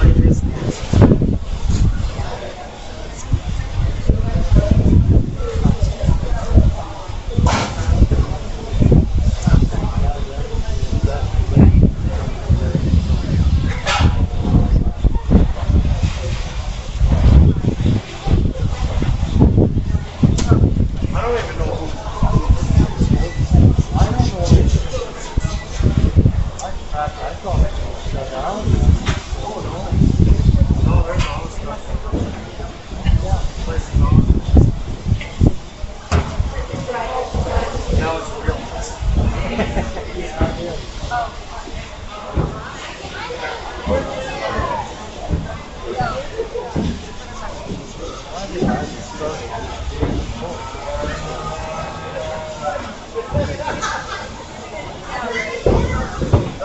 you don't want those hot years, you want to let it start cooling down, but it doesn't start cooling down in 5 days. Oh, not for another hour and a half.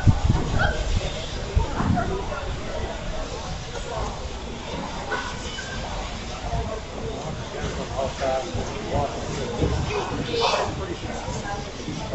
He's been pretty.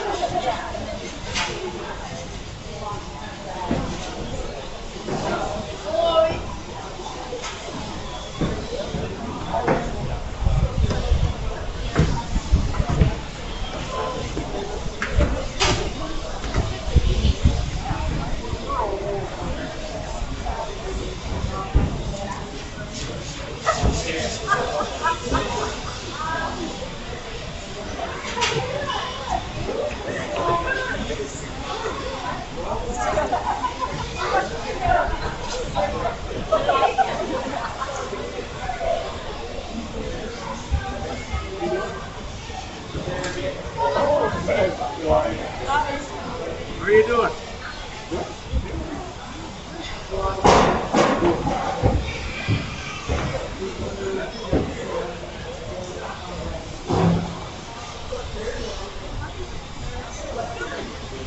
Ready for basketball?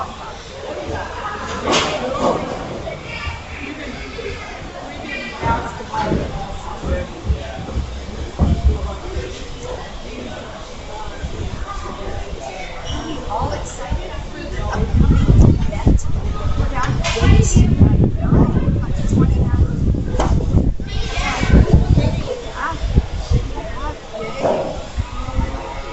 Just enjoy it all. So we're all in. It's over.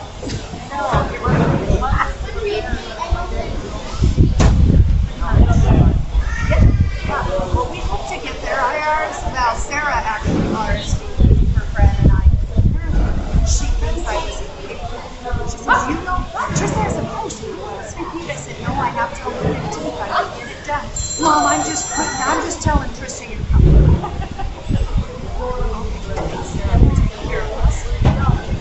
Hey, sir, how are you? Are you good? Ornery as ever. Some things don't change.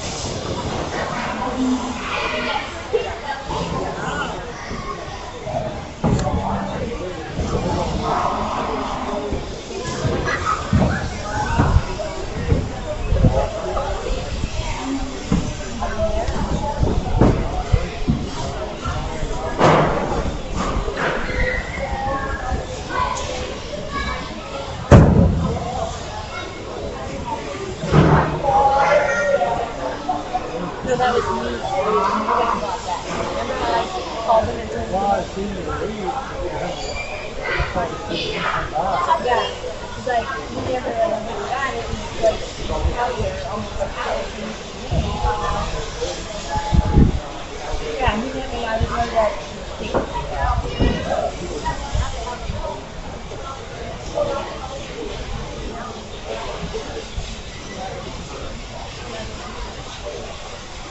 you get something to eat?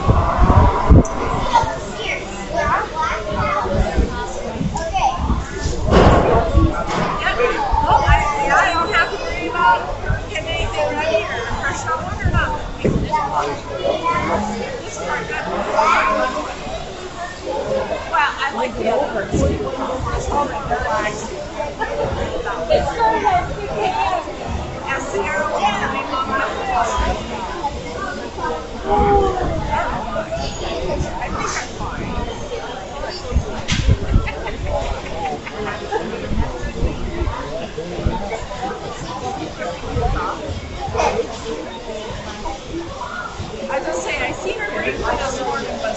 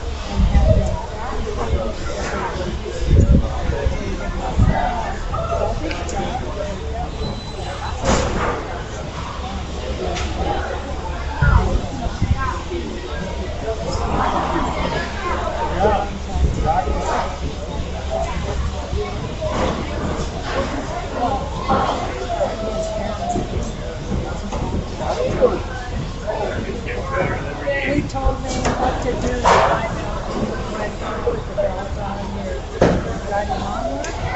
Well, everything the belt, you know where we go. No, he said I don't remember what Alex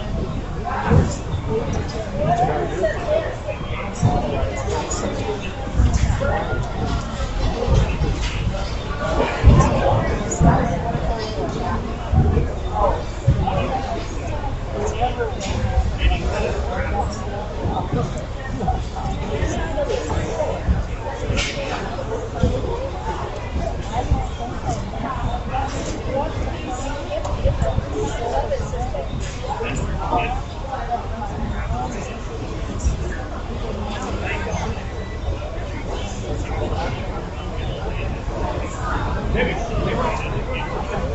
didn't I? couldn't hear you. Oh, okay. Okay. How are you doing? Good. Senior graduates showing today. What do they got?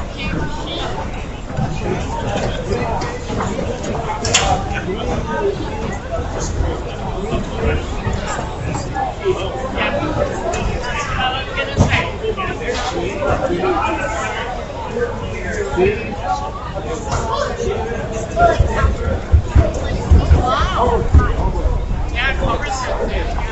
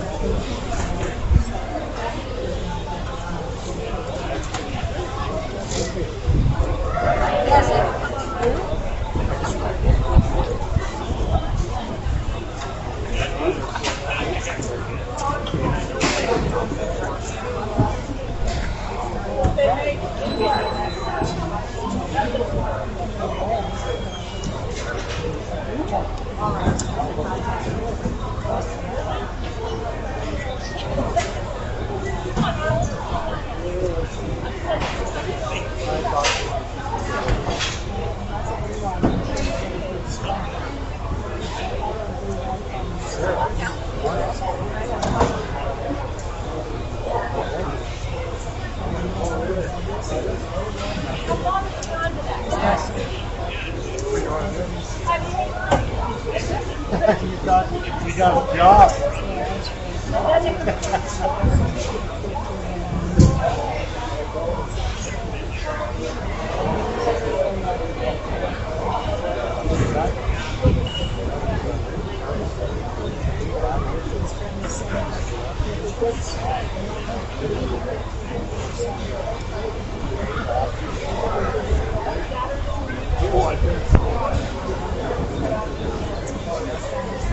I didn't know.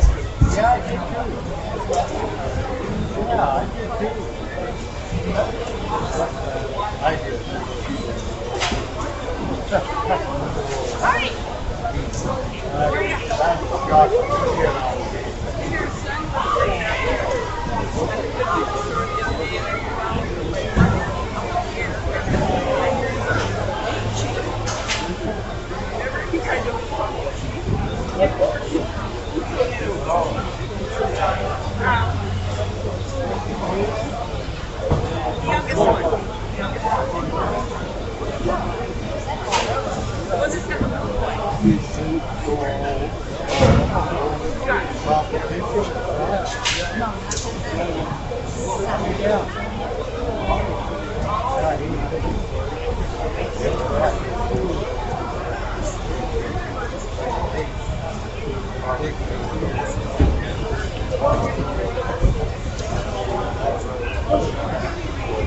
Oh, very nice guy. Really employed.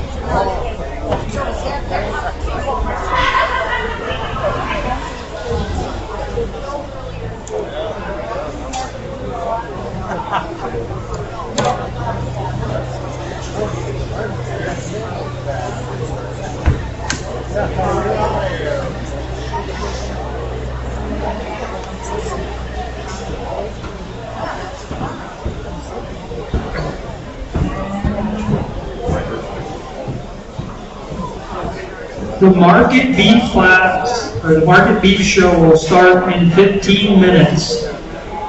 Class 1 market beef, be getting ready. 15 minutes.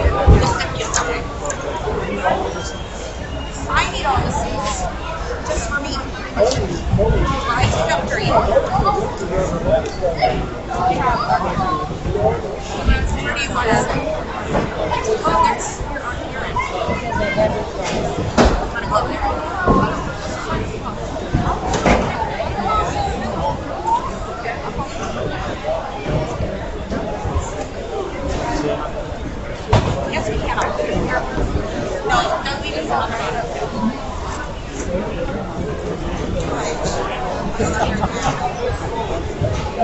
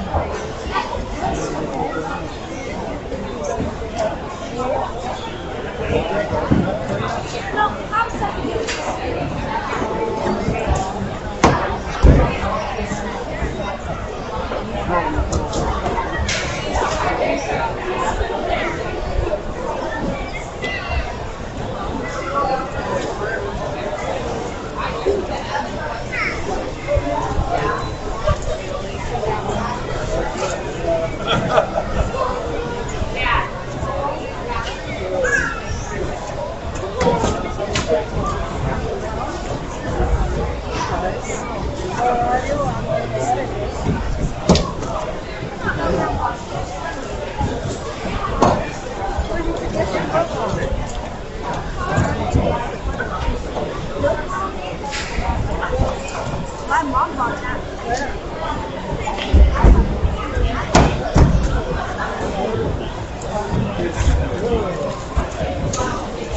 Oh, John.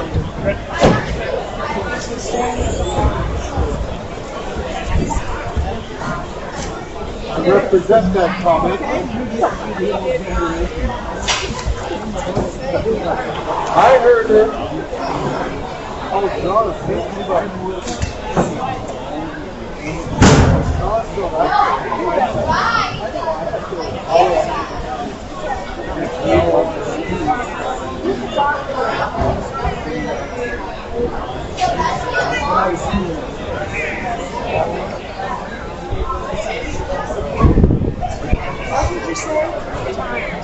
oh, come on.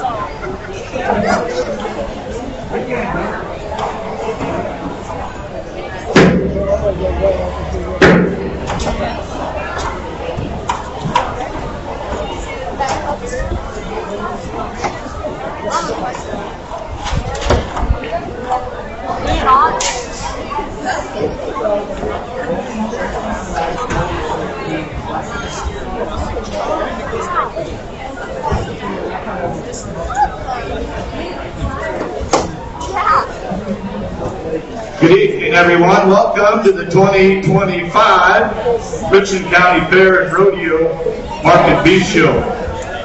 I just got to say one thing. It feels good to feel good. But it's pretty cool tonight. Maybe, at least I think it's cool. Maybe you guys don't. You're going to see two potloads of market beef here at the Richland County Fair and Rodeo. And that's just awesome. You know, I think here in eastern Montana we're pretty lucky. We got ranchers that got outstanding cow herds. And more than that, we got seed stock producers in this area that darn sure produce the cream of the crop. And when I talk about that, we talk about Gardner Denau Angus, we talk about Regency Acres, the Thiesens, we talk about the Fosses and their Angus herd, the Leland Red Angus, the Rambert Charlet, just to name a few. Pretty outstanding over here in this neck of the woods, the cattle that we come in with in this show ring. So you're going to get to see the best of the best here right now today. Another thing that's pretty cool right now is ranchers, we're making history. We got the best cattle market that we've ever had since we started raising cattle. So with that in mind, enjoy this show. You're going to see some really, really good steers. And I'm going to turn it back over to Gary, and we'll watch these steers come in.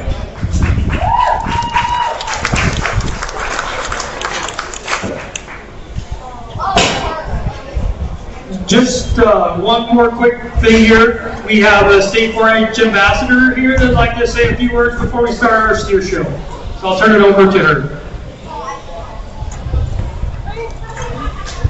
Hey everyone, I'm Andrew Copley and I am the Montana 4-H 2025-2026 State Ambassador Officer Publicity Chair. Me and another member of the officer team have the privilege to come out and help with this fair, and we have thoroughly enjoyed being able to see the members and being able to talk with the volunteers and just learn more about this amazing county. We are going to be headed out soon, so if you have any questions, feel free to look us up on the Montana 4-H website. Thank you all for having us, and good luck to all of the exhibitors.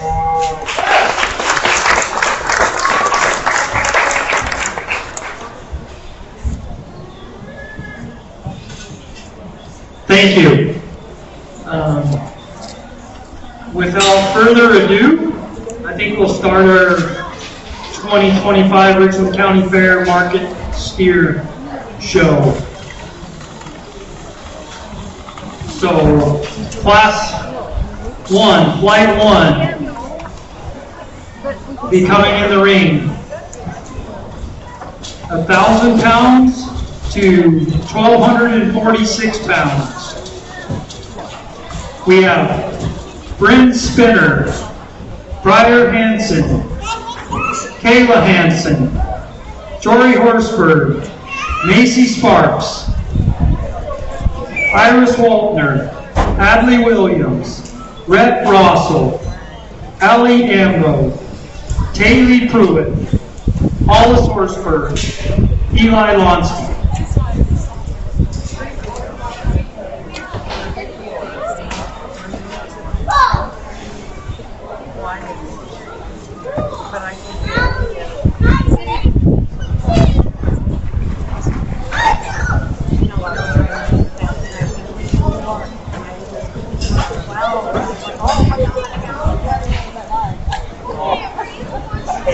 How are you guys?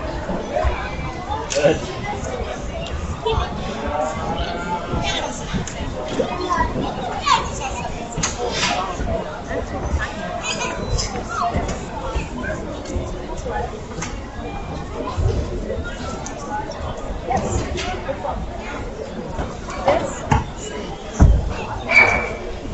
There, we'll go.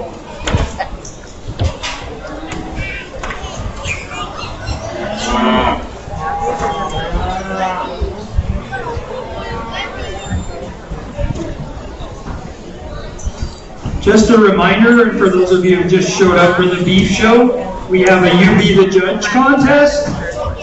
You get to pick the grand champion and the reserve grand champion. It just has to be turned in by the end of the last class flight 7. So $5 to enter that. Come down here. We'll get you a form. You can pick your champions.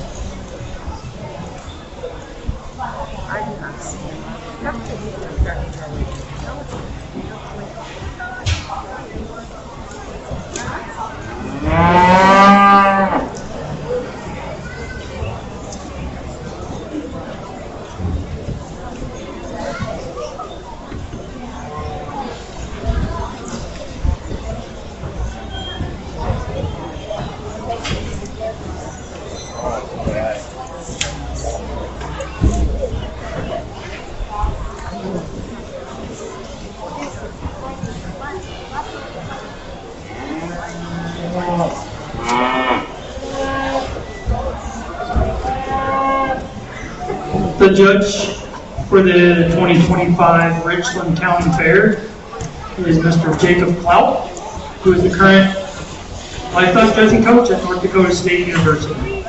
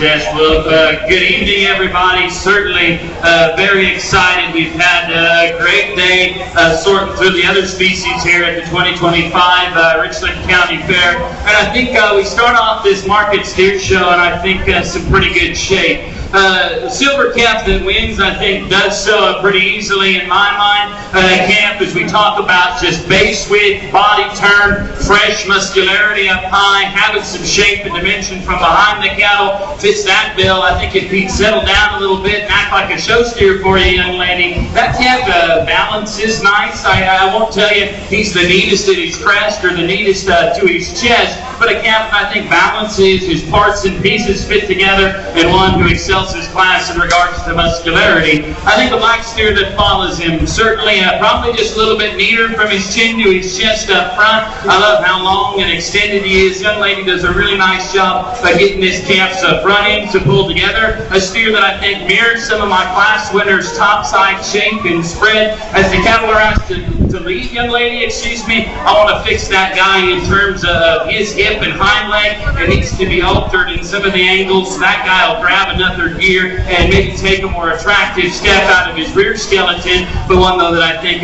makes a nice second place steer in this particular class. The young lady's calf is going to be third. Another one, I like his body shape, I like his hip shape. I wish, young lady, maybe we would have taken our clippers and clipped that guy's crest out just a little bit more, because I think it exaggerates the fact that he's just a little bit crestier about his neck. He's a little bit more easy in terms of his top. I don't know if he goes away, maybe is stout in some places as the cattle that we've gone and talked about. We'll have you guys pull out and profile them for the crowd. We'll show these things off to the crowd here. We'll have you profile. Young ladies, that's going to be fourth here with the gray steer. One from just top side shape and terminal merit standpoint. I appreciate a good deal.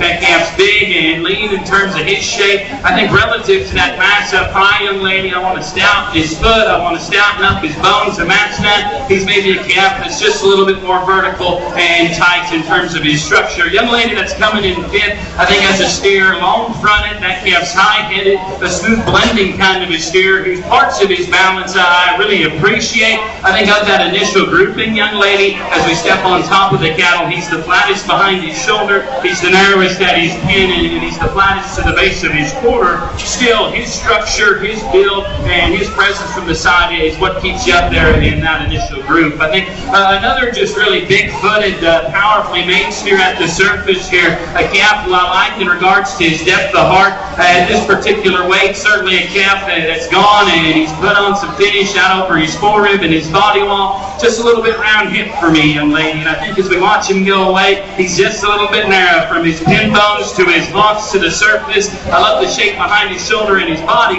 I wish he matched that out back as we study that calf from behind. Red steer that's coming next. Big, lean, shapely, high cutability kind of a steer. Another one. I wish he'd just settle down a little bit out here. A calf that I pick on his shoulder just a little bit. I think it's just a notch more big and coarse at this weight, and compared to some of the cattle we talked about, he's not very mellow as we handle him out over his forearm and his body wall there. A calf that come next probably balances just a shot better in some spots than the steer we got just done discussing, excuse me.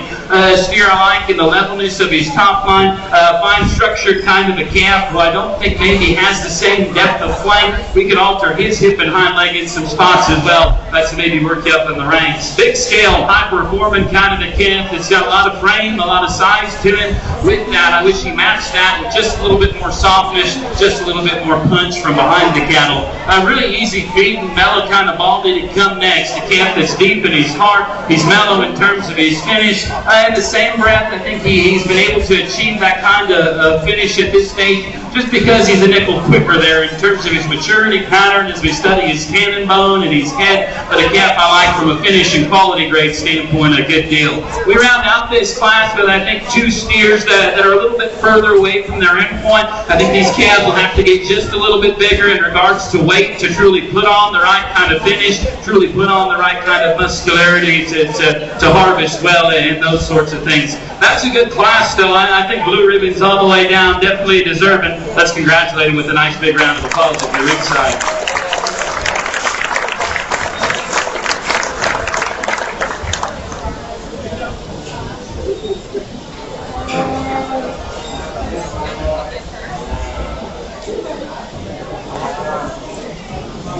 Callbacks for Flight 1. Brett Rossel, Jory Horsberg.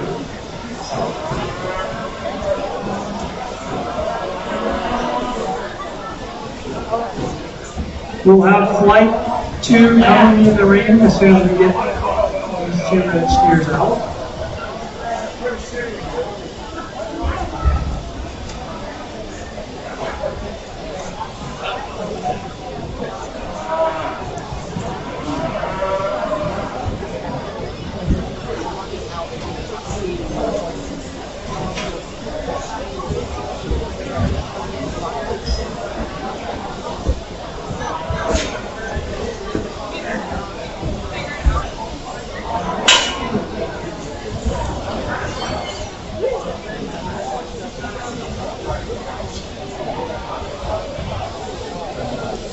Flight 2 Market Steers.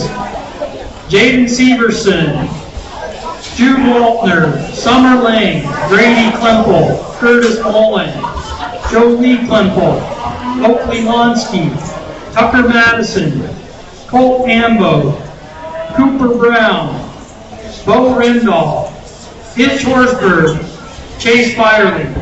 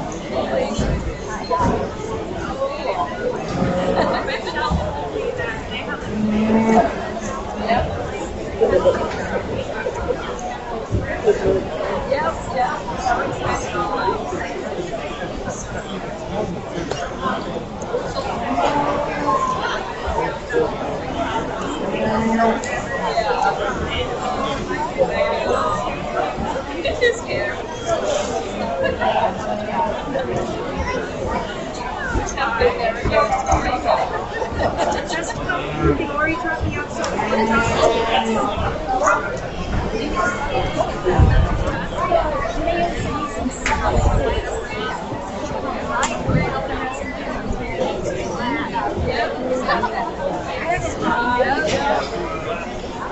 You have time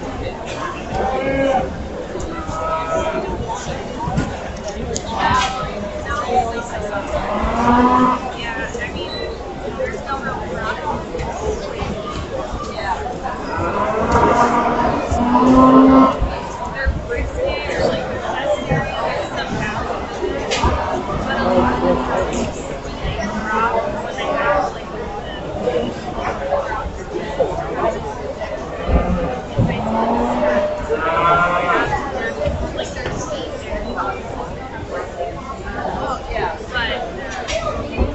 Yeah, once it just starts. Yeah, so once it starts really filling out, I mean,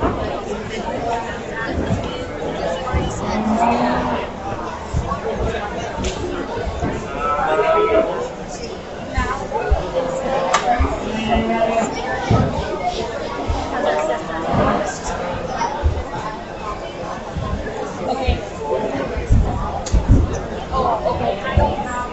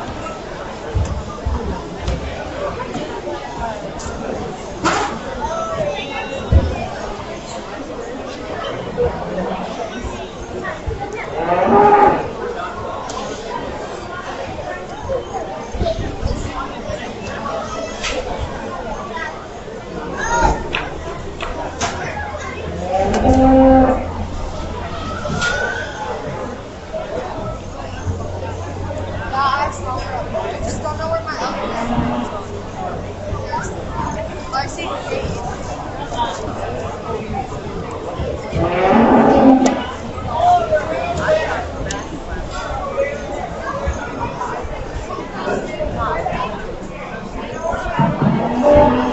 think a very just interesting class of these cattle to put together, like we talked about this morning. We'll be efficient where we can, and we'll take time and evaluate, make sure we get these things right. I guess before I'm going to go ahead and talk these cattle, I'll give you guys a little showmanship, 2 cents, a little free advice. If you're a parent listening, or if you're an exhibitor ringside listening, please heed this advice. A lot of these cattle, we've got their nose bridges, or the halter on their nose bridge, we've got it way too low set, and that's why some of you guys, I think, are having some control issues. We need to bring that nose bridge, we need to make that halter just a little bit smaller, and you guys, we also need to choke up on our halters just a little bit. Giving them that much room and that much lead is going to cause some control issues as well. So from a showmanship standpoint, that's some advice so we can keep the show moving in an orderly fashion. I do think, though, bringing it back to the cattle, we've got a really nice just top trio of these steers. I'm not partial to smoky colored calves, but I think we got another one on the top end of this class that puts a lot of things together right. That calf of this initial trio, the squarest and most shapely is down to the backside of his shoulder. I like the dimension he's got in his upper hip and down through his lower quarter. And I think of this first 3, probably a calf from just a quality and a shouldering standpoint, a little bit neater of a looking steer up front. A calf that I like in terms of his freshness of his composition. He's a little bit deeper in his chest in relation to his flank from a balance standpoint to make that calf absolutely perfect. But again, we want to talk about some look and some presence things, and still being a good kind of market steer and having the right kind of shape. That's why I like the smoky calf to go ahead and win this calf. Young man's Bronco steer, the longer they're out here, the longer he grew on me. I think just a very fundamental kind of steer, good in his base width, good in his body shape. I like his top side spread as well. I do think, though, he's throwing a little bit more crest there at the top of his neck. The calf that's pushed out in his chest, and he's got just a little bit too much set there as we study his hawk. But I think functionally and from a fundamental standpoint, a good kind of steer to go second. A young man's black steer that's next. The calf a little bit more moderate, and he's kind, and I don't mind that, because I think a steer coming together here from the side, he's long and level in terms of his top line. I think he's square out of his hip. Another muscular steer that, as we ask the cattle to go into motion, young man, a little bit coarser there at the point of his shoulder. He doesn't find his front step as comfortably as some of the cattle. His rear pastern could be softened just a little bit. But I think from a strength of top line and muscularity standpoint, beats out the calf that we're going to have coming next. I think as we profile this steer, one that's long-bodied, he's extended, he's high-headed, calf that I like to initially for a lot of reasons, just in terms of his foot size and his flexibility. I think versus some of the cattle that we talk about up there, a little bit easier in terms of his top line. As I get my hands on him, he's not just as square right there out of the backside of his shoulder relative to some of his pin width up high. He's just a notch flatter there as we study him through his stifle and his lower quarter. White steer coming next, lean, shapely, high cutability, kind of a Charolais steer that I think from a yield grade standpoint you ought to really like. We bring him out here, that calf's just a little bit too vertical in the angle of his shoulder and his knee. I don't know if that calf, quality grade wise, is quite there yet. Certainly a lean, high cutability, shapely kind of a steer to come next. Same thing can be said about this young man's black steer, I think, in terms of just terminal shape up high and just being bulky in terms of his muscle pattern. A calf I like in those regards. From a balance standpoint, probably a steer that's just a little bit rounder built off both ends, a little bit snappier there as we study his rear pasterns. Young lady's got just a very mellow, easy feeding kind of a steer here to come next. I like his depth of heart. The calf, I think, is very uniform and appropriate as we handle him out over his body wall and his forehead. Just a little bit plainer, I think, in the shape of his head. It's just a little bit plainer there in the shape of his shoulder and his chest. But a nice, easy feeding kind of a calf to come next. Young man brings us, I think, a continental influence steer that represents some of those traits. He's big, he's really shapely, he's really lean. I just appreciate this calf's sheer muscle mass. One, though, I think from a finish and a quality grade standpoint, I just have a couple question marks on. Red and white calf coming next, a little bit different in those regards. Calf's deep-hearted. That calf's mellow in terms of his cover. I like the levelness of his top line and the flexibility of his joints. Yeah, it's that dude right there, young man. I think we need to open him up in his pin bones, give him just a little bit more width and dimension all through the cattle as we study him. The young lady's black calf that's coming next. He's long, he's extended, a high, neat-headed kind of a steer who's just a little bit easier in terms of his top. I study him to be just a notch flatter about his upper hip and his lower quarter. Like his flexibility, though, his stride, his foot size, all of those things are very, very nice. Young man brings us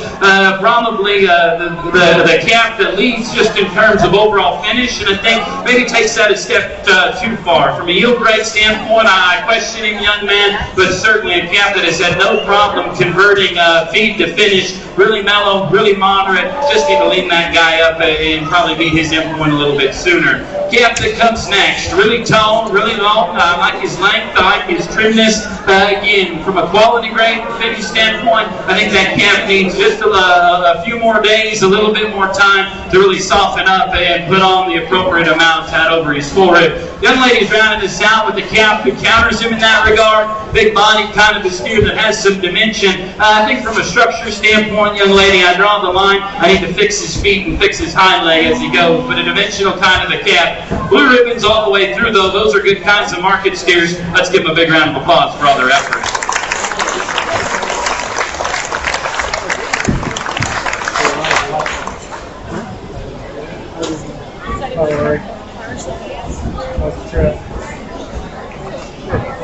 Callbacks from Flight 2, Tucker Madison, Colt Ambo.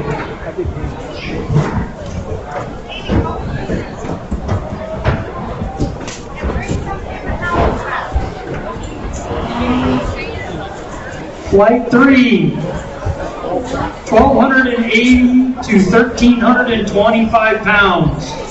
Briella Huber, Kendall Bitt, Ellie Burns, Brooke Scove, Brooke Spinner, Shay Severson, Trent Ambo, Kinsley Van Every, Kinley Pruitt, Kinley Bitt, Rhett Williams, Clancy Marshall.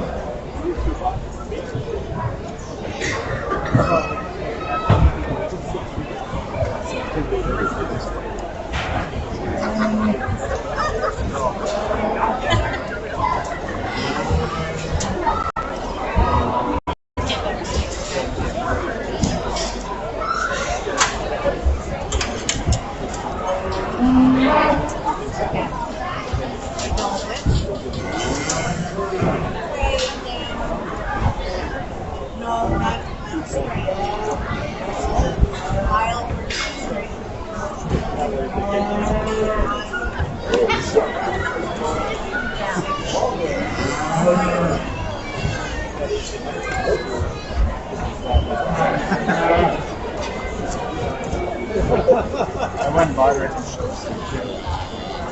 Yeah, she was very excited. Then I bought her this.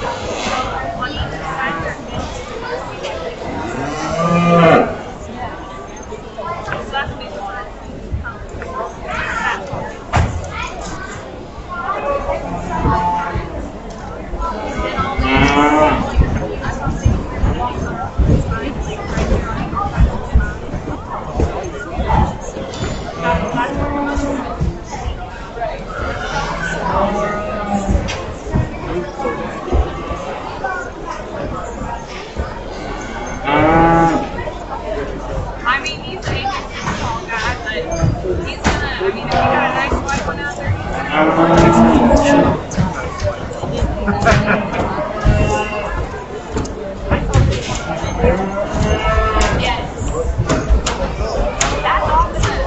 Okay. Well, he tried to tell them, right? And he's going to try to sky. Well, even that picture, as soon as they came out, they could do like that. And the pigs were so far apart too. I would say it was easy, but it wasn't the hardest.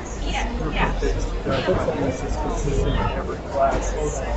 Even with it's pretty last year.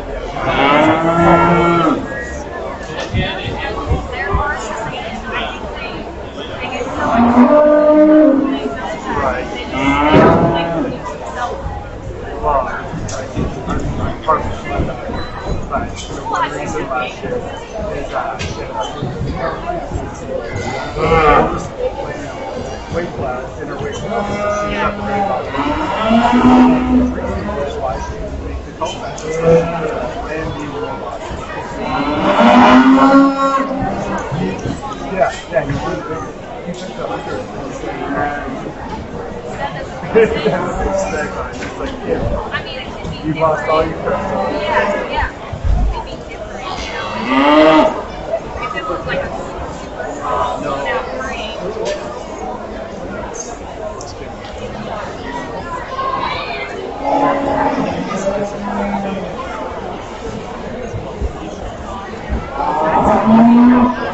Oh yeah, I'm sure it's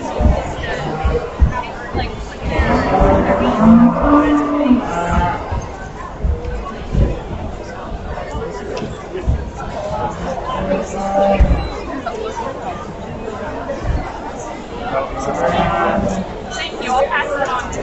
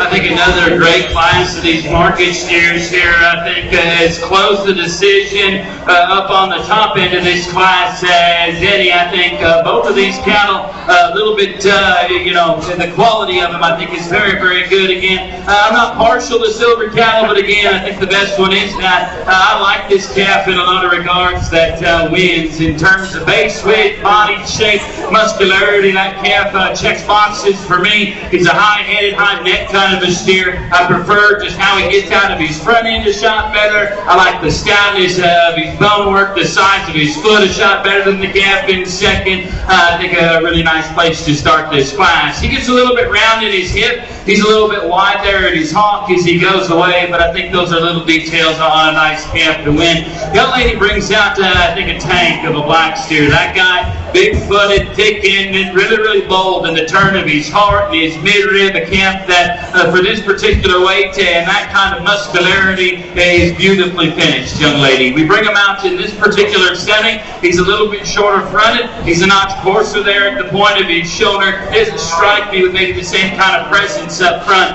as that calf does that goes out ahead of you. I like that calf, though, from a muscularity standpoint, a good deal as well. Young lady steer in third. another one. That guy's wide at the ground. He's big in his midriff. A camp that's got a ton of red meats as you study him from behind his blade all the way out back to his pin bone. The hang-up for me on that guy, young lady, is his build. He needs to get out of his front end to shot cleaner. I'd like to install just a little bit more flex into his hawk, into his pastern as he goes. Young lady's going to come out with maybe a little bit later maturing steer in the 4th spot. That guy, another calf, high-headed, high-neck kind of a steer that balances nice in some spots as the cattle are profile. I do think though, young lady, excuse me, he's a little bit harder in his flank relative to some of his scale. He'll duck his pin bones. He'll get just a notch bigger there in his hop joint than I prefer. I think what a good-looking calf that has got a nice shape from behind the cattle.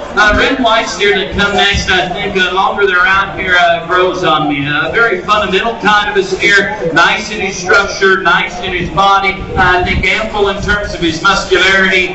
Just a shot plainer, young lady. As we study the shape of his head and his chest, we get in behind that initial grouping of him. He closes just a little bit and flattens to his lower quarter and his stifle. But a calf from just a feedability standpoint, I like a good deal. Young lady's coming out next with another calf, really deep in his heart, really mellow out over his body wall. I do think, though, a shorter coupled kind of a steer that, again, we need to free him up in his hop joint, his pastern as he goes around the ring. Young man steer, very big body, really easy feeding kind of a calf. I like his added scale. I like his added just size and performance. I think from a balance standpoint, a calf that we've got to fix in some spots. His crest, his chest, the build and the construction of his hip, we got to neaten that up to maybe move that guy up a few spots. The yellow calf that comes next, another one. This very calf that's got a lot of durability, I think beautifully and evenly finished as we handle him out over his forehead. Calf nice in terms of his structure. I think a little bit plainer as we handle him out of the backside of his shoulder, a little bit narrower and closed up from his pins to his hop to the surface as he goes away. A steer that I like next in regards to muscularity, I think a big top, thick-ended kind of a steer.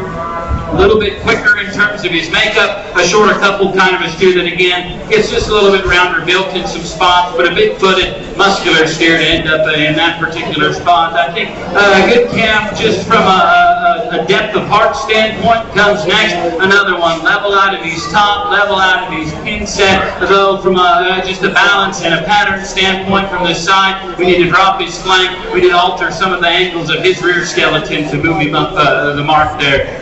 Really big scale, kind of high-headed, white-faced calf to come next. Good in his neck attachment. Again, like we've talked about in some other ones. Relative to his frame, I'd like to see him just a little bit softer body there. Young lady's rounding us out, though, with the red and white calf here. I like his length, I like his extension, and while his trimness will certainly help his yield grade, I think from a quality grade standpoint, I question if that guy's truly on the money finish-wise today. That's a class all blue ribbon steers, guys, though. Let's congratulate him with a big round of applause.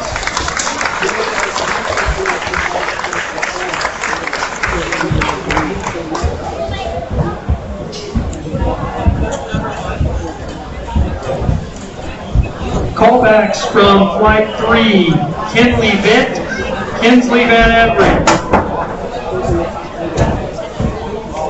Flight 4 coming into the ring, 1,329 to 1,390 pounds.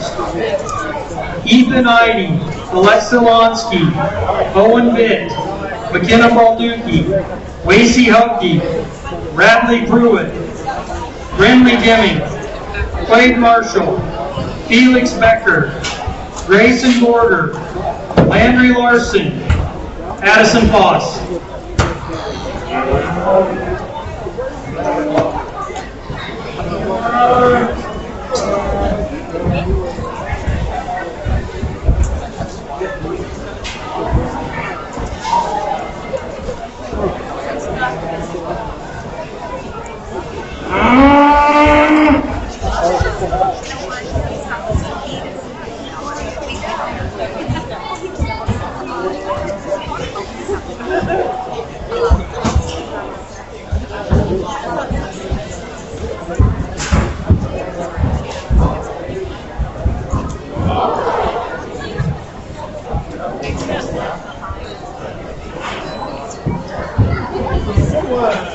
Good job.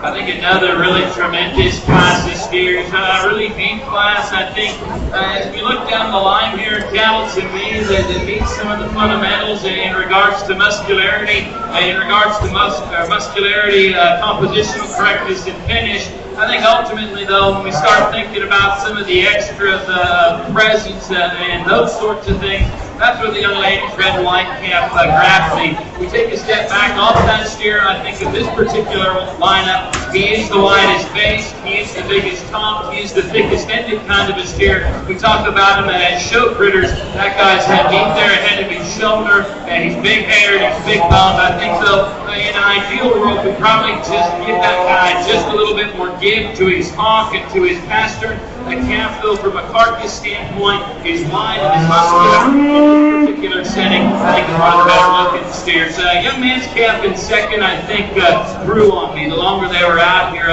One that, from a basic standpoint, he's big top, he's thick-ended. Young man, you got it beautifully finished out over his forearm and his body wall. A steer, though, that I think comparatively can't match our winner just in terms of bone, doesn't match him just in terms of width and substance as the cattle go away, but he's got just a little bit neater of a look up front than the calf that we've got in third here. Young man's got a bum leg, but he's still battling through it and came to the county fair today to show a really nice steer. I think a calf good in terms of his body shape, leveled out his top line, leveled out of his hip, and a nice enough structured steer. He's not maybe as wild looking at up front as the cattle ahead of him. He gets just a little bit more bigger and coarser there at the point of his shoulder. But a nice calf, I think, to end up in that third spot. We had very similar kinds of steers, I think, in second, third, and fourth. Little differences, I think, sorted. What gets this calf down, young lady, I think relative to his chest, he's just a little bit too flat there, and his quarter and his stifle. One, though, that I think elevates himself towards the top of this class in terms of his structure. I think foot shape, the set of his knee, the slope of his shoulder, the consistency of his top line. A nice calf in those regards. Little deep in his chest relation there to his quarter. Young lady's doing a nice job trying to get this calf to act like a show steer. I think one that's really deep, that's really moderate in terms of his kind. A calf from a quality grade standpoint we have to love. In the same breath, he's probably just a little bit more shorter couple. He's probably a little bit more quick in terms of his maturity pattern. Maybe not as neat looking up front either. But man, you want to talk about just red meat, finish, and just endpoint potential. I like that calf a good deal. Young man's black steer that come next, same kind of story. camp that's full in his external indicators, camp that's nice finished out over his forehead, nice stuff in terms of his structure, young man. Just doesn't grab me here from the side with the same kind of presence maybe as some of the cattle that we've talked about on down the line. That lady brings out a big red steer next. That guy's big, he's tall, he's long fronted kind of a calf who gets just a little bit more vertical and straight. His ankles off both ends. Relative to that calf, he's got a beautiful shape worked up high. I want to stout his foot relative to that so he can proportion just a shot better. Your lady's calf that's going to come next, I think is good in terms of his body shape, in terms of his muscularity. Maybe just a little bit plainer in his muscle behind his shoulder. I think bigger picture, young lady. We got to fix some of the angles in that calf's rear skeleton. Let's move you up a couple spots. I think a calf corrects some of those things. He's level topped, he's deep in his heart. Calf still a little bit shorter up front, a little bit more tentative there out of his rear wheels. Young man brings us another moderate, easy feeding kind of a calf that I think has got a lot of durability to him. I question just how much true red meat that guy has out the backside of his shoulder. His hip and hind leg is another one I like to fix and alter as well. Tall, lean kind of a steer to come next. I think certainly trim kind of a steer. We need to bulk him up in his muscle and give him just a shot more finish. Calf that rounds us out. He's certainly flexible and certainly athletic in motion. I do think, though, we need to give that guy just a little bit more punch and fix parts of his balance. Good class, all blue ribbons. Let's wait to give him a round of applause before we get a call.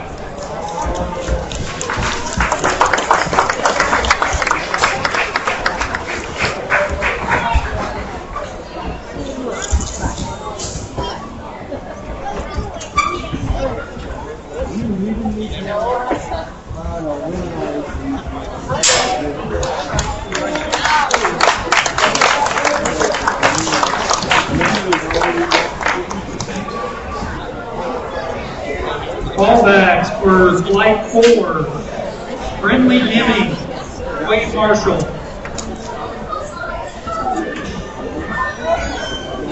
Flight 5, Market T, 1,398 to 1,434 pounds.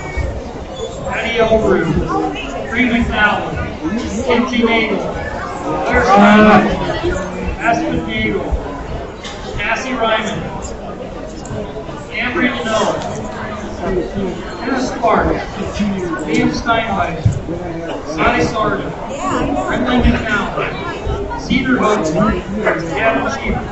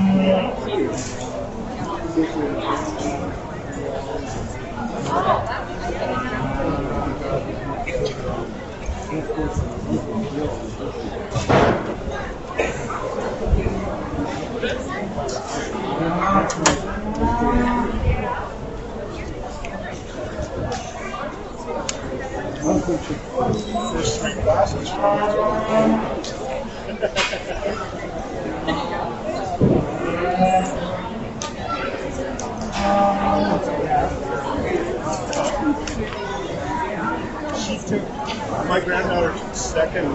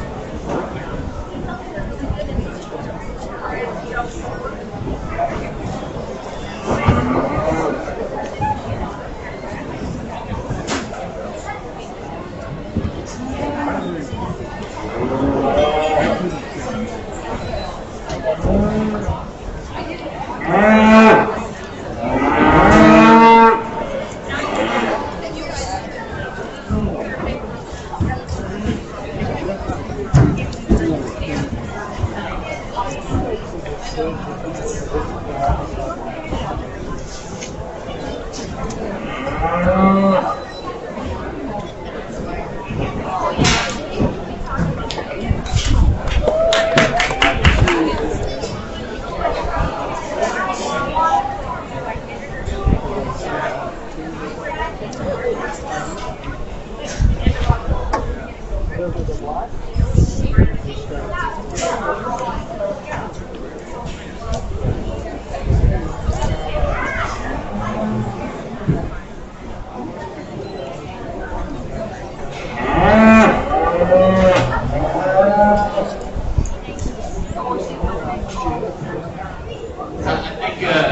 an exceptional class in terms of its quality and its depth. As we look on down the line, I think just in terms of being good fed cattle, these young people have certainly brought some good stock to town. I think our top three for me, I think, are similar in terms of their type and kind. I think all of these again are wide tracking, all of them really bold bodied, all of them dimensional kind of steers. I guess the differences I see in them are related to balance and are related to some quality aspects. I think that's where the steer that leads this class does so in terms of his look up front, in terms of extension, the size of his foot, I think the circumference of his bone, he's really, really nice. And then as you set the cattle into motion, the length of his stride, he's a little bit easy in his top line right now. I think it comes together though a shot better in motion. Good place to start off this particular class. Young lady's got a steer, not wanting to cooperate with her, but she's doing a nice job, young lady. I think in terms of base width, power, muscularity, and dimension, I like that calf a good deal. He's got a little bit extra chest for me, young lady. For that guy's mass and just width and power up high, I'd certainly like to see him match it just a shot better in terms of his bone column and foot underneath. Young man brings out just an ultra powerful steer to come next. That guy is opened up, he's bold in his body, and certainly when you talk about a finish and a quality grade, a calf that I think checks a lot of those boxes in those regards. A little bit shorter in his cannon bone, a little bit quicker in his face. It gets just a little bit wide and tight as he goes away in terms of his hind leg build, but a calf I like a good deal just in terms of his dimension. Similar kinds of steers here that end up in 4 and 5. I think the calf that comes next probably a little bit neater to look at up front. I think a steer though, I just want to level out his pin bones a little bit. I want to fix his hock in the way that he goes to the surface. Really, really muscular, really, really good looking up front. A little just plainer in his head. Need to design that guy's hip and his hind leg. Same thing can be said for your steer, young lady. Really high neck, really shapely up high. He's got a nice just turn to his body and his lower quarter. He gets just a little bit rounder in the build of his hip. Runs back just a little bit drier there in terms of his flank. Calf that comes next mirrors some of the things that we've talked about in steers 2 and 3. Really deep-hearted, really mellow. I think a calf that's got a lot of disputability and viewability to it. We step in behind that initial grouping of him. The narrowest at his pin bones, the flattest there at his lower stifle and quarter. Calf though that I like just in terms of his feasibility. Really good outline, kind of silhouetted steer to come next. He's high neck, he's flat in terms of his shoulder. I like the levelness of his top line and the squareness of his hip. Same kind of thing, young lady. I need to bulk up that guy's skeleton, give him more dimension when we step into this view right here. Similar kinds of cattle again that end up in our next spot here. I think both of them moderate in their time, both of them easy doing and easy beating. Maybe just some balance and some look and some presence things in these two that I think we need to rearrange just a little bit to move up. Again, we've got another pair of them here. Good, I think, in terms of their lines. Good in terms of their muscularity and shape. As we talk about just base width and behind the cattle and just their balance from the side, running to just a little bit more issues with these guys than the cattle that precede you. That's a really good class of them, though. Let's congratulate them and pay them off for the nice big round of applause.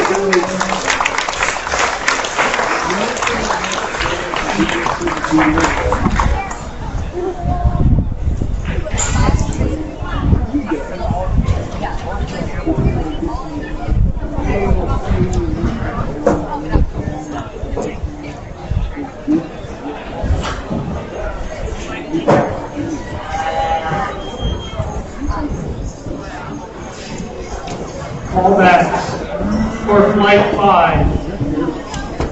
Brentley McNally and Cassie Ryman. Flight 6. 1,439 to 1,525 pounds.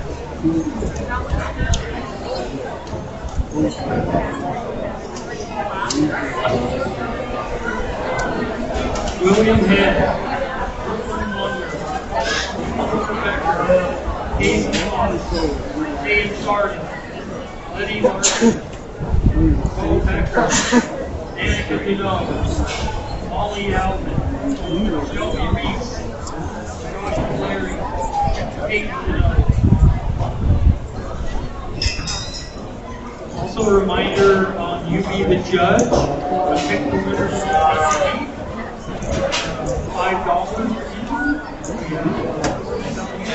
Has to be turned in by the end of 27.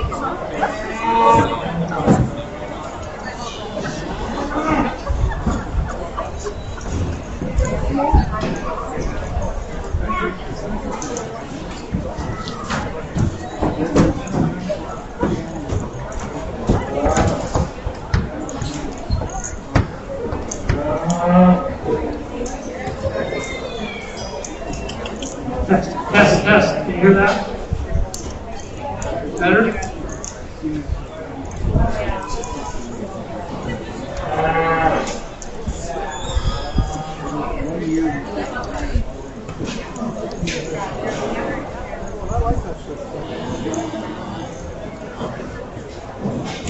We'll start over. Flight 6, 1,439, 1,523 pounds. William Head, Brooklyn Wonder, Oliver Becker, Hazen Foss, Jade Sarda, Letty Larson, Bo Becker, Danica Deneau, Molly Alvin, Shelby Reese, Josh Polari, Nathan Deneau. Also a reminder for You Be the Judge, Grand and Reserve Market Meet.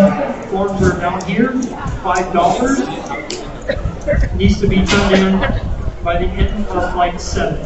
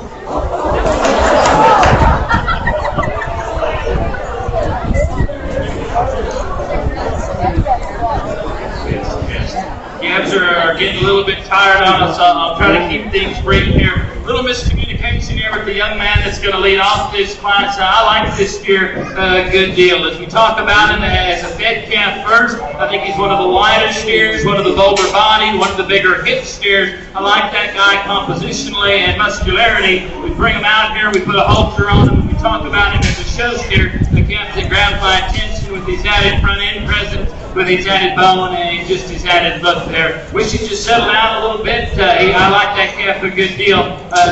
There are some parts though, where I'd tweak him, probably strengthen him just a little behind his shoulder, clean up his hop joint ever so slightly, but I like that calf a good deal to go ahead and start. Thought it was really close between the cattle in 2 and 3. I think as we profile him here this last time, I like this young lady steer in regards to his balance just a little bit better. I think his flank line reads a shot better in terms of finish as well, young lady. He handles Malware out over his forehead, a little bit more progressed, and I like that steer from a quality grade standpoint. Doesn't come with the feature of the champion calf. Needs to be altered ever so slightly in how his hop and pastern goes as well. Blaze-faced calf that's going to end up third. Really lean, really shapely, a high credibility kind of a steer.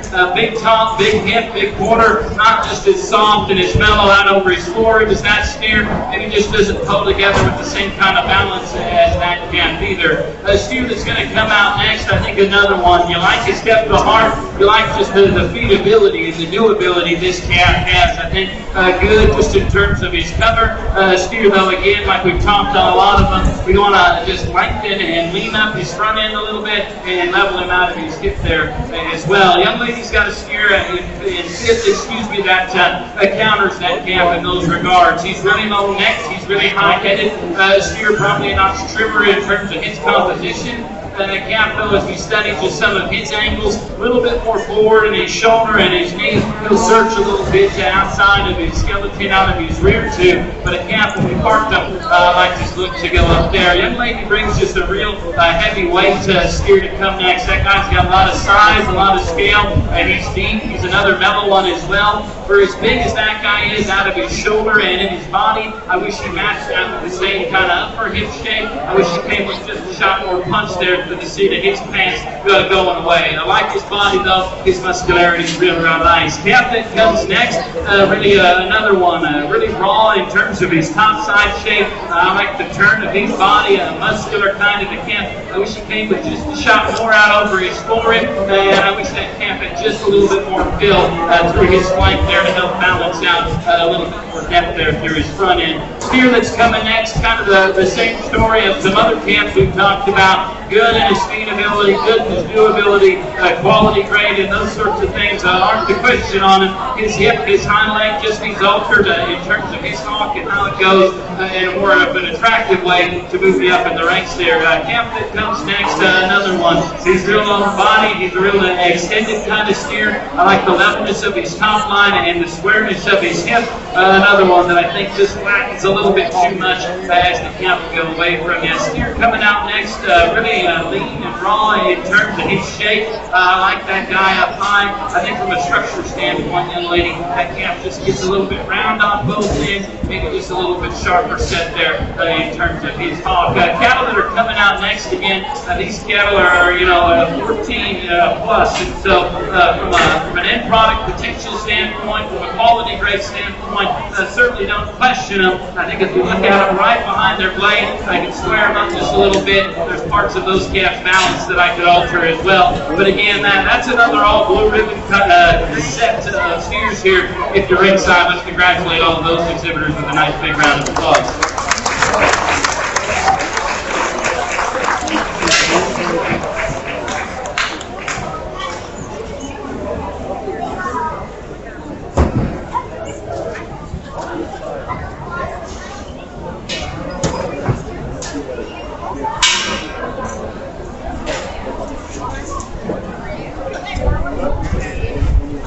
All backs from flight 6, William Head and Dan Sarda. We'll bring in flight 7, 1,528 pounds to 1,866 pounds. We have Gunner Forbes, Andy Carlson, Kate Verschuer, Maddie Sheever, Brooklyn Brown, Mariah Bauer, Andrew Munson, Brody Swiger, Wyatt Asbeck, Cash Josephson, Miley Josephson.